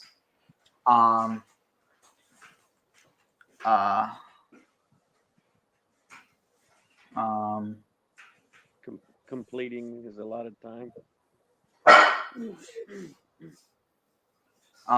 So he was old and satisfied, sated with his days, and he was buried there. Esav Yaakov Banav, by Yaakov and Esav, his sons. Or interesting, here it puts Esav first as well. So there we finished with that part, and then we have. Oh, we're almost done. Sweet. Actually, my initial thought a minute ago that I went to abode, but with the association with travel in the mountains, going over the mountains as a natural barrier, as traveling to somewhere else. There's an early cuneiform hieroglyph when it was clearly still a hieroglyph before it became abstract, and it depicts mountains and a woman's pubis for a slave. So go over the mountains and capture some women, breed them up, kind of idea. Interesting. Traveling from mountains relating to travel. Let's see what we can find in the meantime.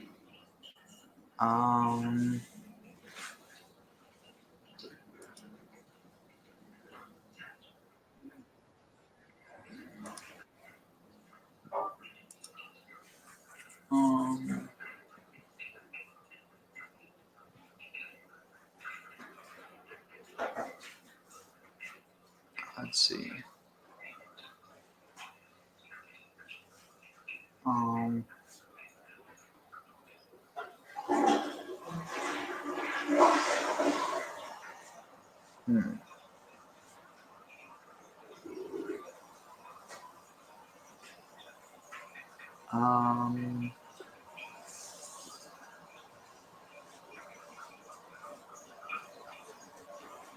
Let's see.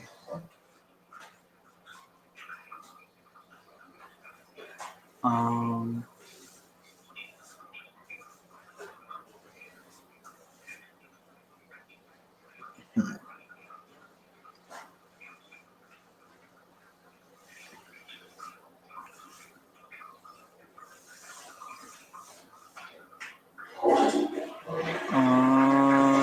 where on earth? What am I looking for?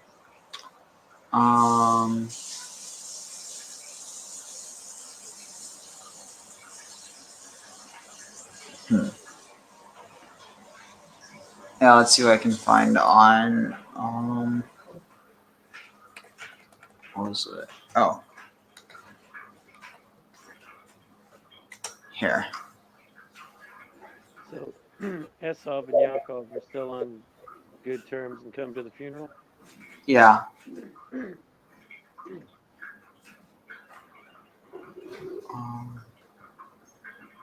Let's see.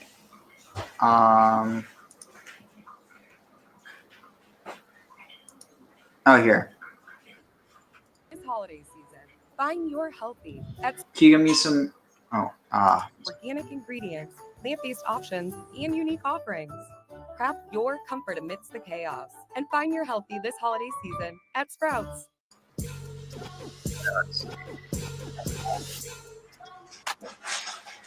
So we're basically talking about studying about the twin brothers, Yaakov and Esav, and what they shared and what they argued about, and what they fought over, and what they disagreed. So what really is the story? What are we being told? He was physically the first. Esav was physically born first. Yaakov is hanging on to his heel. Yaakov wants the rights of the firstborn. He buys it from him for a bowl of soup, and now Esav is upset, and Yaakov gets all the blessings because he pretends to be Esav, and now Esav is even more upset, and Rivka, his mother, favors Yaakov, and Yitzchak, his father, Isaac favors Esav. Complicated story, like a soap opera. Right. But what really is going on? Why do we need to know any of this? Of course, we can always extract some lesson, but really, why do we need to know the story? What is so significant about the history, or the two different positions that Yaakov and Esav held? So if we want to understand it properly, if it's a story in the Torah, it must be one of eternal significance and truth. It can't just be a little incident in history, because then the Torah would be 10 times longer and greater than it is if you're just recording incidents. Every story has to have some eternal divine message. So let's see if we can get a little deeper into the story. They're not arguing about themselves. If this is a petty family squabble, sibling rivalry, the Torah wouldn't bother telling us the story. It's recorded in the Torah because there is something profound going on here that we would never understand or appreciate without the Torah telling us. So they're not arguing about themselves. Even Esav, he's kind of the bad guy, but he's not an ordinary human being. He's not just a bad guy. History is full of those people. What they're arguing about is the approach to the ultimate perfection. How do we reach the ultimate, the realization of the ultimate truth and the ultimate perfection of creation? Now there's a subject. worth arguing over, right? Absolutely. Okay, so the difference between them is this. Yaakov wants the process of human development from the ordinary to the godly to be an internal, integrated, personally challenging procedure. He wants the human being to actually transform from within, meaning by their own strength, by their own effort, and by their own talent, until the ordinary becomes godly. Esav, on the other hand, thinks we're not going to do it. We can't do it from within because inwardly we're just too human. We're too bogged down with our human frailties and limitations. If the world is going to become perfect, it's got to come from above. Mm-hmm. Not necessarily in a miraculous. The miraculous certainly would not work, because if God is going to miraculously make the world perfect, well, then what is he waiting for? Right. He's for that. Yeah, and doesn't need time. Right. So it's been thousands of years. What are we waiting for? If in the end there's going to be a miracle, you could have done that thousands of years ago. So obviously we're going through an internal process at a human rate, and that takes thousands of years. But Esav was a bit impatient, and he thought we could make it happen quickly by overlooking the human condition, transcending the human condition, because it's never going to become good. So we got to bring in some other, heavy artillery that's going to make the process much quicker, but not very thorough. That's what they were arguing about. So Esav claimed, I'm the firstborn. My way of doing it is the right way. Yaakov said, I'm the firstborn spiritually. So when it comes to spiritual matters, you got to listen to me. So one of the conversations that these two sides of the argument becomes a little apparent when they finally meet after all these years. Esav says, come, let's go together. Let's proceed together. Meaning, the world is ready to be perfect. We can make peace now. We can unite the whole world, and that's it. We've achieved perfection. We have redeemed creation. Because he thought it could happen that quickly if you just ignore some human frailties or conditions. I have a question when you have a moment. Okay. And Yaakov says, no, you go ahead. I have tender sheep. We have to go slow. Mm-hmm. So you see, there is the difference. Yeah. So my question is, in general, with the story of Jacob and Esau with Yitzhak, my curiosity would run as far as to say, how could two brothers be raised under the same family and still be so diametrically opposite from each other in so many ways? And furthermore, how does that mean that with parenting skills, for example, if you have kids that are like diametrically opposed in as far as Torah and not Torah, if you want to look at it that way, to what level are we accountable for being involved? Like, I mean, I don't see anything in the text of Tanakh that suggests that that Esau was guided one way or the other. It was just like, this is how he was, and this is how he was, and this was the outcome of the story. So what can we deduce from this whole thing? Well, first of all, if the story sounds too common, too banal, then we're not understanding it. Okay. Now, we're told, and for a good reason, that the difference between them began at birth. It was not nurture, It was nature. Okay.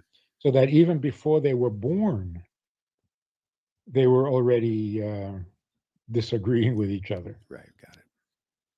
Right? So even in the womb, there was disturbance between them. But really, it's not that surprising that two brothers, even twins, can be that different, because within each of us, there are two so diametrically opposed impulses.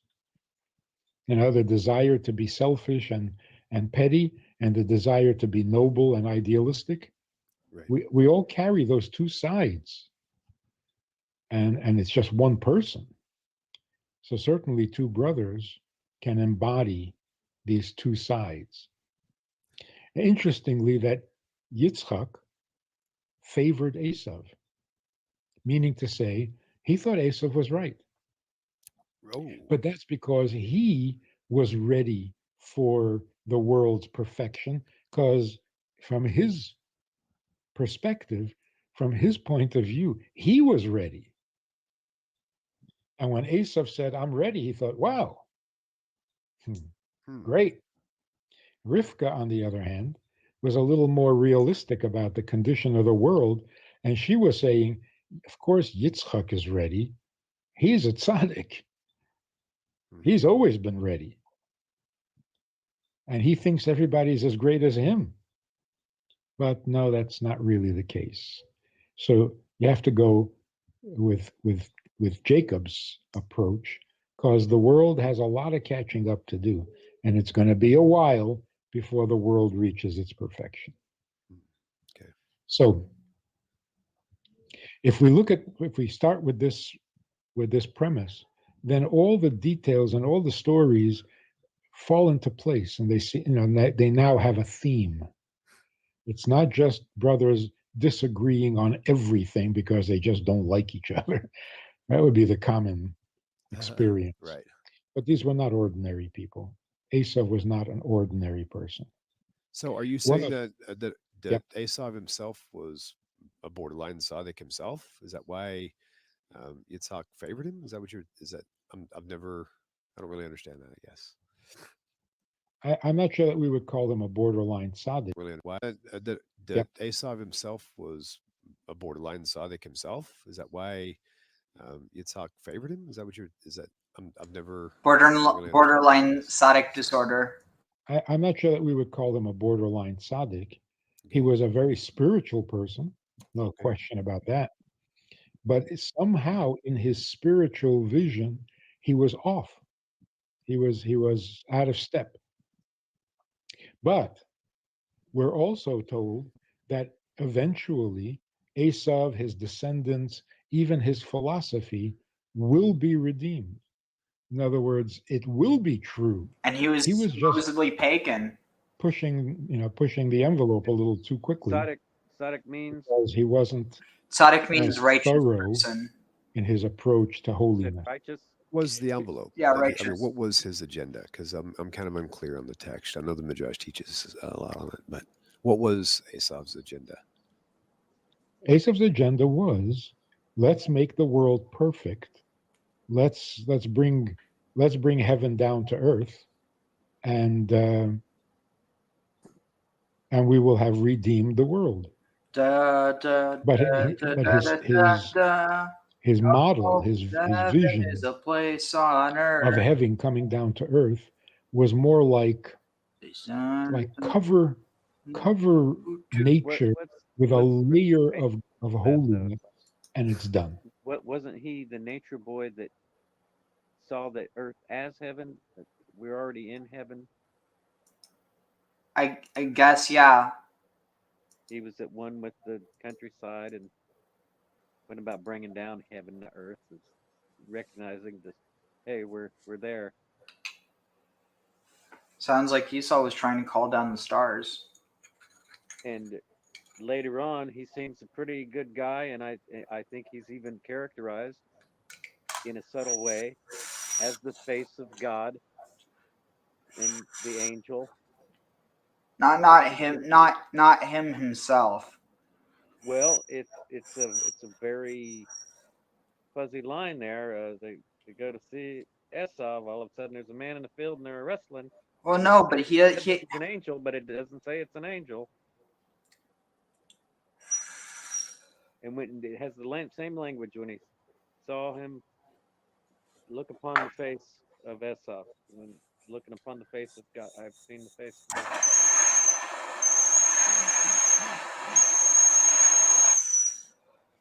I mean, I just think it's important to keep in mind that what was it? That the angel, like it was like the heavenly version or an angel, like Esau's angel. But I mean, realistically, it wasn't him, because the whole point was that he was a divine figure.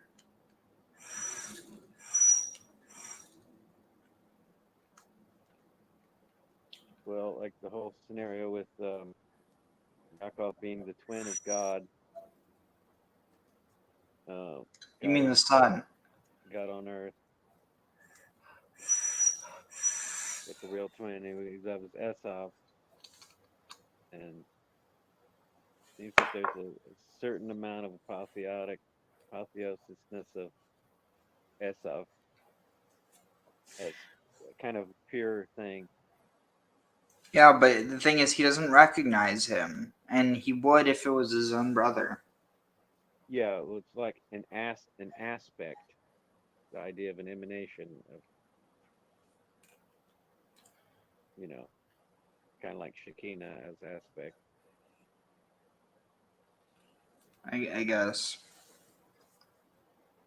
So Melchizedek refers to righteous king. No, Melchizedek means Tzedek is my king. The righteous is my king.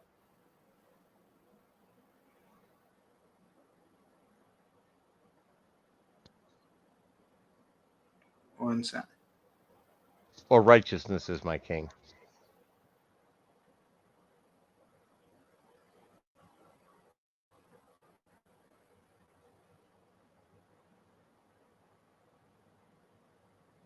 Hang on.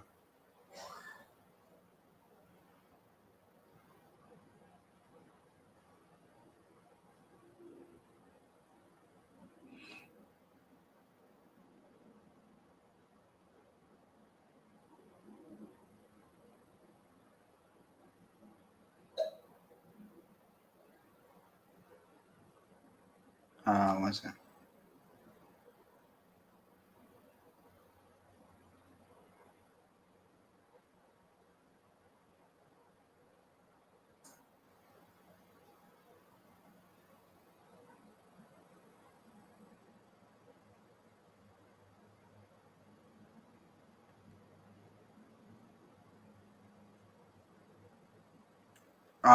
Sorry.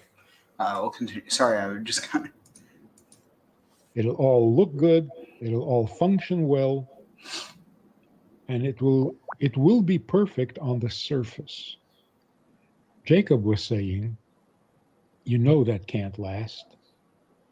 If we're going to change the world, it's got to be from within, from the bottom up. That takes time.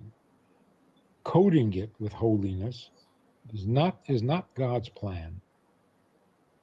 So there are ways in which we can kind of gloss over the evil and favor the good and the holy, but you're not transforming anything. And so it's going to be short-lived. The facade will fall off. So it is a holy facade. See, that's why we can't just dismiss him as a bad guy. Okay. And that's also why, in the end, what he envisioned will happen, but not at the pace and not in the method that he was advocating. So in the end, the descendants of Esau do get redeemed and become part of the perfection of the world. But he has to admit that Yaakov's method is the correct one. That's why he has to give up the firstborn privilege and admit that Yaakov has the right idea. So I almost see like these two kids, they're twins, but their maturity level, the spiritual maturity level, is like the difference between an 8-year-old or 6-year-old versus someone who's in college and on the spiritual plane. Like all this 6-year-old thinks is, okay, I'm going to grow up and I'm going to be rich and I'm going to take care of my family. But in reality, you're not just going to be rich. You're going to have to work hard to get there. There's a lot of steps from point A to Z to get there to make that happen. But he didn't see that. He just thought it was going to be a simple solution. So it almost makes it look like on that spiritual plane where Jacob was definitely way more mature on it than Esau. But what you're saying, that doesn't make Esau a bad guy. Correct. Okay. In fact, there's something appealing about his approach. If you make the argument, we can't wait that long. How long has it been since they disagreed on this issue? 4,000 years? Right. We can't wait that long. So fine, we're going to have to sacrifice a little something and not be so thorough, but let's get it done. Yeah, it's an appealing argument, especially if you're a little impatient. Right. Interesting. So one of the descendants, one of the children of Esau, is Rome, meaning the Western world, Western philosophy, Western religion. That's Rome. And in the end of history, Rome will be part of the redemption of the world because they will adopt the Yaakov's method. And that's what Yaakov was wrestling with the angel that represented Esau. They were fighting it out. Which way are we going to go? And Esau, the angel of Esau, eventually agreed or submitted to Yaakov's approach. So Yaakov won the wrestling match. But it was really an ideological fight. I mean, obviously, he's fighting with an angel. Right. Let's go a little deeper than that. Okay. There are people who succeed by force of determination or passion. If you have a really strong passion to get it done, whatever it is, whether it's social or personal or economic or political, if you have a really strong passion, you get it done. But how does it get done? By the force of passion or determination or just power. You can power it through. You can force it through. You can make it happen simply because you're so intense. Now the results are also going to be intense. It's going to be powerful. People run a business and they're so passionate about it. It's impressive. It gets done. It's awesome. It's huge. It's overwhelming. It sweeps people up in its path, and it looks like it's the ultimate. There's really little you can criticize. Right. But give it some time and see what happens. It overpowered the system.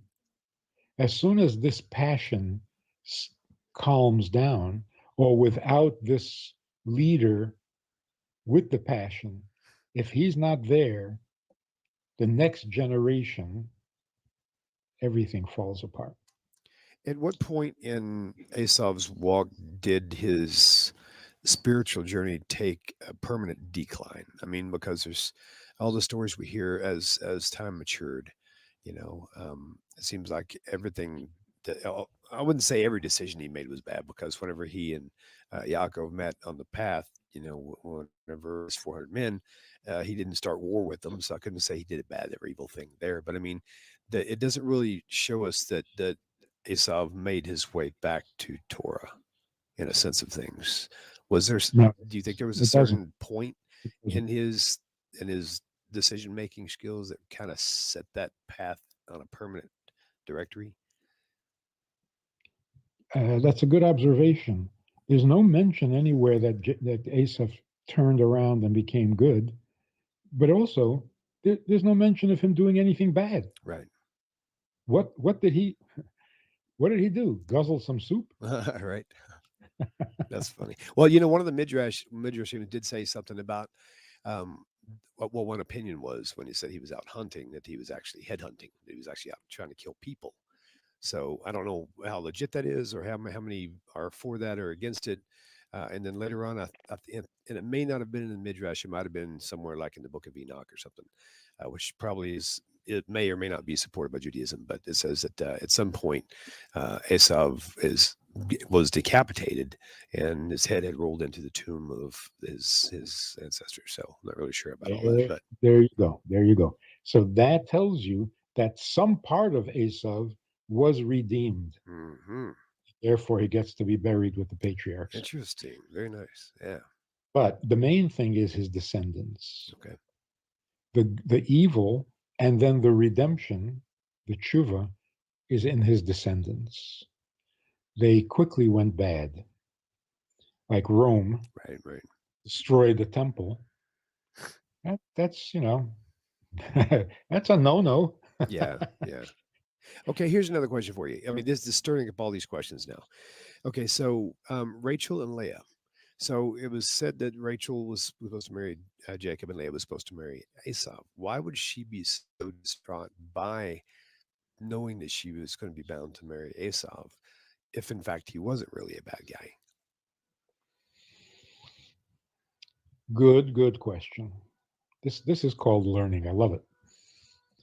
The good questions that force good answers. Yes, sir. Like we're saying, Esav had a very good idea, very good intentions. He thought that passion can carry the day, and if you really want it badly enough, you just make it happen and turn everything around. In the end, he has to do tshuva. The difference between Rachel and Leah, Rachel was good looking and Leah was weepy. The difference is when you're doing tshuva, when you have to repent, when you have to change course, it brings tears. There's regret, there's repentance, there's tears. It's a painful journey. As positive as it is, you get there through tears. Mm-hmm. So the fact that she, is it that she was going to marry Esav and that's why she cried? Or because she cried, she was a good match for Esav? In other words, her path was also one of repenting. You fix the world by repenting, by regretting, by uprooting all the negative and rejecting it. Whereas the tzaddik, rather than the Baal Tshuva, the tzaddik has a very pleasant, straight, godly path that doesn't involve tears. Mm-hmm. Not that they don't suffer and experience reasons for crying, but that's not their spiritual path. That's what's getting in the way of their spiritual path. So the question of why do the righteous suffer? They suffer external causes for pain. It's not their godly path to use tears as a means of purifying the world. Whereas the Baal Tshuva, the tears are part of their spirituality. The tears are their way of refining the world. Because if you cry over the evil, it softens the evil. It makes it a little more godly. So these are the two ways. Esav had a very powerful idea, but he's going to have to regret it, repent it, and fix it, which contributes to the perfection of the world. Okay. But Yaakov's approach was, yes, you can force it, you can push it, and that's powerful, and it will have a powerful effect on the world. Again, like any project, If you're very, very passionate about something, you make it happen. Great things happen. You can build empires on it. But as soon as the passion is gone, it all crumbles. Right, right. Yaakov says, passion isn't going to get you there. It'll create a wow, but that's not transformational. Mhm.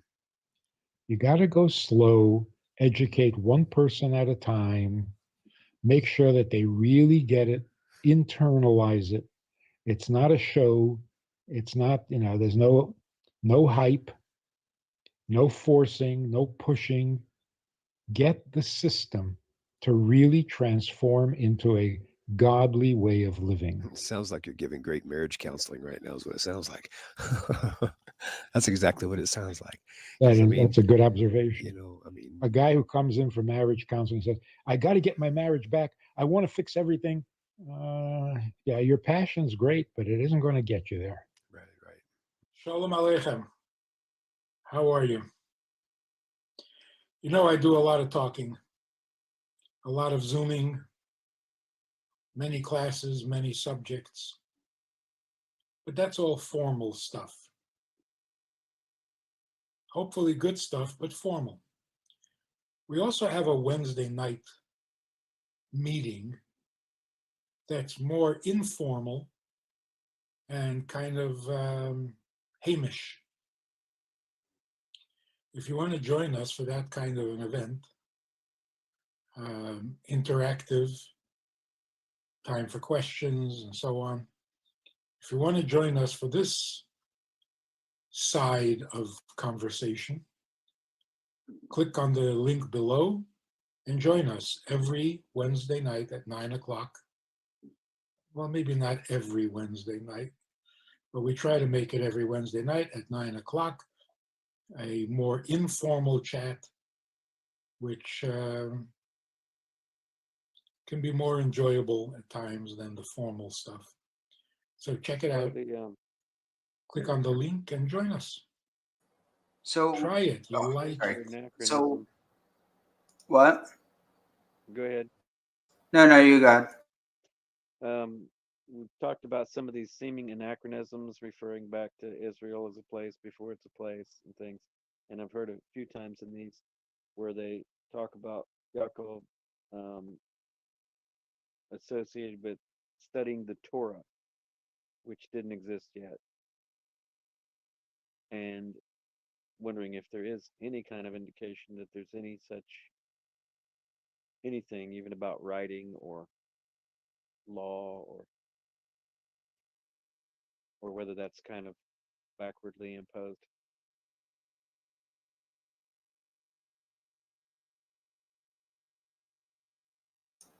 So, sorry, one more time. Just the last part. They associate Yaakov, Esav is whatever worldly nature boy or whatever, and Yaakov is they talk about him, your Torah child and the non-Torah child, as the guy put it there. And there is no Torah. No, but it's not like the Torah that was given. It's like referring to the concept. But I mean, where is that anywhere in the scripture of it?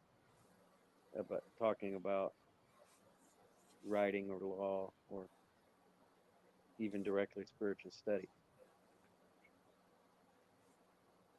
It's there, but like most of it's read in, but it is there.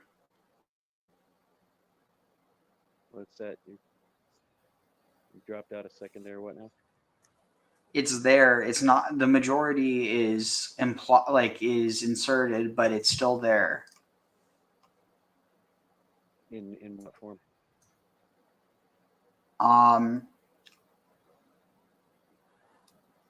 Sorry, I'm like it's escaping me right now, but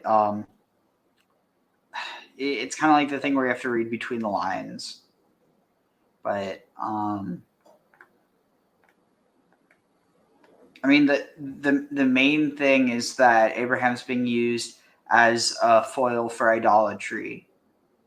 Like he's being inserted back in the past in order to justify what they're doing then.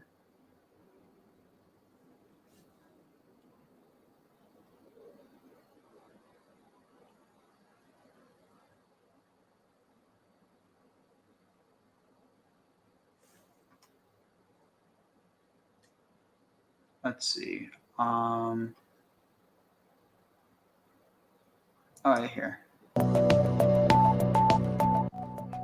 Welcome to Into the Verse. I am Beth Lesh, and I'm so excited to be joined here in the studio with Rabbi David Foreman. Hey, Beth, how are you? It's nice to see you. Really good to see you too. Thanks for joining me, Rabbi Foreman. We are here to discuss Parshat Vayishlach. And I want to clue you in and clue our listeners into what today's episode is going to be like. I call this a workshop. It is research in progress. I am coming to you, Rabbi Foreman, and to our listeners with some interesting noticing, some things that just popped out at me. There's something here, but I haven't put it all together yet. I'm leaving the fun of that for this episode. I'm all ears. Tell me what you noticed. Let me start with the big picture of what I noticed. So Parshat Vayishlach tells the story of this epic dramatic reunion between Yaakov and Esau, between two brothers. And if you just think about the story in broad strokes, the themes that are at play, I think you'll notice, as I did, that it is eerily reminiscent of another story that we're going to read just a little bit later in the Torah. And when I talk about the broad themes, what I have in mind is a moment of reunion between brothers who have been apart for a long time. And there's also we'll call it a surprise ending. There's a sort of tone change in the middle where the reunion starts out with a sense of fear, intimidation. There's one party that sees itself as vulnerable and one party that's seen to be the one that is capable of doing harm. And in the end, you get sort of climax where actually it becomes a loving, intimate embrace that ends in a kind of fraternal harmony. Yeah, so I see where you're going here. What you're suggesting is this book of Genesis, in very broad strokes, has two stories of reunions and brothers, reunions where there's a lot of fear, and then that fear gives way to a sense of reconciliation, tears, that sort of thing.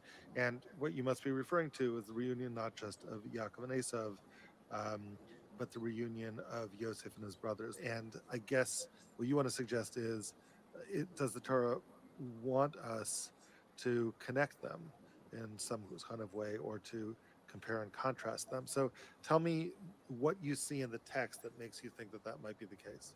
Yeah, right. So if it were just themes as we've laid out, that wouldn't be enough for me to think that there was an intentional, comparison being staged here for us. But there are a long list of phrases, words, some more unusual, some less unusual, that occur in both of these stories that make me think, yeah, this is not just my imagination. This is something that the text is suggesting to us.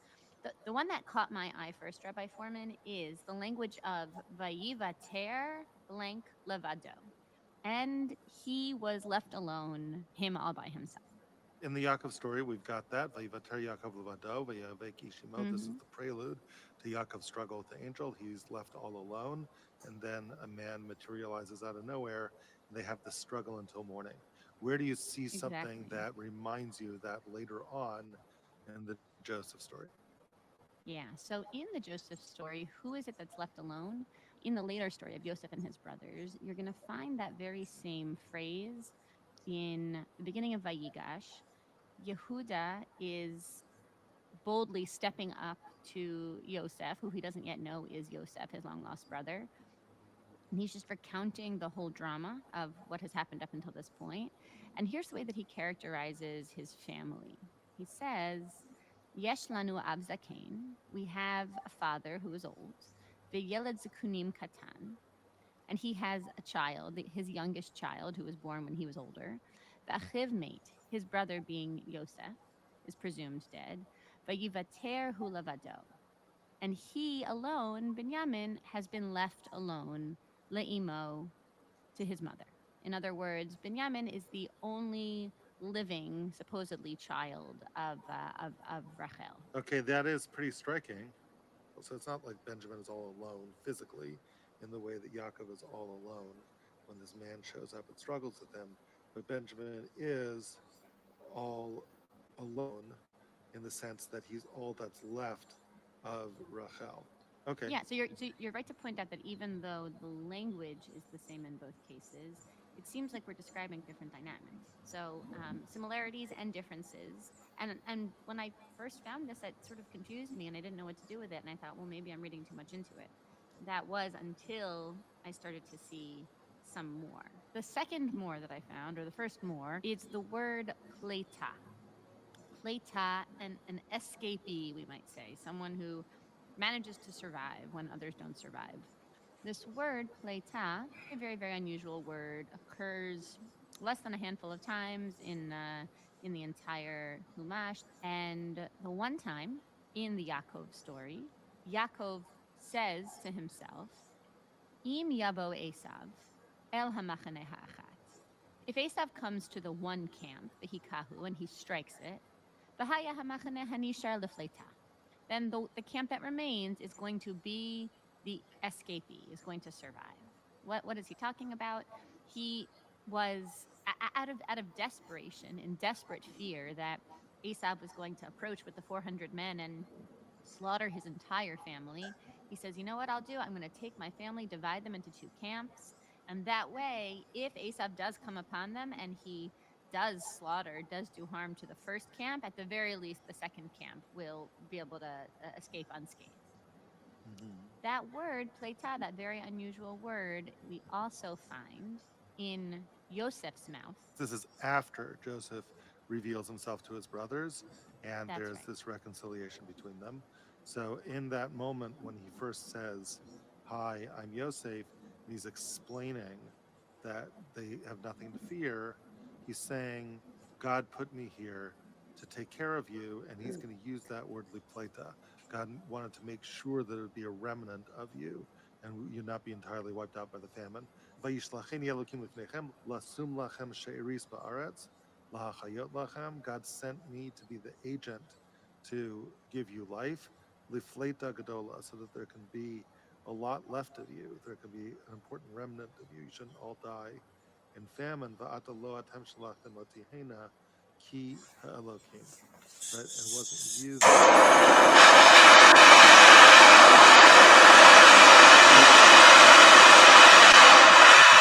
We've got this word deflata. As, by the way, worth noting that's not just the word plata, it's like the exact form of the word deflata and reflata. And I hazard a guess, Beth, that these are the only two reflatas in the 5 books of Moses. These are the only two terms in the English text. And so too with Vayivater. Vayivater, it's an unusual root, but that formulation of it, those are the only two cases where it occurs in the Chumash. And then to be paired later with Levado is striking. So too here with this word fleta, it's paired with language of nisar, to remain, right? By Yaakov talks about the camp that remains, and Yosef says, I am a remnant, I am a sha'arit, somehow. Okay, Beth, I'm all yours. What else do you find? The next word that caught my eye is the word mincha. Okay, the word mincha, nowadays we use it to mean afternoon davening. That's not the context here. It appears over and over again in the Torah to refer to a kind of sacrifice, a grain offering that's brought before God. That is also not the meaning as it appears in these two stories.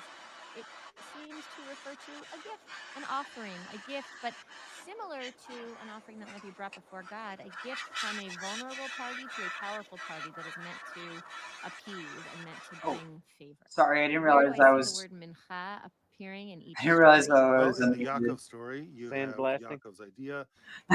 Funny, yeah. Sent a mincha, Sorry, I'm a really gift, tired. I'm to gonna finish up Esav soon. in hopes of appeasing him. He says, "Achapra panav b'mincha holechet lefanai, acharei ken era panav ulai yisa panai, vatavor hamincha al panav." He says, "I'm going to give him a mincha, this gift that's going to go before me," and that is right before his fateful encounter with the angels. And as it happens, Yaakov also insists, the same Yaakov insists on sending a mincha in the Joseph story. There's also, as you point out, Beth, a powerful person in the Joseph story.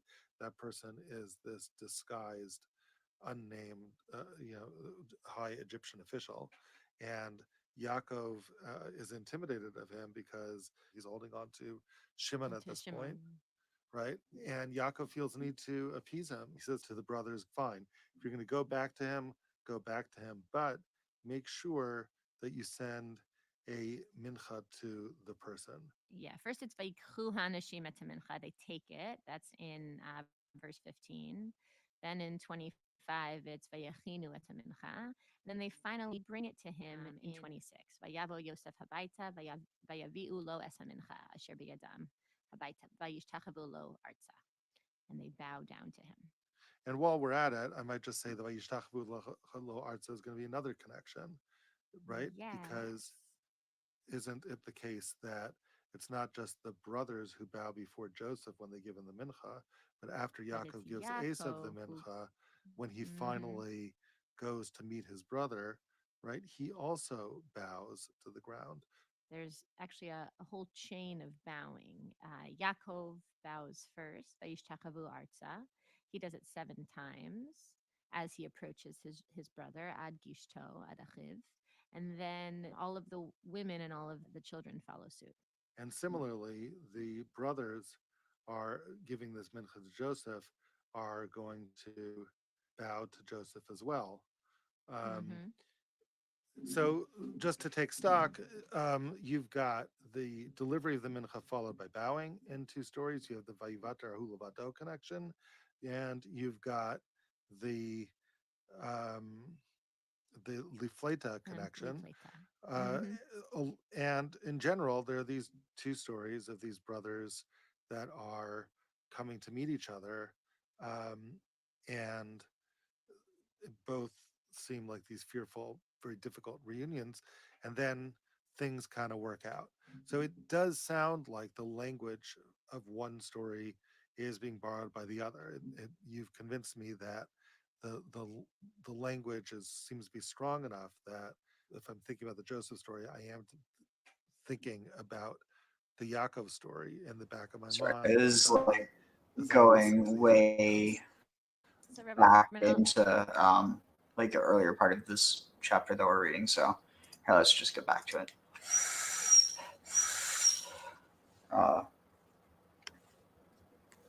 Give me just one moment. But yeah, y'all have any thoughts before we start?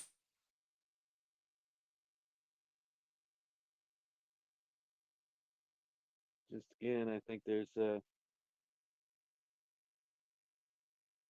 certain nobility on Esav overall, and I think the parallel with the Cain and Abel is kind of there, whereas Esav would be Abel as far as being kind of huntsman, animal husbandry, and like the bowl of porridge even sort of being like the vegetation of Cain, and the whole dichotomy between the outlanders and the nomads, and the city dwellers and the farmers, hunters and the gatherers. Yeah, no, I agree. And again, it's hard for me to see Esau as a totally bad guy. Hey. No, he took it very well that everything was yanked away from him. Greeted his brother thereafter.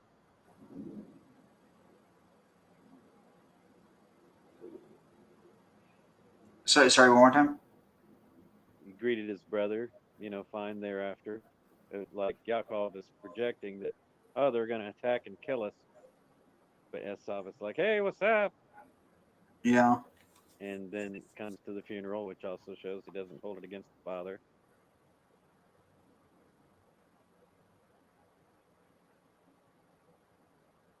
Even though, really, it would be within its rights to do so. Yeah, he seems pretty humble.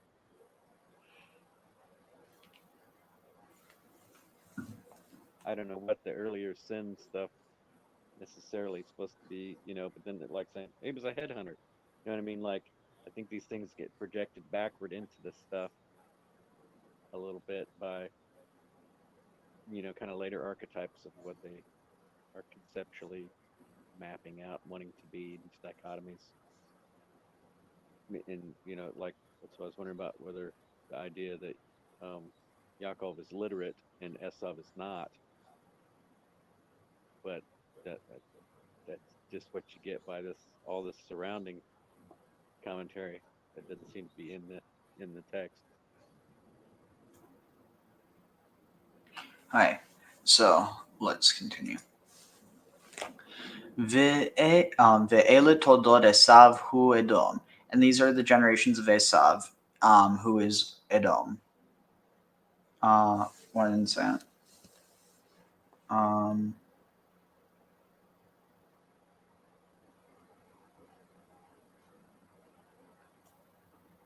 One second.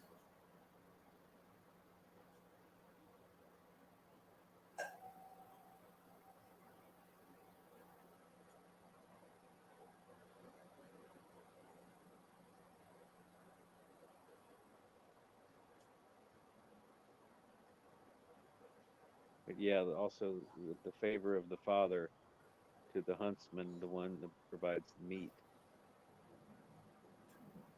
Abel came as far as Father God goes to Yitzhak.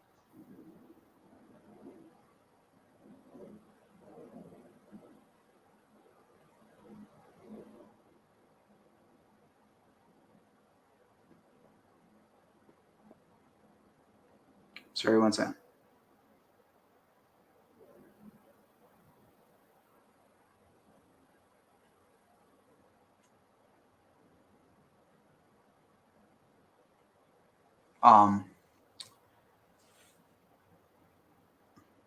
Sorry, just responding to something. Y'all can keep talking. And say just that it seems to be an inversion, from the Abel Cain, although it's still sort of there, that the huntsman, the meat giver, is the one that's favored by the father, but the overall slant is toward Yaakov as Cain, differently than the prior.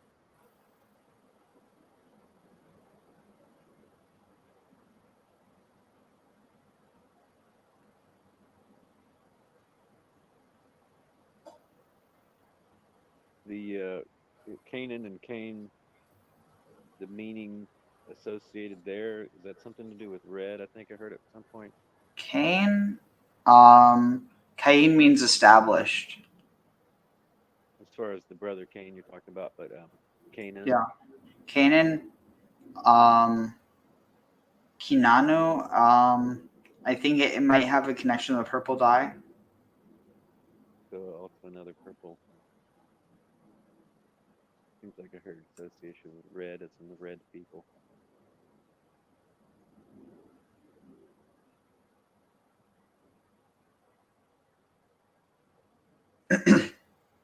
What's that?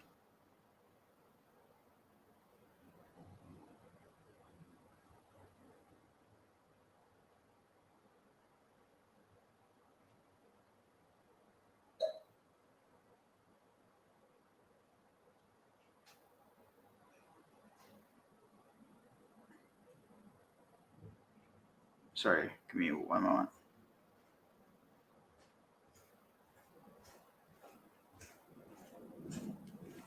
And then whatever happened to Dinah? According to one tradition, she ends up being the mother of the wife of Joseph. But okay, here let's continue. So what is this? Esav lakach et nashav mibnot Canaan. Esav took his wife from the daughters of Canaan. Et Ada bat Elon, Ada the daughter of Elon, Hachiti the Hittite, the et Ahalibama, Ahalivama. Interesting. It's almost Alabama. Bet Ahalivama Bat Anna, the daughter of what is this? So Esav took for his wives from the daughters of Canaan, Ada, the daughter of Elon, the Hittite, and Ahalivama, the daughter of Anna, the daughter of Tzivon, the Hittite. Ve'et Basmat, Bat Ishmael, Achot Neveot, and Basmat, the daughter of Ishmael, the sister of Neveot. Viteled Adah le'Esav, and Adah bore to Esav Eliphaz, and Basmat bore Reuel. The Ahalivama,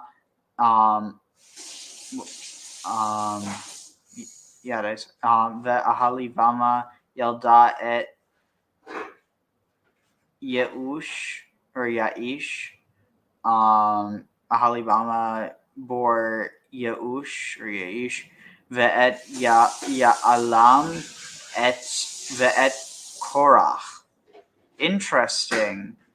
And she also bore Ya'alam, and Korach. What do you make of that?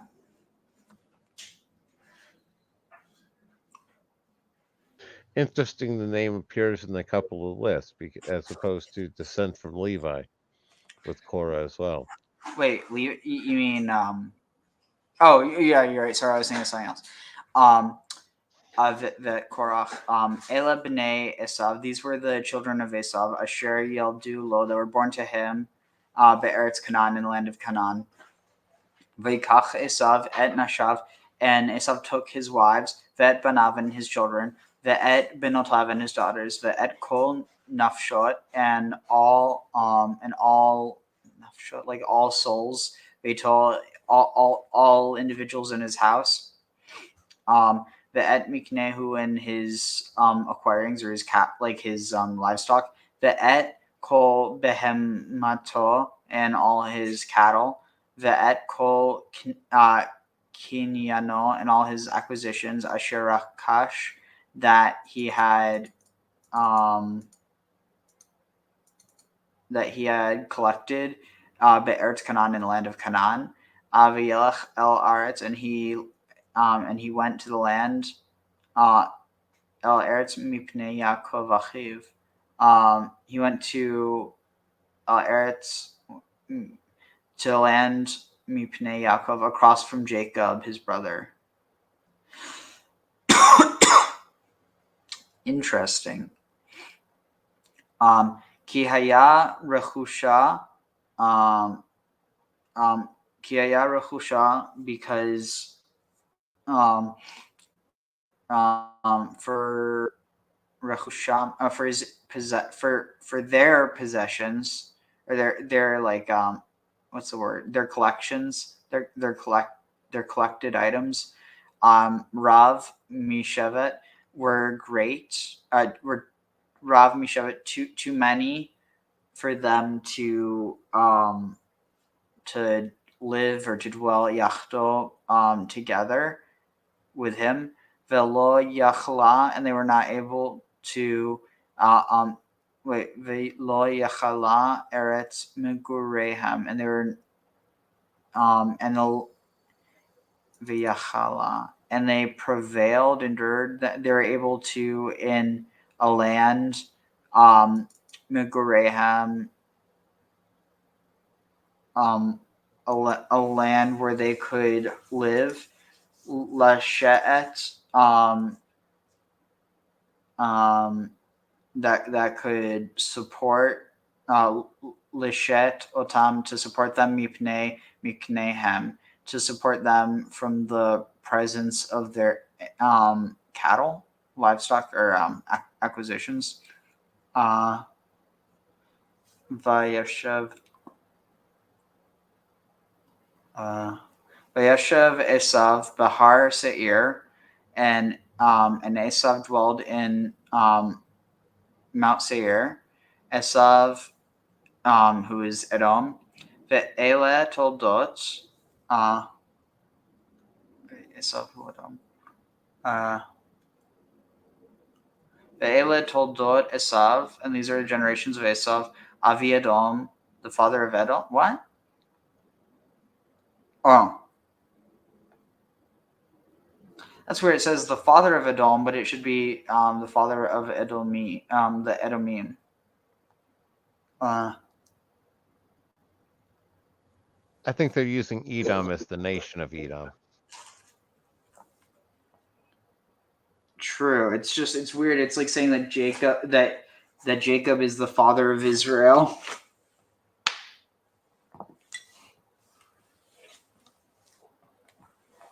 I mean, like, yeah, in a sense, but it's just a weird phrasing. You know what I mean? Yeah, well, they use weird phrasing sometimes in the Bible, I've noticed. You don't say. So, let's see, where are we at?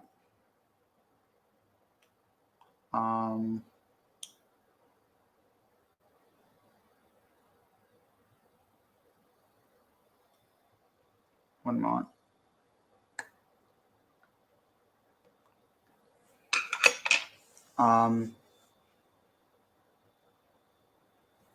Let's see.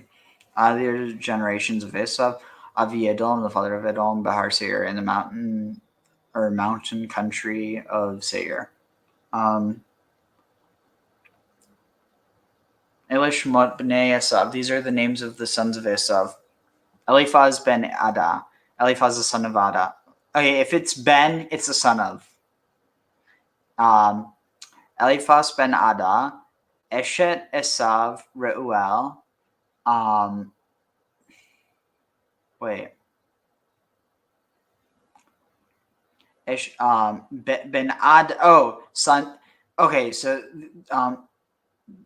these are the names of the sons of Esav. Eliphaz, the son of Ada, who was the wife of Esav. Reuel ben Basmat, the wife of Esav. And so, Esav, ben Basmat, Esav. Vayihiu b'nei Eliphaz Teman, Omar Tzufo, Ve'ga'atam Ukenaz. And so these were the sons of Eliphaz. Teman, which means like south. Omar, Omar means like has spoken or speaker. Teman means south. I was right. Eliphaz means God is my gold. Tzaful means watcher or watchtower. Ga'atam, I don't know. It sounds like Gautama though. No, Burnt Valley, and Kanaz, slang with weaving. No, hunter. Vitimna, Timna, like the region in the Sinai. Timna Haita Pilegesh. Timna was the concubine for Eliphaz, the son Eliphaz ben Esav, but Teled Eliphaz for Eliphaz the son of Esav, and she bore to Eliphaz et Amalek. Bore to Eliphaz Amalek. These are the sons of Ada, the wife of Esau. And so that name, it means, one version is it's Malek, which means it doesn't have it here, but basically people who lick, or like people who lick up blood. It's like not a literal thing, but let's see. What would the predecessor mean? to a word. What? I mean, it seems like it's a relation No. to the king, Which one? Amalek. No, you said which word? The initial syllable, like now it's used as a negative. Does it have any of that? What do you mean it's used as a negative? Like amoral? No. No, it has nothing to do with it has nothing to do with Melech. Say blood is the association. Not directly. It's like people, and then Malek is like who lap up, and then it's like lap up blood. It's not direct. It's inferred. All right. Hold on. We're also let's see. Ve'ele b'nei Reuel Nachat v'Zerach Shama umiza Ela hayu b'nei Basmat Eshet Esav. So these are the sons of Reuel, Nachat and Zerach, Shama and Miza. These are the sons of Basmat, the wife of Esav. Ve'ela hayu b'nei Ahalivama, bat Anat, bat Tzivon, Eshet Esav, v'teled le'Esav, et Yeush, ve'et Ya'alam, ve'et Korach. And these were the sons of Ahalivama, the daughter of Anat. Daughter of Anna, daughter of Tzivon, the wife of Esav, and she bore to Esav Yaush and Ya'alam and Korach. Ele alufei b'nei Esav, b'nei Eliphaz, b'chor Esav, aluf Teman, aluf Omar, aluf Tzefo, aluf Kenaz. These are the chiefs of the sons of Esav. The sons of Eliphaz, the firstborn of Esav, the chief of Teman, the chief of Omar. These are the clans. Sorry. Aluf and Alufe, chief and clan are interchangeable. So Eliphaz was the firstborn of Esav. The clan of Teman, the clan of Omar, the clan of Tzafod, and the clan of Kenaz. Aluf Korach, aluf Gatam, aluf Amalek, ele alufei Eliphaz beretz Edom, ele bnei Eda. These are the the tribe of Korach, the tribe of Gatam, the tribe of Amalek. These are the tribes of Eliphaz in the land of Edom. These are the sons of Edah. Ve'ele b'nei Reuel b'nei Esav, aluf Nachat, aluf Zerach, aluf Shama, aluf Miza, ele alufei Reuel be'eretz Edom, ele b'nei Basmat Eshet Esav. And the sons of Reuel, the son of Esav, the clan of Nachat, the clan of Zerach, the clan of Shama, the clan of Miza, the clan of these are the clans of Reuel. In the land of Edom, these are the sons of Basmat, the wife of Esav. Ve'ele b'nei Ahalivama, Eshet Esav, aluf Yaush, aluf Ya'alom, aluf Korach, alufei Ahalivama, batana Eshet Esav. And these are the sons of Ahalivama, the wife of Esav, the clan of Yaush, the clan of Ya'alam, the clan of Korach. These are the clans of Ahalibama, the daughter of Anah, the wife of Esav. Ele b'nei Esav, ולאלופיהם הוא אלוהים. And these are the sons of Esau, and these are the clan. These are their clans, and he is Edom, and this is Edom. Ele bnei seir hachori yoshvi haaretz Lotan v'Shoval v'Tzivon v'Ana. These were the sons of Seir, the Horite, the dwellers of the land, Lotan and Shoval and Sivon and Ana. So that Lotan, I wonder, is that connected to Litanu? Or no, I think it's spelled differently. Covering, yeah, it's spelled differently. ודishon et ve'etzer ודishon ele alufei hachori bnei seir be'eretz Edom.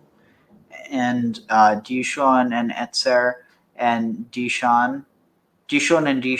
I'm sorry, their parents did them dirty. Very, very dirty. They did them. 1 second.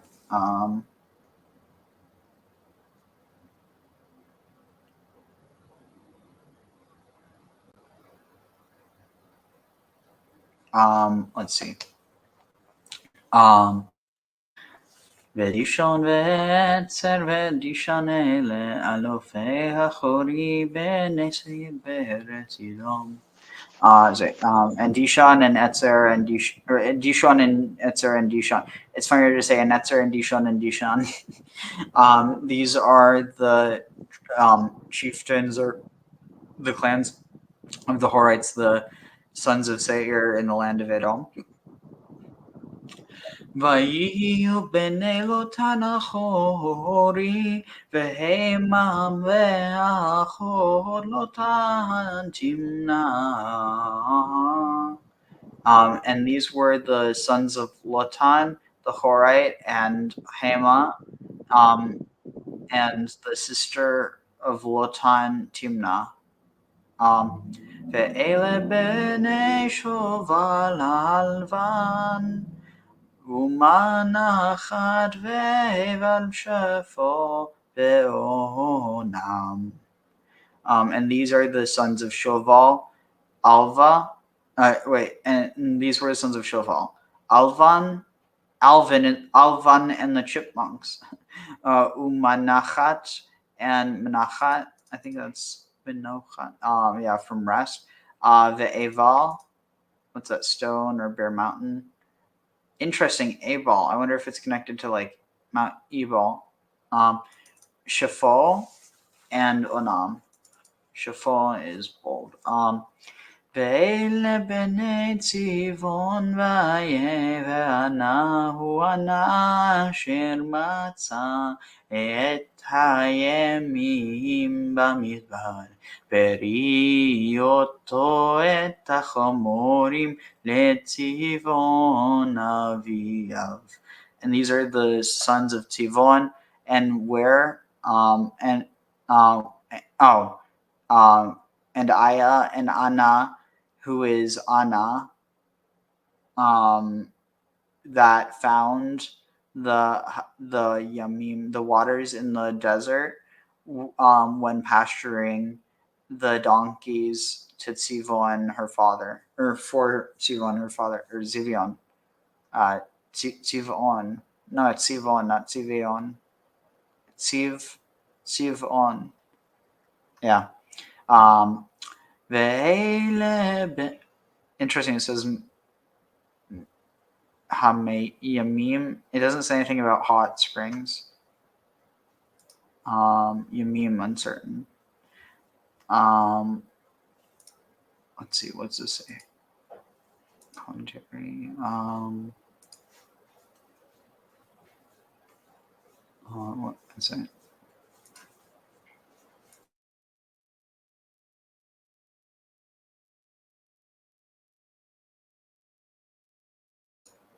Let's see. What's to say here? Anna was the first person who deliberately mated donkeys with horses. Prior to this, mules existed, but they resulted from the mother animal having mated with a horse on its own account. Oh, wait, what's this? Yamim. The hot springs on close renders Yamim as hot springs. Mighty men as in the Amim dwelt therein aforetime. People great and many and tall. It is possible to compare the two because we found, okay, what is this? Two different species cannot produce offspring. What's this have to do with hot springs? I don't know. It doesn't make sense. Any thoughts so far? I mean, we're just kind of in the lineage. Not a whole lot. I just do realize that at some point in time I need to go back and check to see, brothers marrying sisters and cousins sort of thing. Yeah, something like a DNA test would have certainly helped them back then. Okay, so ואלה בני הנדישון והעליבה מבטנה. And these were the sons of Anna, Dishon, and Ahalibama, the daughter of Anna. Wait, what? Ahalibama and Ahalibama. Wait, the children of Anna were these: Dishon and Ahalibama, the daughter of Anna. Oh, that's weird. It's repetitive. Bnei Anna, Dishon, Ahalibama bat Anna. Oh, it's just saying Dishon, the son of Anna, and Ahalibama, the daughter of Anna. ואלת בני דישון חמדן ואשבהן ויתרהן וחרהן. These are the sons of Dishon. Chemdan, like Chamdan. Interesting. That might actually have some connection to the like Chamdan, the name Chamdani, or like Al Chamdan. Chamdan ve'eshban. Let's see. Chamdan is desire. Eshban is fire of discernment. Eshbin. Tron increase or advantage. Interesting. A descendant of Asher as well. So this, oh wow, look at this. Eshban, I'll bet you. Let's see, chief of Edom or any of these others. Yeah, most of these are just Edomites, it says Dishon. Oh, interesting. Dasha. Yeah, Dishon means thresher. Vayitran, Haran. And Haran is liar. Ele bene etzer bilhan uzahavahan vahaakan. These are the sons of Etzer. Bilhan, which means their deceptitude. Vizaavan, which means troubled. Ve'akan. And what does Akan mean? Sharp-sighted. Eile b'nei dishan utzve'arach le'aluf. Oh, okay. Wait. These are the sons of Dishan, Utz ve'aran. Utz means to counsel or plan, and Aran is joyous. Oh, like from Ra'anan, I think. אלה אלופי אחורי, אלוף לוטן, אלוף שובל, אלוף צבעון, אלוף ענה, אלוף דישון, אלוף עצר, אלוף דישן, אלה אלופי אחורי, לאלופיהם בארץ שעיר.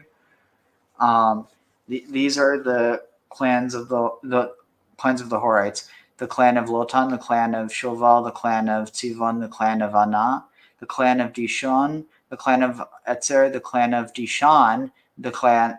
These are the clans of the Horites. For their clans,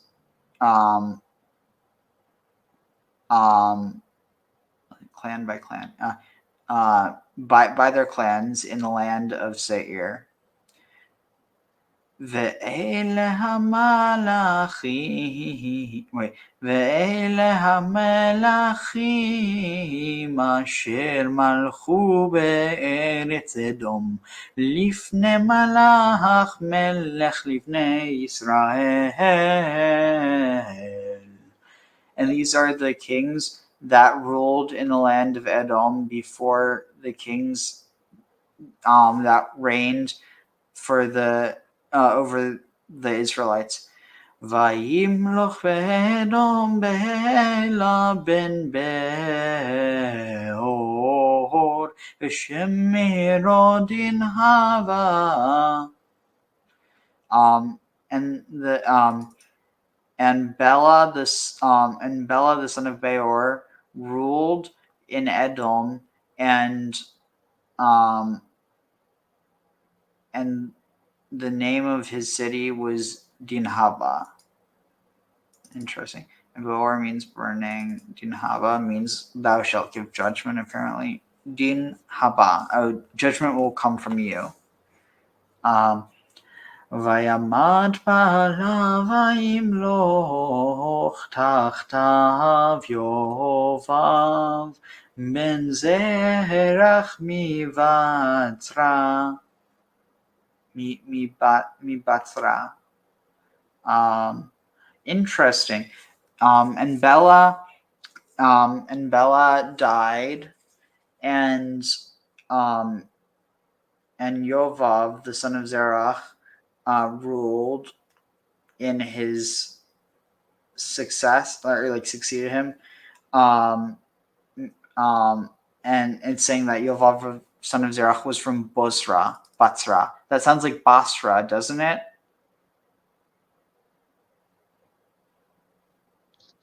Yeah, and again, given that so many of these names also have places associated with them, it's worth at least trying the connection to see if it works. Let's see.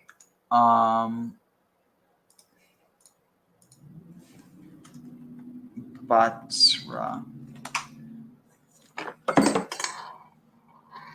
Oh shoot! I just knocked something over.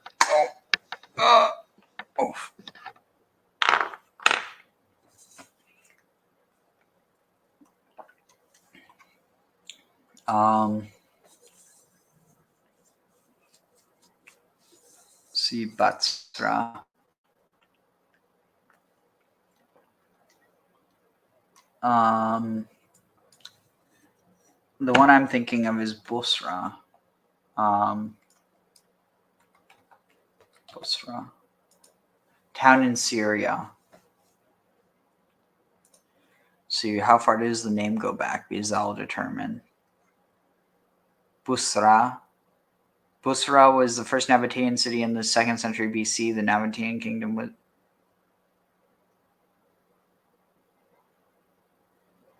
I mean, it looks like it could be, but I really don't know. Yeah, it's really doesn't seem like there's a whole lot that's discussed about it, at least I can find here. Anyway, let's see, maybe there's any commentary on it. It's probably too much to ask for. You have the son of Zerah from Bozrah. Bozrah was one of the Moabite cities, as it is said. Which chapter is a prophecy against Moab? Okay, Kiryat and upon Bozrah, because it has produced a king for Edom, is to be... Okay, that doesn't really help. But it does make me kind of wonder, because you find any connection between the Moabites and the Nabateans? More like the Midianites across the Gulf of Aqaba. Why not the Moabites? No particular reason. I was going to say, are they over on the other side of Aqaba too? Oh. No, but they're on the other side of the Jordan. Okay. Yeah, the Jordan there, that was one of the dividing lines. Again, everything was sort of a divide up, take sides, and go at it sort of thing. Let's see. So ויעמד יהוה וימלוך תחתיו חושה מארץ התימני. And when Yovav died, Husham reigned after him from the land of the Temanites, or the Yemanim potentially. It could just be Teman, an inhabitant of Teman located east of Idumea. Could also be Yemen, but unlikely. וימד חושם וימלוך תחתיו hadad ben badad. hadad ben badad. המכה את מדיין בשתי מואב. ושמירו יהבית. And when Husham died, Hadad reigned after him. Hadad, the son of Bedad, reigned after him and struck the Midianites, or defeated the Midianites, Biste Moab, in the fields of Moab, or in the country of Moab. And named his city Avit, and the name of his city was Avit. Vayamad Hadad vayimloch tachtav samla mimasreka. And when Hadad died, Samla, which means dress, I think, garment, reigned after him from Masreka. Vayamat Samla vayimloch tachtav Shaul merechovot hanahar. And when Samla died, Shaul succeeded him as king after him from Rechovot of the river. Vayamat Shaul vayimloch tachtav ba'al Hanan ben Achbor. This is interesting. So, and when Saul died, he was succeeded in reigning as king by Baal Hanan, the master of kindness, the son of Akbor, Akbor means mouse. So if you were to say Allahu Akbar, you'd be saying God is a mouse. So don't say that. I mean, you can, but it might be considered as offensive. But it does actually mean something. And that's how you know I'm getting tired. Well, I was already tired, but I'm going to finish this up and we'll finish up. Vayamat Baal Hanan ben Achbor vayimloch tachtav hadar v'shemiro pa'u v'shem ishto mehetavel bat matred bat mezahav. Interesting. Mezahav is waters of gold. Goldwasser. And when Baal Hanan, the son of Achbor, died, he was succeeded in reigning by Hadar, and the name of his city was Pa'u, and the name of his wife was Mehetavel, which means, I think, God will make good. Favored of God, no. Bat Matred, the daughter of Matred, pushing forward Mitared, the daughter of Mezahav, the daughter of who? Or where does it come on? Waters. Daughter of May, waters of gold waters. Gold water, berry gold water. Oh, I didn't even think. Mezahav is gold water. ואלה שמות אלופי עשיו למשפחותם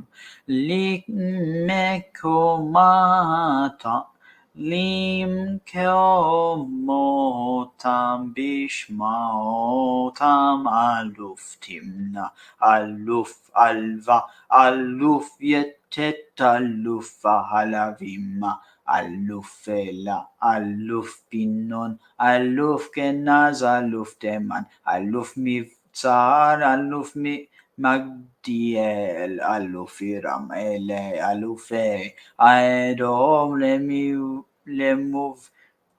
למושבותם בארץ אחוזתם. אחוזתם הוא עשיו אבי אדום. Okay, so let's see, where is that? And these are the names of the clans of Esav, for, let's see, for his families, or according to their families, according to their locales, Bishmotam, in their names, the clan of Timnah, the clan of Alva, the clan of Yetet, or Jetheth, the clan of Ahalibama, the clan of, Aluf Elah, the clan of Elah, the clan of Pinon. What's Pinon? Darkness. The clan of, the clan of Kenaz, the clan of Teman, the clan of Mivtsar, the clan of Magdiel, the clan of Iram. These are the clans of Edom, Lishvotam, according to their places or dwellings, their settlements in the land of their land which they seize or which they possess. Who Esav Avi Edom? He is Esav, the father of Edom, and that's where we end off. And so, I mean, we'll have our final thoughts, but before, let me just. ברוך אתה אדוני אלוהינו מלך העולם אשר נתן לנו תורת אמת וחיי עולם נטע בתוכנו ברוך אתה אדוני נותן התורה. So y'all have any thoughts? Not a whole lot to comment on, these table of nations sort of thing without, more extensive study. Yeah. It's clear that the names had significant meaning back in the day, but, it's very much lost on me in my American 21st century sensibilities. Tag.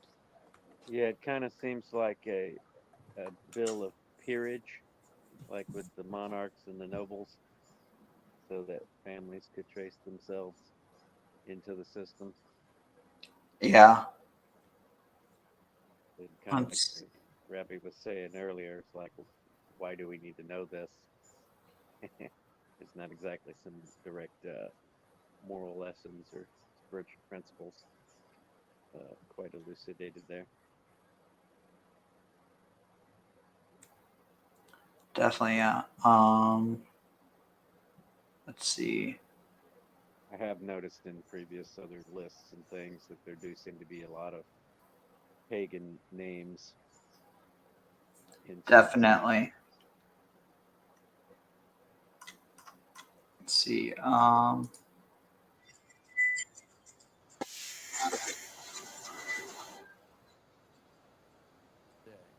As far as Esau today, who are the descendants of Esau today?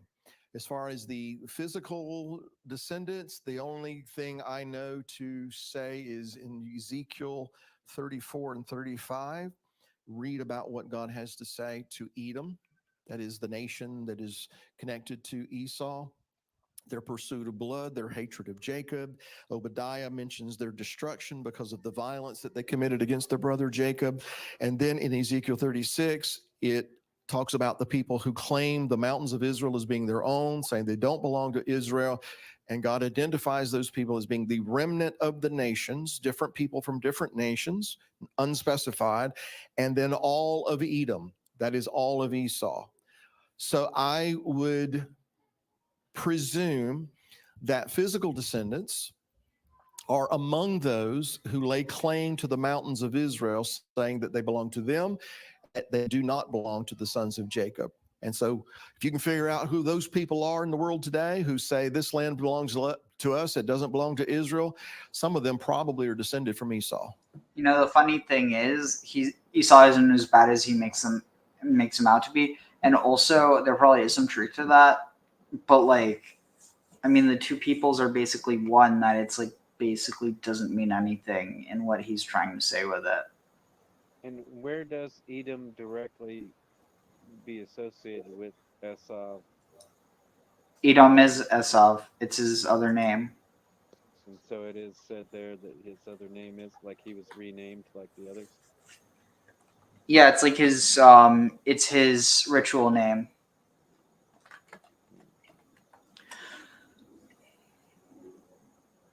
In the associations where they talk about Rome being one of his offspring, is there even any of them with a name similar? What? They talked about Rome being of Esau. I mean, that's more so rabbinic. Yeah, didn't know if there was one of his sons that actually had a name like Ram, like. No, it's not that simple. It would make it simple. Let's see. And you can figure it out from there. All right. I saw war. I saw moving. I saw. Hello again, everyone, and welcome to another episode of Gospel and Spade. Today, in this latest video in the Biblical Geography of the Holy Land series, I will give a brief overview of the geography and notable features of Edom in modern-day southern Jordan. The land of Edom is situated between the Arabah to the west, Moab to the north, the Arabian Desert to the east, and the Red Sea's Gulf of Aqaba to the south. The name Edom, which means red, is first used in the Bible as a nickname for Esau, the son of Isaac and twin brother of Jacob, in Genesis chapter 25, verse 30. It is also later used as a name for the lands that were inhabited by the Edomites, the descendants of Esau. The land of Edom is flanked by a series of steep cliffs in the west and desert in the east, and measures about 110 miles or 177 kilometers from north to south. Edom can roughly be divided into three smaller sections. The heartland of Edom, which centered on the city of Bozrah, was located at the northern end of Edom, between the Zered Valley and Punon. The central section of Edom consists of a high mountain plateau that is over 4,900 feet or 1,490 meters in elevation, and is also hospitable enough, like the northern portion of Edom, for both human settlement and agriculture. It is in this central region that the famous ancient Nabatean city of Petra is located. Also in the southeast of this region is the famous and scenic area known as the Wadi Rum. The southern tip of Edom, which is about 3 miles or 5 kilometers Well, there's length, your answer, Wadi consists of Rum. a Maybe that's the connection.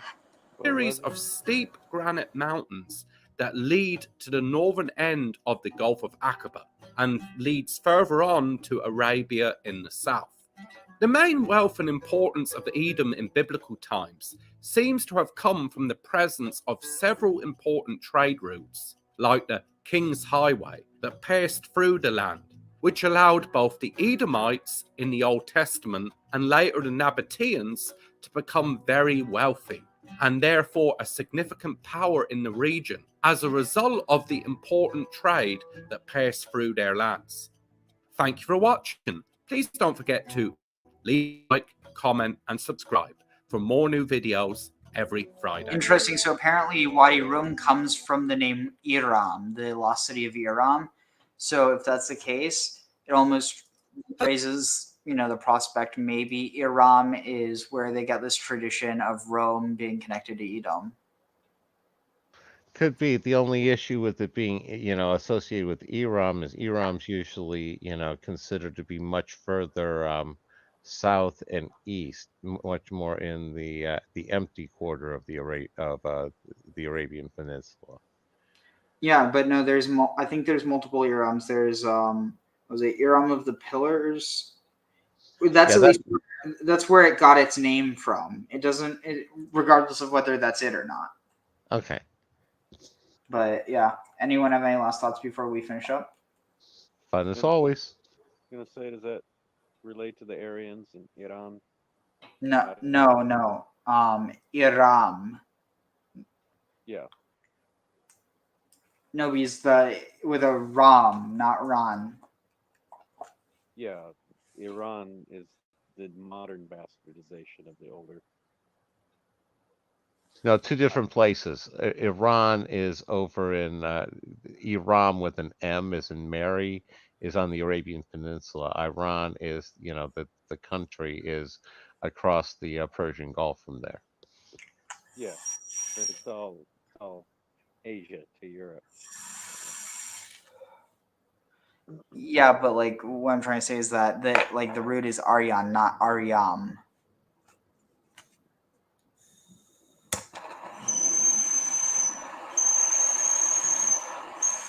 Anyway, on that note, we will return again sometime soon. And luckily we're caught up on boat this week and last week, so time to start the next week eventually. And on that note, I will see you all later. Take care. Want to tell the Rebbe the words of... Take care. Want to tell the Rebbe the words of the new song that we're singing with Mashiach, right? So I'm just going to read him. Am Yisrael, have no fear. Mashiach will be here this year. We want Mashiach now. We don't want to wait. Okay?